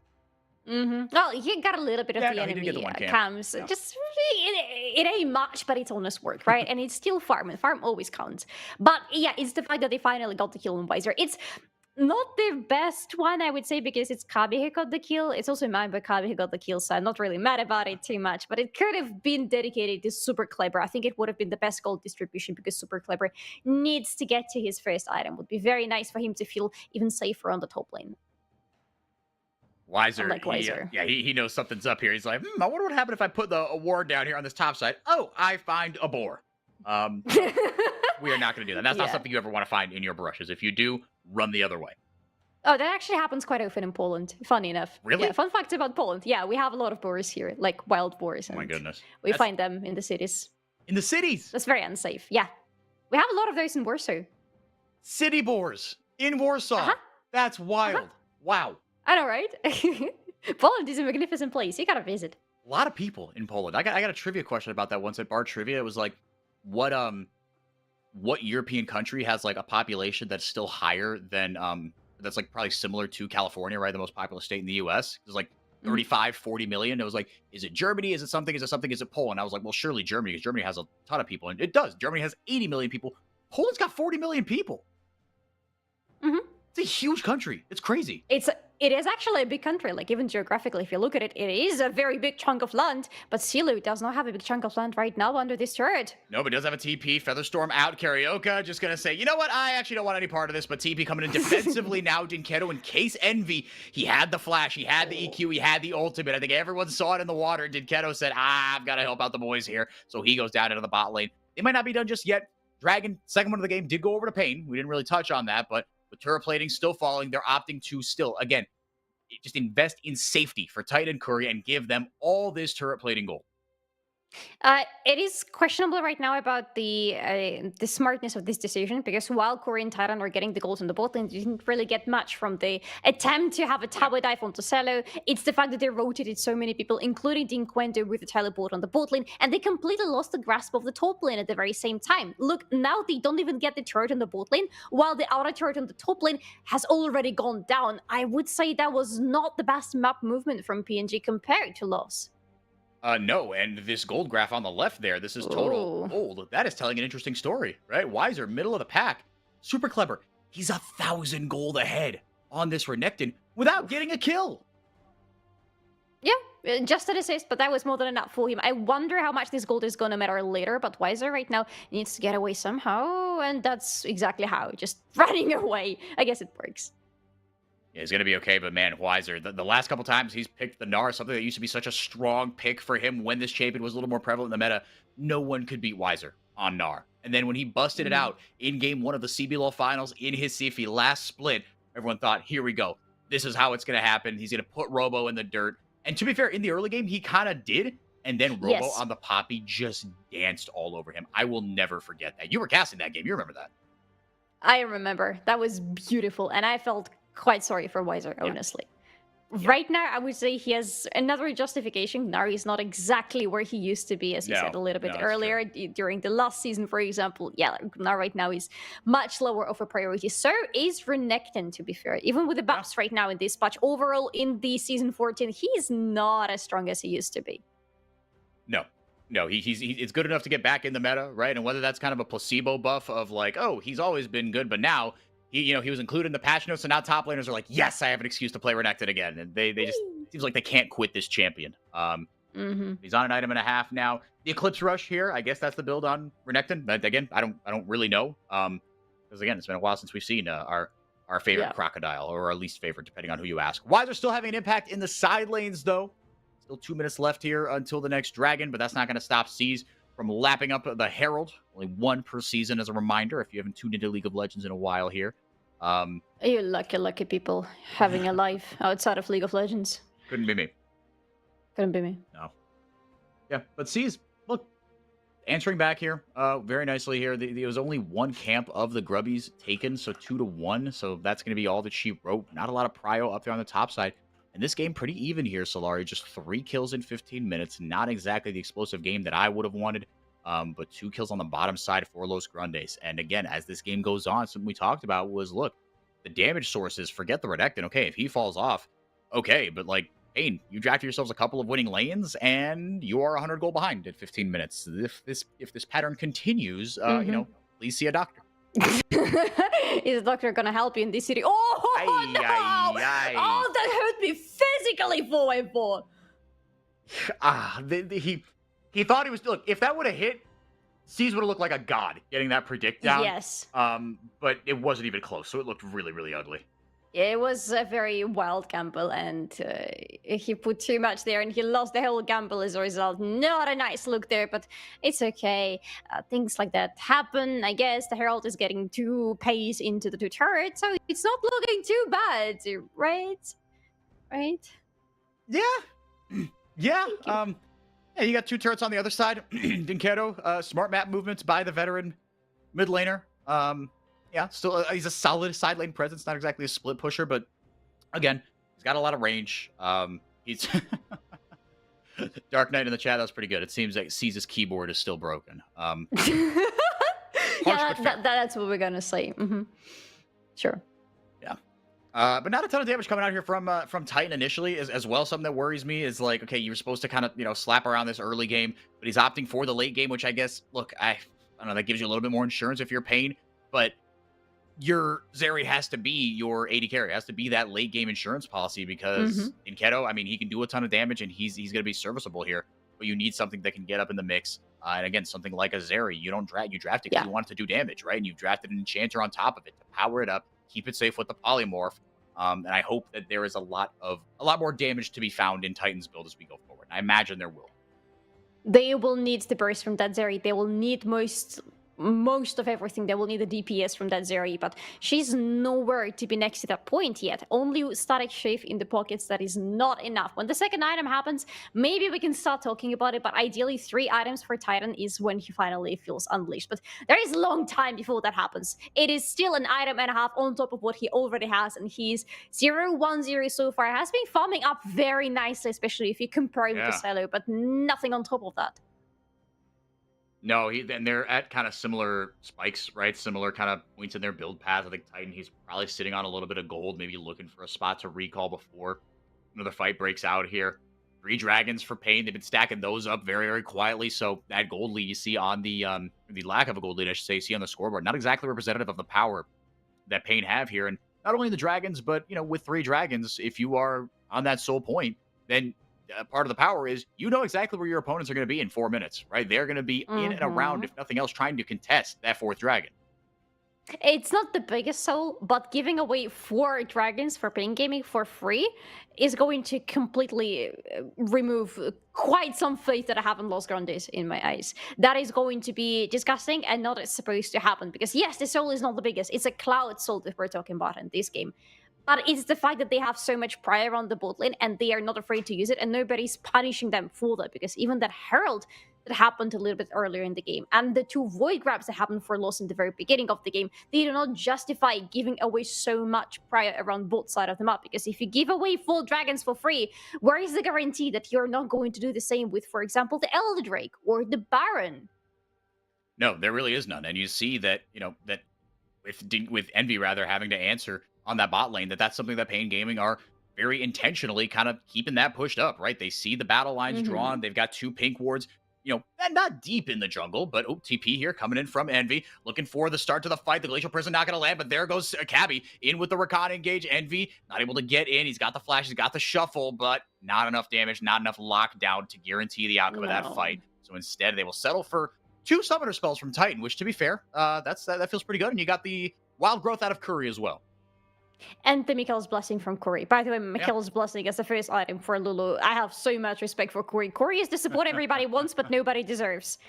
But yeah, they got this as well from Paint Gaming. So that already gives enough credibility for Los Grandes to rotate towards the bot side of the map and try finally to get some more control around it. Because, as you said, it's not just the Paint Gaming that expect Los Grandes to be there at the Dragon Pit in 2 minutes from now. It is Los Grandes who also have to be there. Otherwise, they are just pretty much slowly but surely losing this game.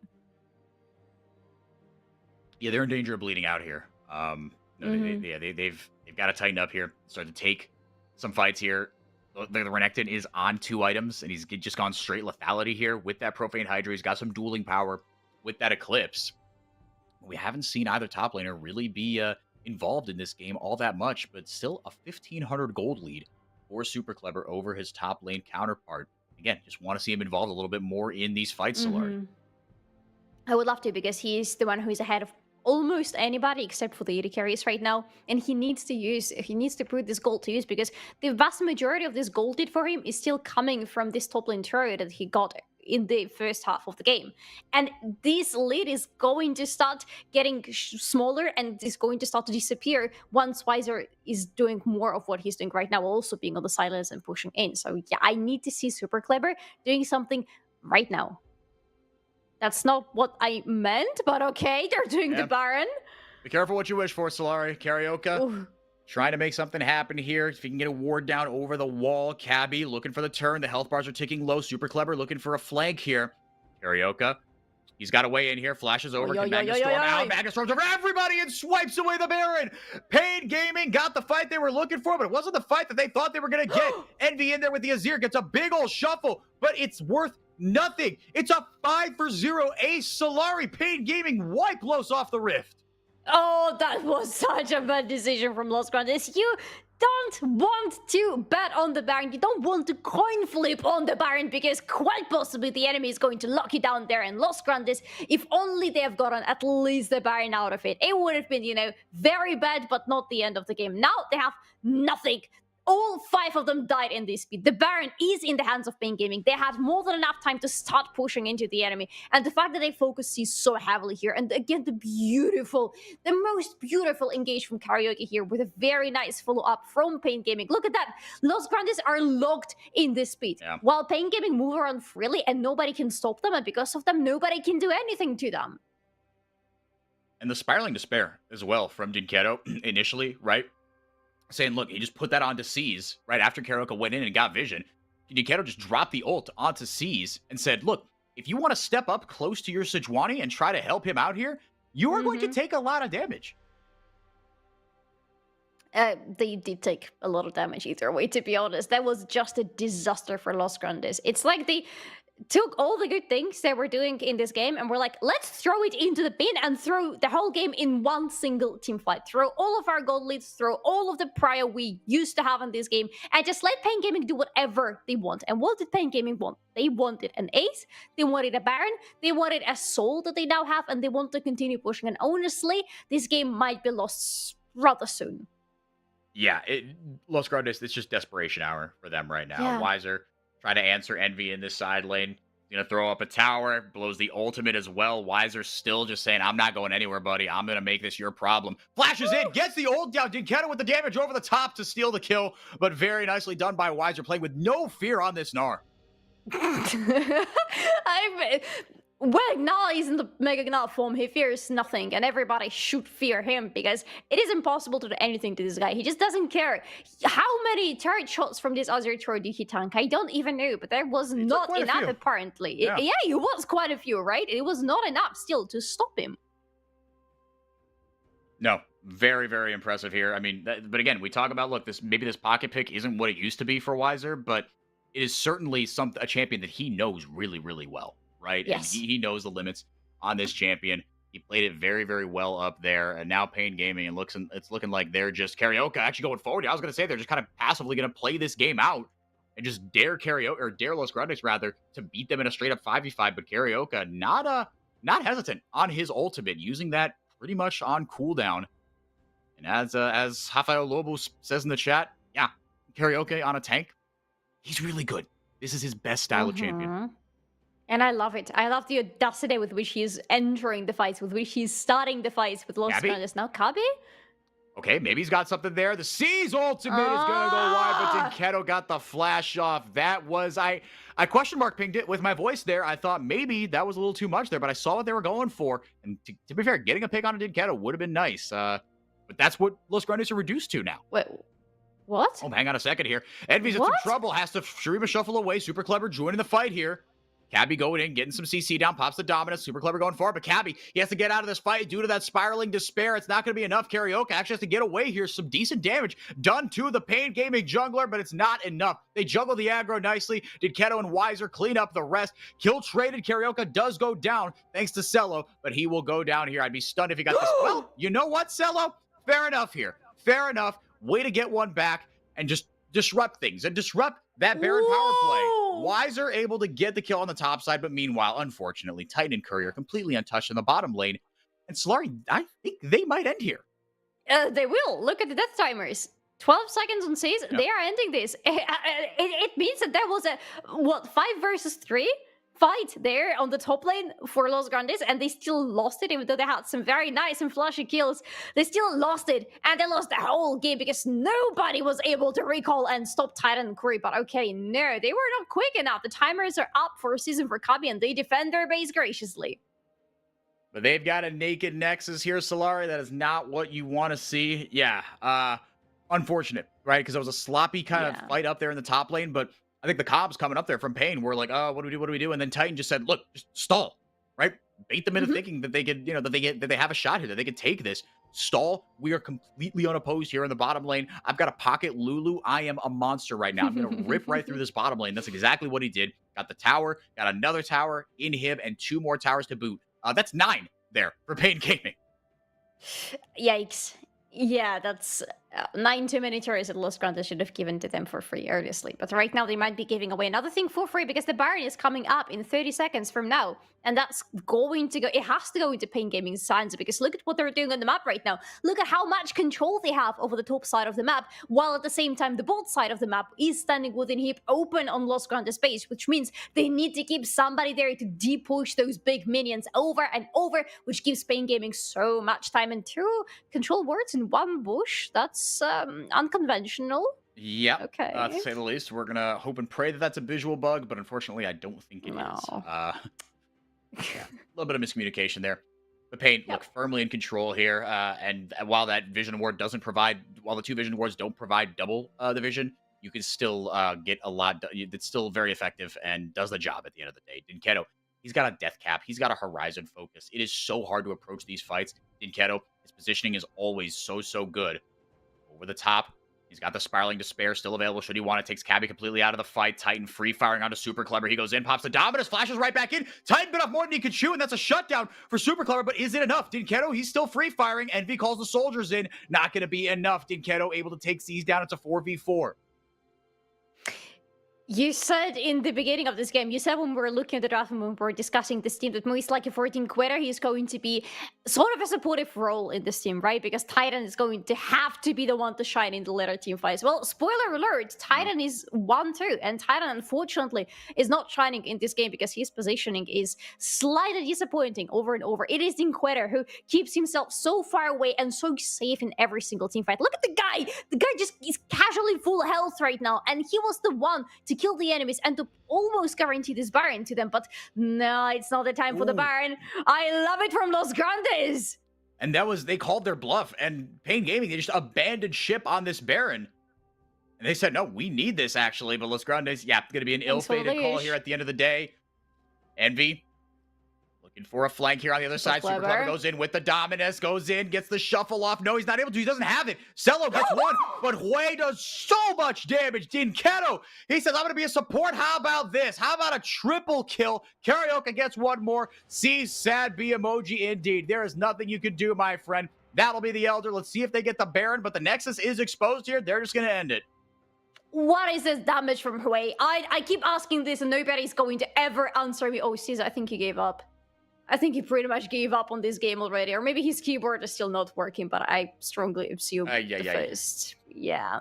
Yeah. That's not a nice sight to have. But yeah, I mean, nothing he could do there, honestly. No. With an open with an open Nexus, you just accept your fate pretty much, right? And within 6 to 18, with a destruction of your team and your base, Los Grandes go down in this fight. Another day, another win for Pain Gaming. They move it to 10-4. And as far as the tiebreakers are concerned, they are in first place. But the record is the same as that of Vivo Cade Stars. Excuse me there. Yeah, Los Grandes, look, they had some things going there. I liked kind of some of the things that they were doing, but it never felt like they had a real big shot in this one. Their early game was fine, right? They didn't allow Titan and Curry to get going in the bottom lane. Super Clever had himself a heck of a lane, but the Renekton, he wasn't able to have an impact in the early and mid game. He wasn't where he wanted to be fair. No. It's two things. First of all, he wasn't as ahead as Renekton would like to be by the time the laning phase ends for him. And second of all, even with the lead that he had, even with him being ahead pretty much almost an item compared to Weiser on the top lane, he was still really not executing it that much. The push in the top lane was nice, but afterwards, nothing happened for Super Clever. And I am quite disappointed in that part, to be honest. Yeah. No, it is unfortunate. Now, Los Grandes looking at the macro picture, things start to get dire. Right now, you are 2 games out as far as the standings are concerned. 2 games out on Liberty. Now, you do have the head-to-head over Liberty. You did beat them earlier in the year, and that's going to set up what should be a very interesting matchup next week, I believe. Yep, next week, Game 2, Los Grandes versus Liberty. The Pain Gaming, they secure a little bit of a tighter hold there on that top 2, right? Remember, for playoffs this year, it's a little bit different. Still 6 make it, still double a limb, but 1 and 2, they just get a bye, right? Because it used to be 5 and 6, you were starting in the lower bracket. Now it's everybody gets a double a limb, everybody gets 2 lives, but first and second, they start out a little bit later, so they've got fewer best of 5s to play on their journey to MSI. So, Larry, that's going to do it for this one. On the other side of the break, Loud versus Fluxu, our last game of the week. Thank you for sticking with us. We appreciate it. Should be a similar sort of game here. A team trying to secure their spot in the top 2, hopefully, against a team that is desperate for a playoff spot. We'll see who comes out on top when we come back.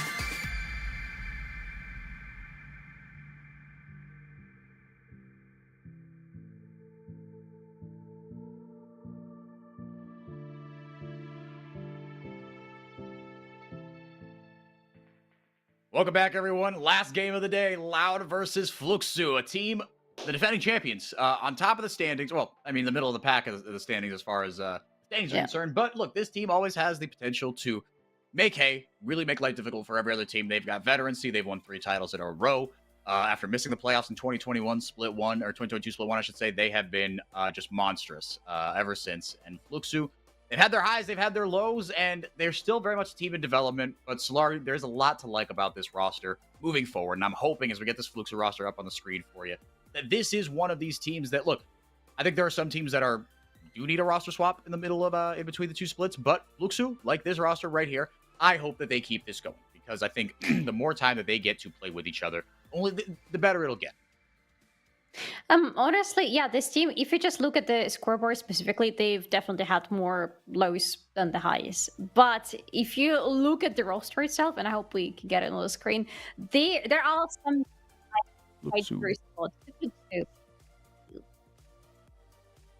So Yeah. yeah, there are quite some names that I am very excited going further into the next split. Most likely, I really do hope that we're going to see all of them in the next split as well. But Kiari, for example, is a very, very curious case to me, because he seems like a player to me whose ceiling might be almost the highest out of this whole team. Would you agree with me?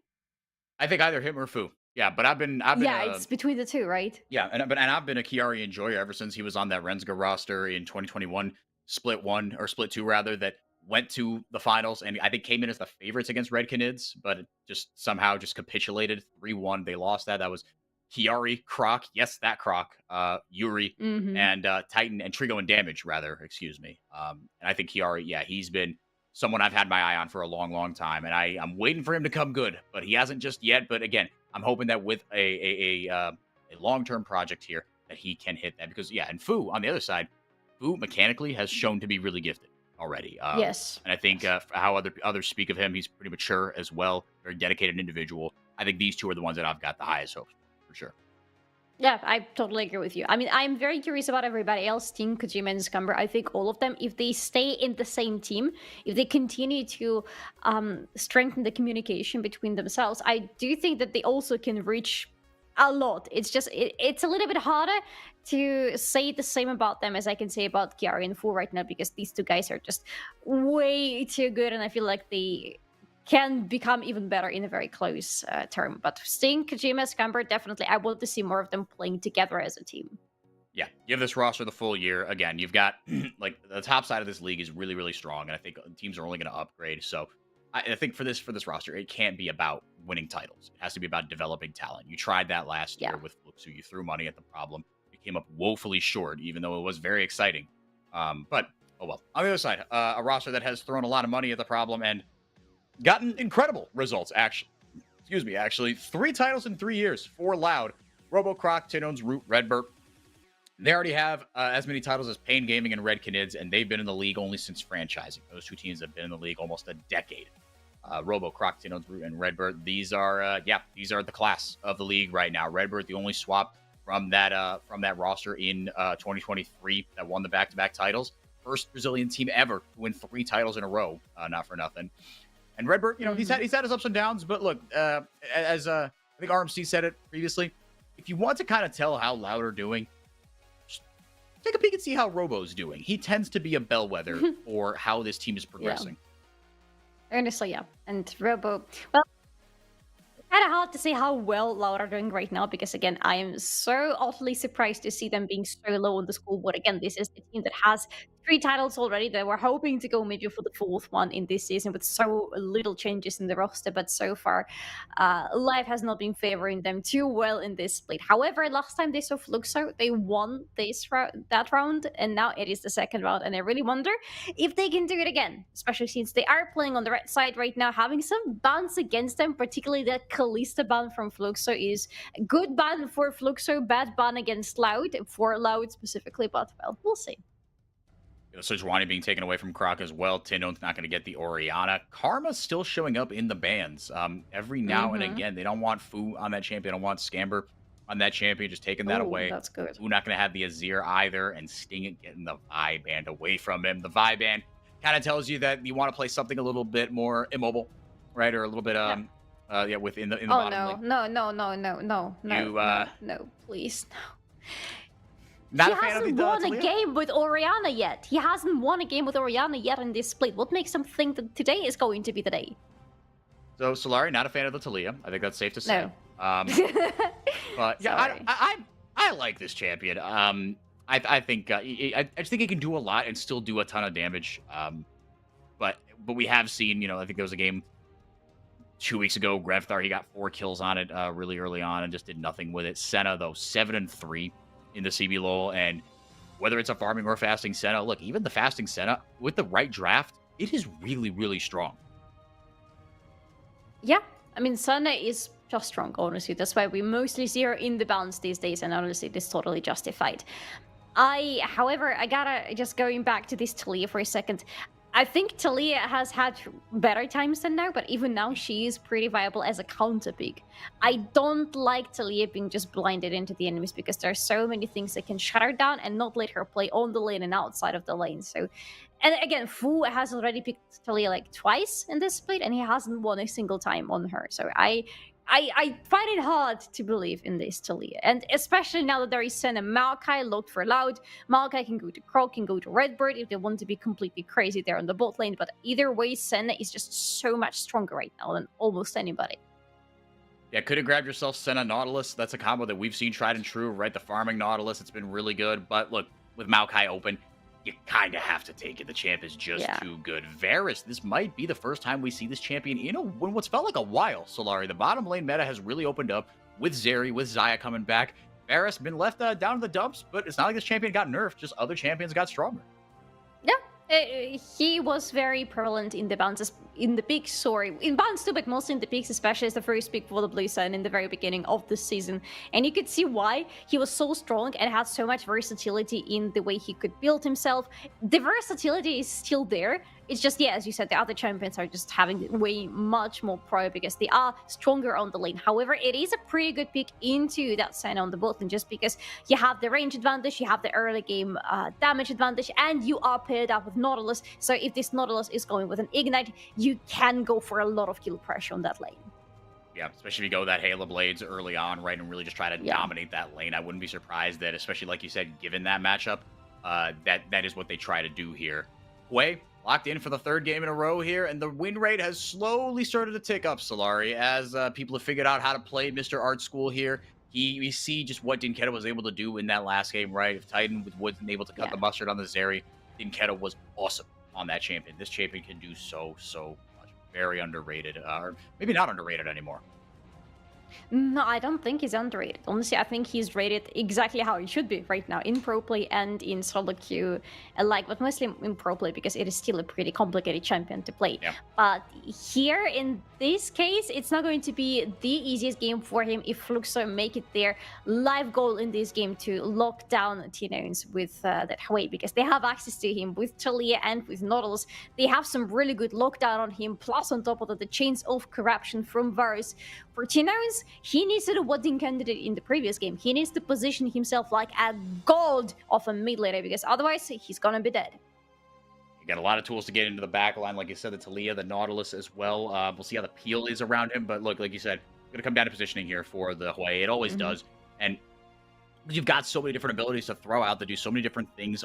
Again, with such long range, you kind of turn into a Xerath. You can just be a turret in the back line, but the second you get caught, it gets really, really tricky. Renekton, again, back-to-back games here for this champion. It's going to be Robo on the Renekton, champion that he is very familiar with, and that if there's anyone I trust to pilot a late game Renekton, again, even though we're not in the Prowler's Claw universe, it's Robo.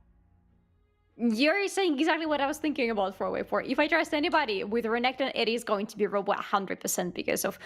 I've seen enough from him in the last year when he was picking that Renekton over and over. It was such a high prio for him, and for a really good reason. He was a very aggressive player with his Renekton, and I love that Louder is still going this way, even though, yeah, we don't see the Croc... Well, rather just, the crocodile so much in the games right now.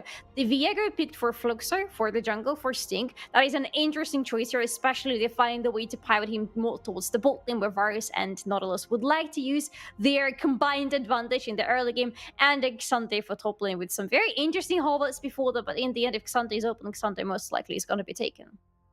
And after all that, Tom Kench still Oh available yeah. here for Redbird. Man, this is quite the draft here. Loud or Yeah. Solari for Loud. Yeah, I think it was you, right? You have the co-caster who's a big fan of the Senate Tom Kench. Yeah. Yeah. And he said that he's going to shave his head bald if he ever sees Senate Tompkins lose.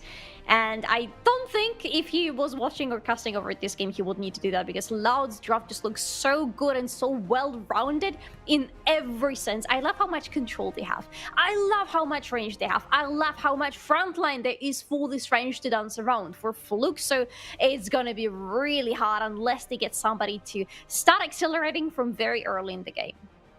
Yeah, it's going to be really, really tricky for Fluxu to play this. They've got their win conditions. Let's get the predictions here up on the screen. I think I picked Loud. I'd be stunned if I went the contrarian way and picked Fluxu. Yeah, only Axeman. All right, cool. All's right in the Oh. world. Okay. Well, Axeman is saving Loud from the defeat today because, yeah, Yep. if everybody voted for Loud, I would have been very, very worried for them. But now I feel safer about my prediction point. By the way, I have no idea how many prediction points I have. I never started even counting those, and I'm afraid I might be somewhere in the bottom of the school book. But I don't care because I'm not here for the points or for winning anything. I'm here for fun, and damn boy, CBLOL delivers a lot of that. That it does. This should be an interesting one. Look, Loud looked like they found a nice little run of form here, even though their win streak Yeah. was interrupted by Liberty. Let's not get it twisted. Liberty was down in the dumps that whole game. Liberty had no business coming back in that one until Robo on the Garen decided to go in with no follow-up, and they just kind of threw the game. And Piloto, or Pilot as well, found the god tier Shurima shuffle. EQ, Oh, yeah. Flash, ult, found everything that he wanted on that one. And look, but Loud have been playing a lot better. Their early game has been much better. Usually they have kind of sloppy early games and then are somehow Yep. able to clutch it out with their veterancy, but their early games have been a lot deadlier, much more like the Loud that we are used to seeing, Solari. And this today has to be the Loud that we are used to seeing, that we remember from the previous splits, from the previous seasons, because they have to be really aggressive in this game. They can play around every stage of the game, but if they give too much to Fluxo in the early game, they might never be able to bounce back, even with all the scaling available to them, to their Sen and to their Hui. If Kojima gets ahead, if Fu gets ahead somehow, if Sting becomes a hyper carry, if any of these things happen, not even all three of them, Loud are going to find themselves in a big trouble. And that's why I personally am looking at Robo and I'm like, you wanted this crocodile for yourself, and now you have to deliver a good crocodile to us and to your team, because that is going to be one of the biggest win cons for Loud. Yep, especially like you were saying early on, Renekton, he's got to be that bridge into the late game. We saw what Yeah. happens when the Renekton doesn't get involved in the early and mid game. It's just ugly, right? He's not there. Yeah, the champion ceases to exist for all intents and purposes. And what incredible late game scaling. Like you said, you hit all the things that are right to touch on in this draft. Range, front line, power, everything this Loud composition has in spades here. Kojima and Scamber. Happy to trade here early on, though. It is going to be lethal tempo here for Kojima, so not going quite for that lane dominance. Although Redbird in a couple licks there onto Kojima. Root almost able to get that down. Kojima has the cleanse, not the heal, but everyone holds on to their summoners now. It is going to be that farming TK. Got the teleport, right, to be there when things start. And again, on champions like this, I love it. As if Tom Kench, he didn't need any more defensive stats. He's still so tough to chew through as a support. But now you're going to give this thing gold? Come on. You're gonna give him a lot of gold. I mean, most likely right now it's not gonna be too much of the gold. I would suspect that Redbird and Rout would decide to split the first waves between their Sims, because as you can see, nobody of them Yeah, maybe decided not to then. go with the Yeah. sport item.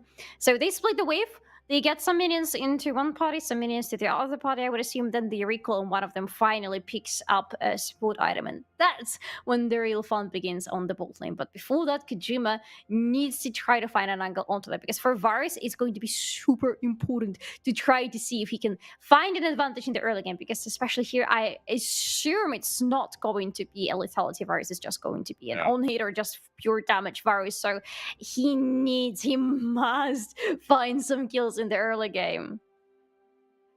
And again, I'm looking at level 6 for that power spike from the Talia. It's going to be so crucial for them to, start making plays around the map here and start accelerating Sting as well. We haven't really touched on him a ton with the Viego. This is a pick that in 2024 really hasn't been super strong, or at least to me, it really has felt like just an inferior pick. I get what this champion's supposed to do. He wants to snowball. He wants to get those resets in those team fights. And to be fair, this team can team fight decently well here for Fluxu, right? You've got some pick Yep. potential, you've got good damage. I don't hate Fluxu's draft, but it feels like Loud again. Just forget the fact of the nameplates, forget who the players are, the champions themselves.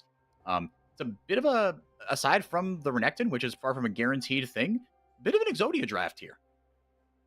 Just a little bit.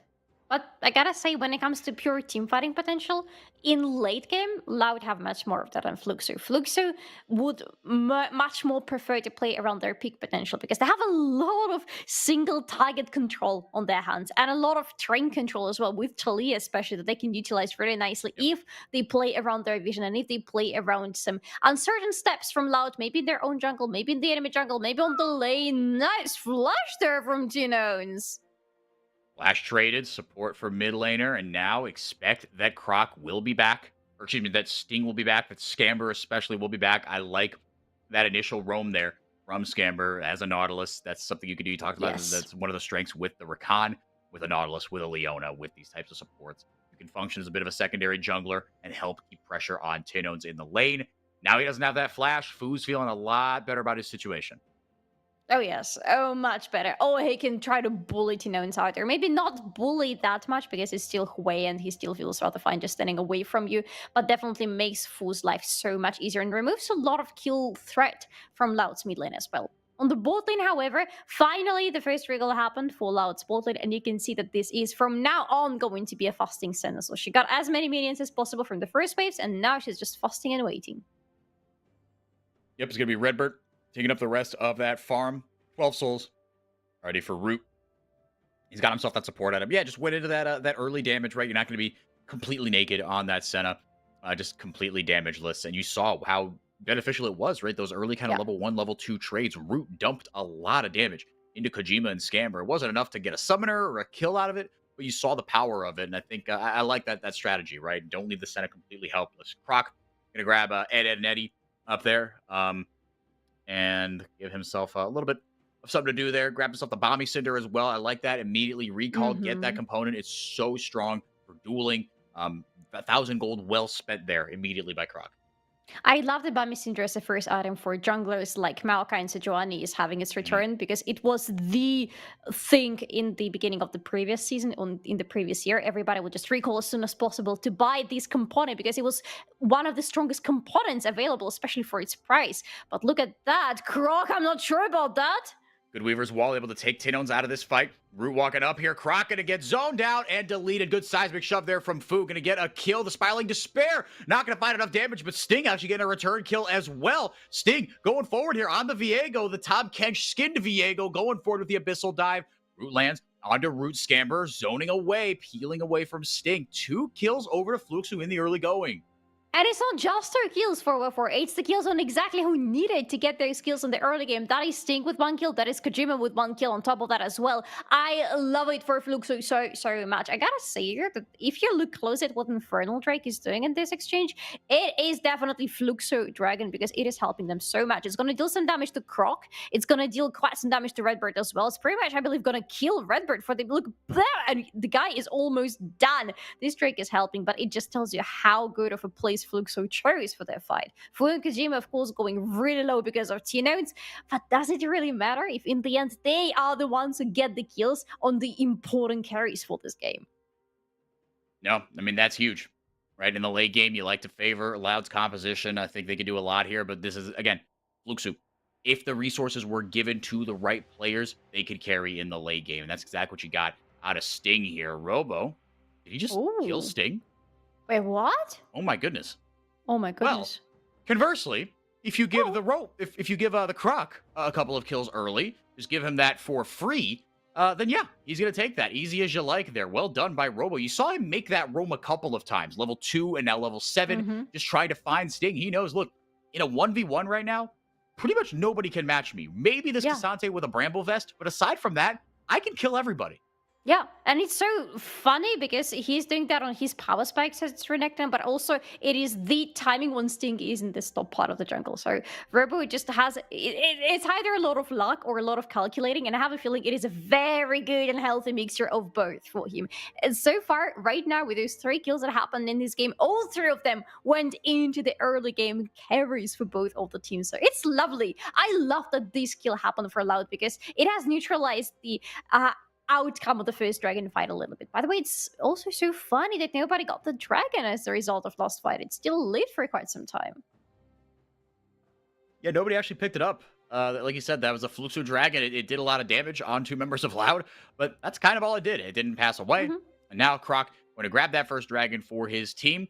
Gold lead's still about 1,000 here for Fluxo, and a lot of that is coming from the side of coming from the bottom lane. Kojima farming very, very well. Obviously, the CS numbers are going to be a little wonky because of the farming Senna, or fasting Senna rather. Yes, yes, yes. But fact of the matter still remains. Look, Redbird on this the Tom Kench. Tom Kench, you can play him as a solo laner, right? He can trade very well. But Redbird, this isn't exactly the type of champion that he is most want to play. I picture him on things like the Leona, things like the Nautilus, right? That's kind of where he made his money early on in his career. Now going a little bit later, he's got himself a little bit more on his plate here as far as responsibilities to be pushed onto him. But Loud, like you said, just tracking kind of all the win conditions for both of these teams. The kills have gone on to exactly who they've needed to root themselves some Swifties, and Robo going to come back with a little bit more firepower into this lane. He got the boots. Just to be able to stick to champions a little bit better. I think that's kind of why you see a lot of top laners rush those boots, right? Especially if you want to be dueling constantly. Yes. Movement speed always helps you out. Oh, it helps you out so much. But right now, the movement speed needs to help Loud out because they already lost 1 Void grab. They need to grab 2 more to be very comfortable in this game. And I don't think Fluxo have what it takes. I don't think they have the manpower and the willpower, maybe even to contest those last Ed and 80, I believe, are the ones who left, just judging by their beautiful faces. And they can't really do anything because Kiari doesn't have any prior on the top lane, so they cannot use this to rotate him. And even if they did, Robo is still sitting on the top lane. He would join right after, and that would turn into an ugly mess for Fluxo. Yeah, exactly. Yeah, Kiari, he wants no part of that. 5 Void Grub's going to go the way of Loud. Scamber. Gonna find anything here. Root and Redbird just happy to farm under their tower. Like you said, now 5. That's that break point, obviously, for those grubs. Gonna get that extra true damage. You're gonna summon the little grublets, as I am now terming them. Robo going to get himself another turret plate dodge in that Q3 there from Kiari. Not going to find its mark. Instead, just going to proxy a little bit. Is he? Nope, he's not going to. I'm gonna look like I can proxy. I'm going to remind you that I can proxy, but I'm not really going to do that because I don't need to do that. There is not much or anything, to be honest, to fight for on the top part of the map right now. Loud will need quite some power force on the bot side of the map in a little bit more than 2 minutes from now because it's going to be the second Drake of the game spawning. Love that it's the Chemtech one because it opens up some really interesting possibilities for Loud. I would love for the soul of this game to be the Hextech one because I feel like it benefits so well both for teams, but especially Loud. No, I think you nailed it. Yeah, it allows you to stick so easily, right? And if you get a fight taken onto you that's very clumped up, it just allows Root especially to be able to stick to targets. Again, Tinone's he's not going to really benefit from it as much. It's really just Root and Robo, especially. Talk about top laners wanting to be able to stick to their enemies. So huge with that Hextech soul. I think that's a great call. It would be a lot of fun and very nice for both of these teams, though. Sting, he's on that Kraken Slayer immediately. He's got himself a kill, right? He's got himself an assist. And the mid game is always the tricky part for a Viego. How are you going to impact your lane's Fu having to use the Weaver's Wall to get out of danger? Tino's pop the TP into a creative position there into the brush. Scamber. Gonna get hit by the last embrace here. Piercing Darkness over the top. Gonna get a little more damage. Herald Path. Sting pops out of it. Croc actually have to pop the Nature's Grasp here. In goes Redbird. Gets the knockup. No, he doesn't. Sting flashes away from it. Reads it very nicely. Gets a little bit of return damage here. But the health bars are really low here for Fluxo. Oh, just one leak away there. Oh, okay. Still nice for Loud. They are still pretty much maintaining the pride around this part of the map. Fluxo didn't get anything out of this fight. No, okay. They got the heal out of Route and the TV out of Tino. So it's something that they got out of it, but not as much as could have been there. I gotta say, I expected more from Stink, maybe, because he's already on this Kraken Slayer, and you can see why it is the Kraken Slayer as the first item for him. There is so much front lane for Loud. and the team fighting potential for Loud leaves as long as their front lane is able to tank as much damage as possible. So Kraken Slayer makes sense here, but even with this item already completed, he couldn't really find any angle in that previous fight. No, he couldn't find a way in. It just felt like everything was used defensively, right? He didn't even pop the Yeah. Heartbreaker. He had to flash away once Redbird joined the fight. I guess he did use the Heartbreaker. I didn't see exactly where, though, because that's on cooldown right now. Robo still making Dominion in the top lane. Kiara decides to go all out here with Sting hovering. Robo going to eat the Ignite. Dawning Shadow over the top. Going to give himself a little bit of an extra cushion here, but Sting with no flash, with no Heartbreaker. Tough for him to close a gap from that angle into that fight, Solari. There was no way he was getting onto Robo. Maybe they were hoping for some overstep from Robo or something, but other way, yes, Sting would have just watched it and go away, which is exactly what he did in that fight. But I love that Route is already starting to show up, even though he's still sitting on the bot lane. He is gonna stay sitting on the bot lane, or just, any other removed lane from the rest of the team. He's showing up with those beautiful ultimates in Redbird. Kojima in some trouble. Scamper has to flash away. Kojima gets gobbled up and eaten alive. Thank you very much. Very nicely done from Redbird on this Tom Kench. He's looked really sharp on it, Solari. There is the thing like a death of 1,000 cuts, right? And sometimes there is the death from 1,000 leaks. And I would rather choose the first one than the second one, I think, because it looked painful for Kojima. Yep, knocked up right on the edge there. Kojima didn't have that flash and got punished immediately, right? And you can't cleanse a knock up. So once he got knocked up, gobbled up, spat back out, it was just curtains for him. Kojima now panicking, not using anything to try to prolong his life there. It would have been futile. Sting on the other side going to grab himself the Rift Herald, but Loud 2 dragons. It will not be the Hextech Soul, unfortunately, but Ocean Soul going to feel really, really good for either one of these teams. Yes. But again, for Loud in these longer, more drawn out fights. Good Kiari. TP interrupt there. Kiari, greedy recall. What's the Tom Kench doing up there? I have no idea, but it's bad for Kiari. He's just clearing out the wave for Senna. It's like, when some important figure wants to travel somewhere, first it's going to be their associates and their security traveling to that place and clearing out the space for them, making sure that nobody's there, no traps have been set. Redbird is doing exactly that because quite possibly the idea is to move Route to the top lane at some point, and they don't want to leave Route alone at the moment. First of all, because obviously it's the fasting Senna. Secondly, because she needs protection. Scammer going to pop the depth charge there immediately onto Robo. He gets knocked up. The CC is one way to deal with him right next and has to flash away, dashes away as well. The Dominus healing going to keep him alive. Boo! Able to get the shutdown, though. Had to sacrifice the Weaver's Wall, but it was well worth it. 2 kills over, or no, just 1, over to Fluxu. But a very good kill and a very good amount of damage right there from Fluxo. And it's the fact that Loud were so cocky in the enemy jungle. You can see Fluxo are doing a really decent job right now with maintaining vision control around their part of the jungle, at least. Would love to see it being a little bit more offensive, but even that defensive vision helped them to regain control over the bot side of the map. And look at what they're doing with that. They had a very nice Herald unleashed on the bot lane. They're going to crack open, destroy it as well. Fool's getting in some gold, and everybody on Fluxo's side is suddenly very happy. Yeah, they're feeling really good about this. Getting that first tower of the game. You've opened up a long lane for Fu to play in, for Kiari to push into. Both these solo laners have their TPs and have enough safety and dueling power, more so for the Talia and the Cassante respectively, to be able to get out of any tough situations should they find themselves in that. No objectives to be fought over for a couple of minutes here. It's been a slow weekend in the CBLOL, Solari. It's been a slow early games, kind of all throughout the land. But both these teams desperately need this win. Loud, they cannot afford to fall to 8-6. That would put them in a tie with Kaboom and Liberty. It would be a 3-way tie for 4th place. The defending champions do not want to find themselves in that spot, but Fluxu, if they go to 5-9, they start entering that we need a miracle to make the playoffs territory. And for this young roster, getting playoff experience would be so huge. Oh, yes. Honestly, just going into this season, I wouldn't expect Fluxo to get into the playoffs. Definitely a strong team that is going to show some really good and decent fights, but not the team with a playoff potential. But now that they're so close to it, I would love for it to happen. I don't think they could go too far there, because in the best of 5, some of the more veteran teams are just quite likely going to destroy them. But this best of 5 experience would be so beneficial for this roster, and I believe it could help them show even more the next season. Wow, no, I wholeheartedly agree with you. Max range hook there from Scamber, but it might not be a, I'm not locked in here with you, you're locked in here with me. Scamber bit off a little bit more than he could chew. The rest of Loud just collapse on him immediately. No! Flash over, oh my goodness. Redbird is relentless on the fish, almost able to grab another kill for his team. Sting having to flash Heartbreaker, blow everything. Chains of Corruption down, Depth Chart down. Everything is blown for Fluxu Solari. But Redbird is absolutely insane, man.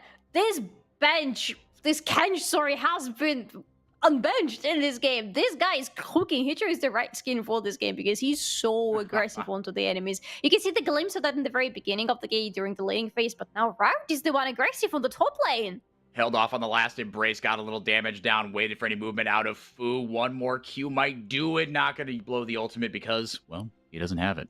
And that's the only reason he didn't do it. But Sting now looking for a return kill here. Tinones has some damage over the... Oh! Not quite enough here. Sting, I liked what he was doing there. That was the right play, but not able to get it. Root still had the flash and the heal somehow.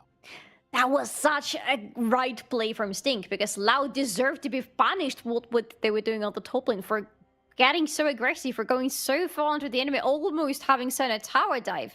But yeah, in the end, it was a beautiful route right there from Route. Well, nicely done, because he saved his own life with that route. And well, Stink couldn't get anything there, and now the top lane is starting to fall down for Fluxo because of that. Yeah. Yep, now you got that top lane, like you said, crumbling a little bit. Bot lane tier 1, top lane tier 1. That is what Loud have in their pocket. Only up 600 gold here, but a couple more Barons, or a couple more Dragons, and the 5-1 Void Grub lead mean that there is some hidden power in this composition that hasn't shown up just yet. If they do get this Baron, Solari, they've got to knock down that mid-tier 1. They've got to knock down at least a couple towers if they get this Dragon. More crucially, if they win any sort of fight around it. And this fight is going to happen because Loud won the third Drake. They want to put themselves on the soul point. At the same time, this soul is so nice for Fluxo. They would love to have all the additional healing coming from the Ocean Soul, but they need to fight very hard for it. And Fu is on the top lane right now. Does have the TP, having a decent fight with Robo, but is he going to join? I think he has to join the fight somewhere soon. TP coming in indeed for Fu. Robo going to join the fight with his TP just as soon as he recalls. Coming back with a Black Cleaver. Nature's Grasp go out. Kiari kind of getting bullied off of this fight. Knock up there from Redbird. Everyone going forward. Loud pushing Fluxo back. Croc's able to secure the Dragon. Fu's trapped in the pit. He's going to get eaten alive. Kojima, Scamber, and Sting, all they can do is run. Redbird's not done just yet, though. Unbench the Kench, and this is what you get. Redbird having an amazing day on the Tom Kench. Loud get a 3 for 0, and now they've got sights set on the Baron. Thank you very much for the meal, says Redbird, and everybody from Loud, because Fluxo kind of got the lost treatment from the previous game. They were the ones locked in that pit, and there is so much control on the side of Loud, and so much AoE damage from them as well. They just cut through poor Fluxo with no way of them getting out of it. I love what everybody on the Loud side did in that fight. This is still a team that knows really damn well how to team fight. I want you to be looking at Route in this replay, because guys just standing in the safest position possible. Even when Fu comes in with this wall, it doesn't really change Route's plans all too much, because he still has the ultimate, he's still standing in the back lane, and that's everything that Senna wants. She wants to be standing on the back lane because she wants to be shooting through her teammates, healing them up, shielding them up, and getting the damage onto the enemies. And that's everything that was right for Loud in this fight, and everything that was wrong for Fluxo. They executed so well on that, right? I mean, just went forward mercilessly, and Fluxo have like no peel. It's really just the Nautilus. And if that's not able to be, and if the Nautilus can't be effective in that respect, they just get run over. Loud just bulldozing Fluxo, saying, kids, right? I mean, this is the standard you've got to live up to right now. If you want to challenge in this league, if you want to be some of the best, this is the bar that you have to cross. Loud, the 3-time defending back-to-back champions, doing very well for themselves right now. They've got themselves a 4,000 gold lead out of nowhere, Solari. It was pretty much dead even. I think maybe Loud had like 1,000 gold lead. Kiari going to grab himself something with an objective bounty up on the top side of the map. Loud spreading their advantage very nicely. And this is what we talked about, right? If they win a fight around this, they actually went to Baron beforehand, but now making it a lot easier to, on the back of that, press down, get a tier 2 or 2. And yeah. Speaking of the gold difference, I wanted to look at the AD carries of both teams right now. I wanted to see what's happening in their inventories, because this is a farming Varus versus a fasting Senna. And both of them are sitting at the same items, right? It is one item for one item for another, plus the boost, plus a little bit of the components. But on top of that, I wanted to look at supports and compare how much ahead Redbird is compared to Scamber. This is another beauty of the Senna Tamkech comp on the bot lane if everything goes right for them in the laning phase, because AD carry gets the money, but also the support gets them. Nature's Grasp over the top. Scamber trying to answer back here. The Spiraling Despair takes Oof. away so much health from Scamber, Sting, and Kiari. There's nothing they can do. Robo going Robo. forward. He almost got the flash in, but the stun lands. Fluxu able to buy some time here. Redbird going forward. Might have been enough, a little more than he could chew. Kiari actually able to get the kill there. Loud go a little too deep, but Fluxu, they were ready with a response, Solari. And they benched the Genj. They got did. something out of it. And they have the defense right now still working for their base. It's not the easiest one, but they have a rather nice wave cleared together with Varus and with the Talia. They can clear those waves quickly enough for them to still have some breathing room. And the base carries are still standing for them, which is the most crucial part of this whole exchange. Right now, they have a minute and a half.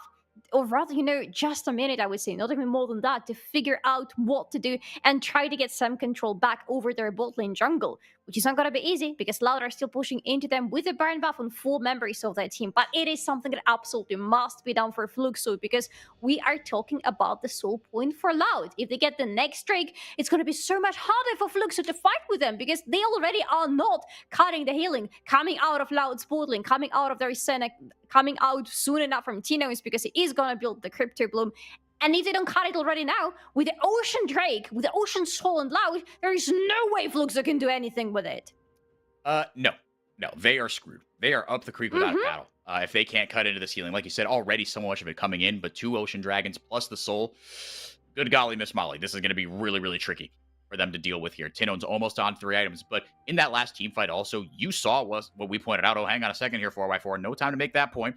Redbird trying to tank up. Robo looking for a flank here, trying to get in. Croc joining the fight here with the Nature's Grasp. Somehow that's still going to reach. The range on that is absurd. They are locked up. Robo buying so much time, and Root, of course, free firing, and so is Tino's. He has had no threats to his health bar, and little by little, again, these longer, more drawn-out fights are where Loud is going to succeed.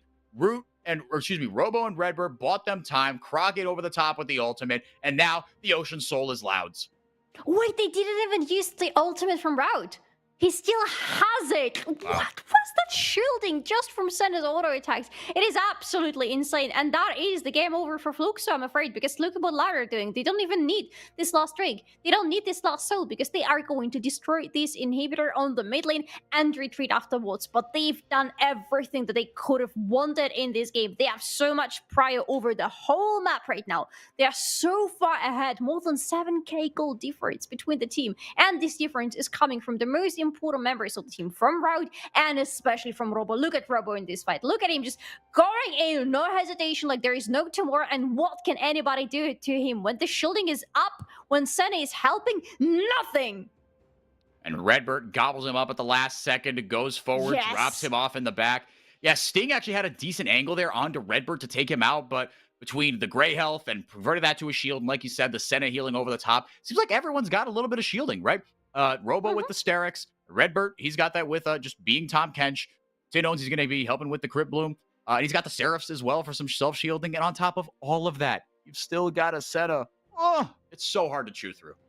Exactly. And I'm looking throughout the inventories of Fluxo. I'm not seeing anybody who's going to do anything about all that healing and shielding. Nope. Nobody can do anything about it. They're just letting Loud play their game as they want. They're letting Loud take everything, including themselves, in the team fights because there is no tools for Fluxo right now to do anything about what Loud are doing. And Loud, you know what they're doing for Wave 4. They're winning this game. And it's such a shame because it's such a big part of their composition to where it's like, look, these players have forgotten more in the last 2 minutes about League of Legends than I have ever known in my entire life. But it seems like a pretty obvious choice for somebody to buy some heal cut, right? Make it food even, right? Give him an Oblivion Orb. It feels like maybe the issue is, okay, well, it's tough to kind of get it on as many members as possible, but still, Kojima, he can auto attack a bunch of people, right? The Chains of Corruption, they can hit a couple of different people. I don't know, man. Okay, Kiari's got the heal cut there from the Thornmail. But if that's all you're working with here, right, you're still just going to outrange, and it's not really going to be effective here for Loud. Yeah, it's not like he's going to get that anti-heal onto many members of the enemy team. Exactly. So no, I'm not seeing too much of the power in that one. I'm seeing a lot of power in that ultimate from Croc. Big deep TP here from Robo, and he's gonna get onto Sting and Fu and just take them out of this fight. Merciless leaving a 5v or a 4v2, excuse me, on the other side, and that will be how Loud win this. Don't let Robo into your backline. That's just what he's gonna do on this Renekton. Double kill for Tinones. Loud dot the I's and cross the T's. They move it to their 9th win of the season. A coisa ruim voltou mesmo. The bad thing has returned. I love it so much. It is the bad thing for Loud, are a very bad thing for Fluxo right now. I love this Cryptic Bloom bot in the very end for Fu. It's not gonna change anything. Maybe he's going to die because Redbird is on the mission to lick everybody to death quite literally in this game, and that is not the death that he would want to choose. That's not the death that gets you to Valhalla, but that is your death that gets Loud to yet another victory in this season. 9-5 they're going to go after this game, after getting some clean aces. All the objectives on the map, so many turrets, and 14 of the enemy's lives are only trading 4 in return. Glorious game from Loud.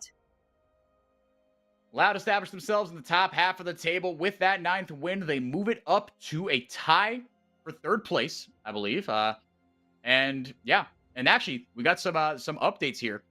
Pain and Vivocade, with that loss, with finally Fluxo. Actually, no, that was the case. No, when Los Grandes lost, there we go. When Los Grandes lost, that put them out of reach of Pain and Cade Stars.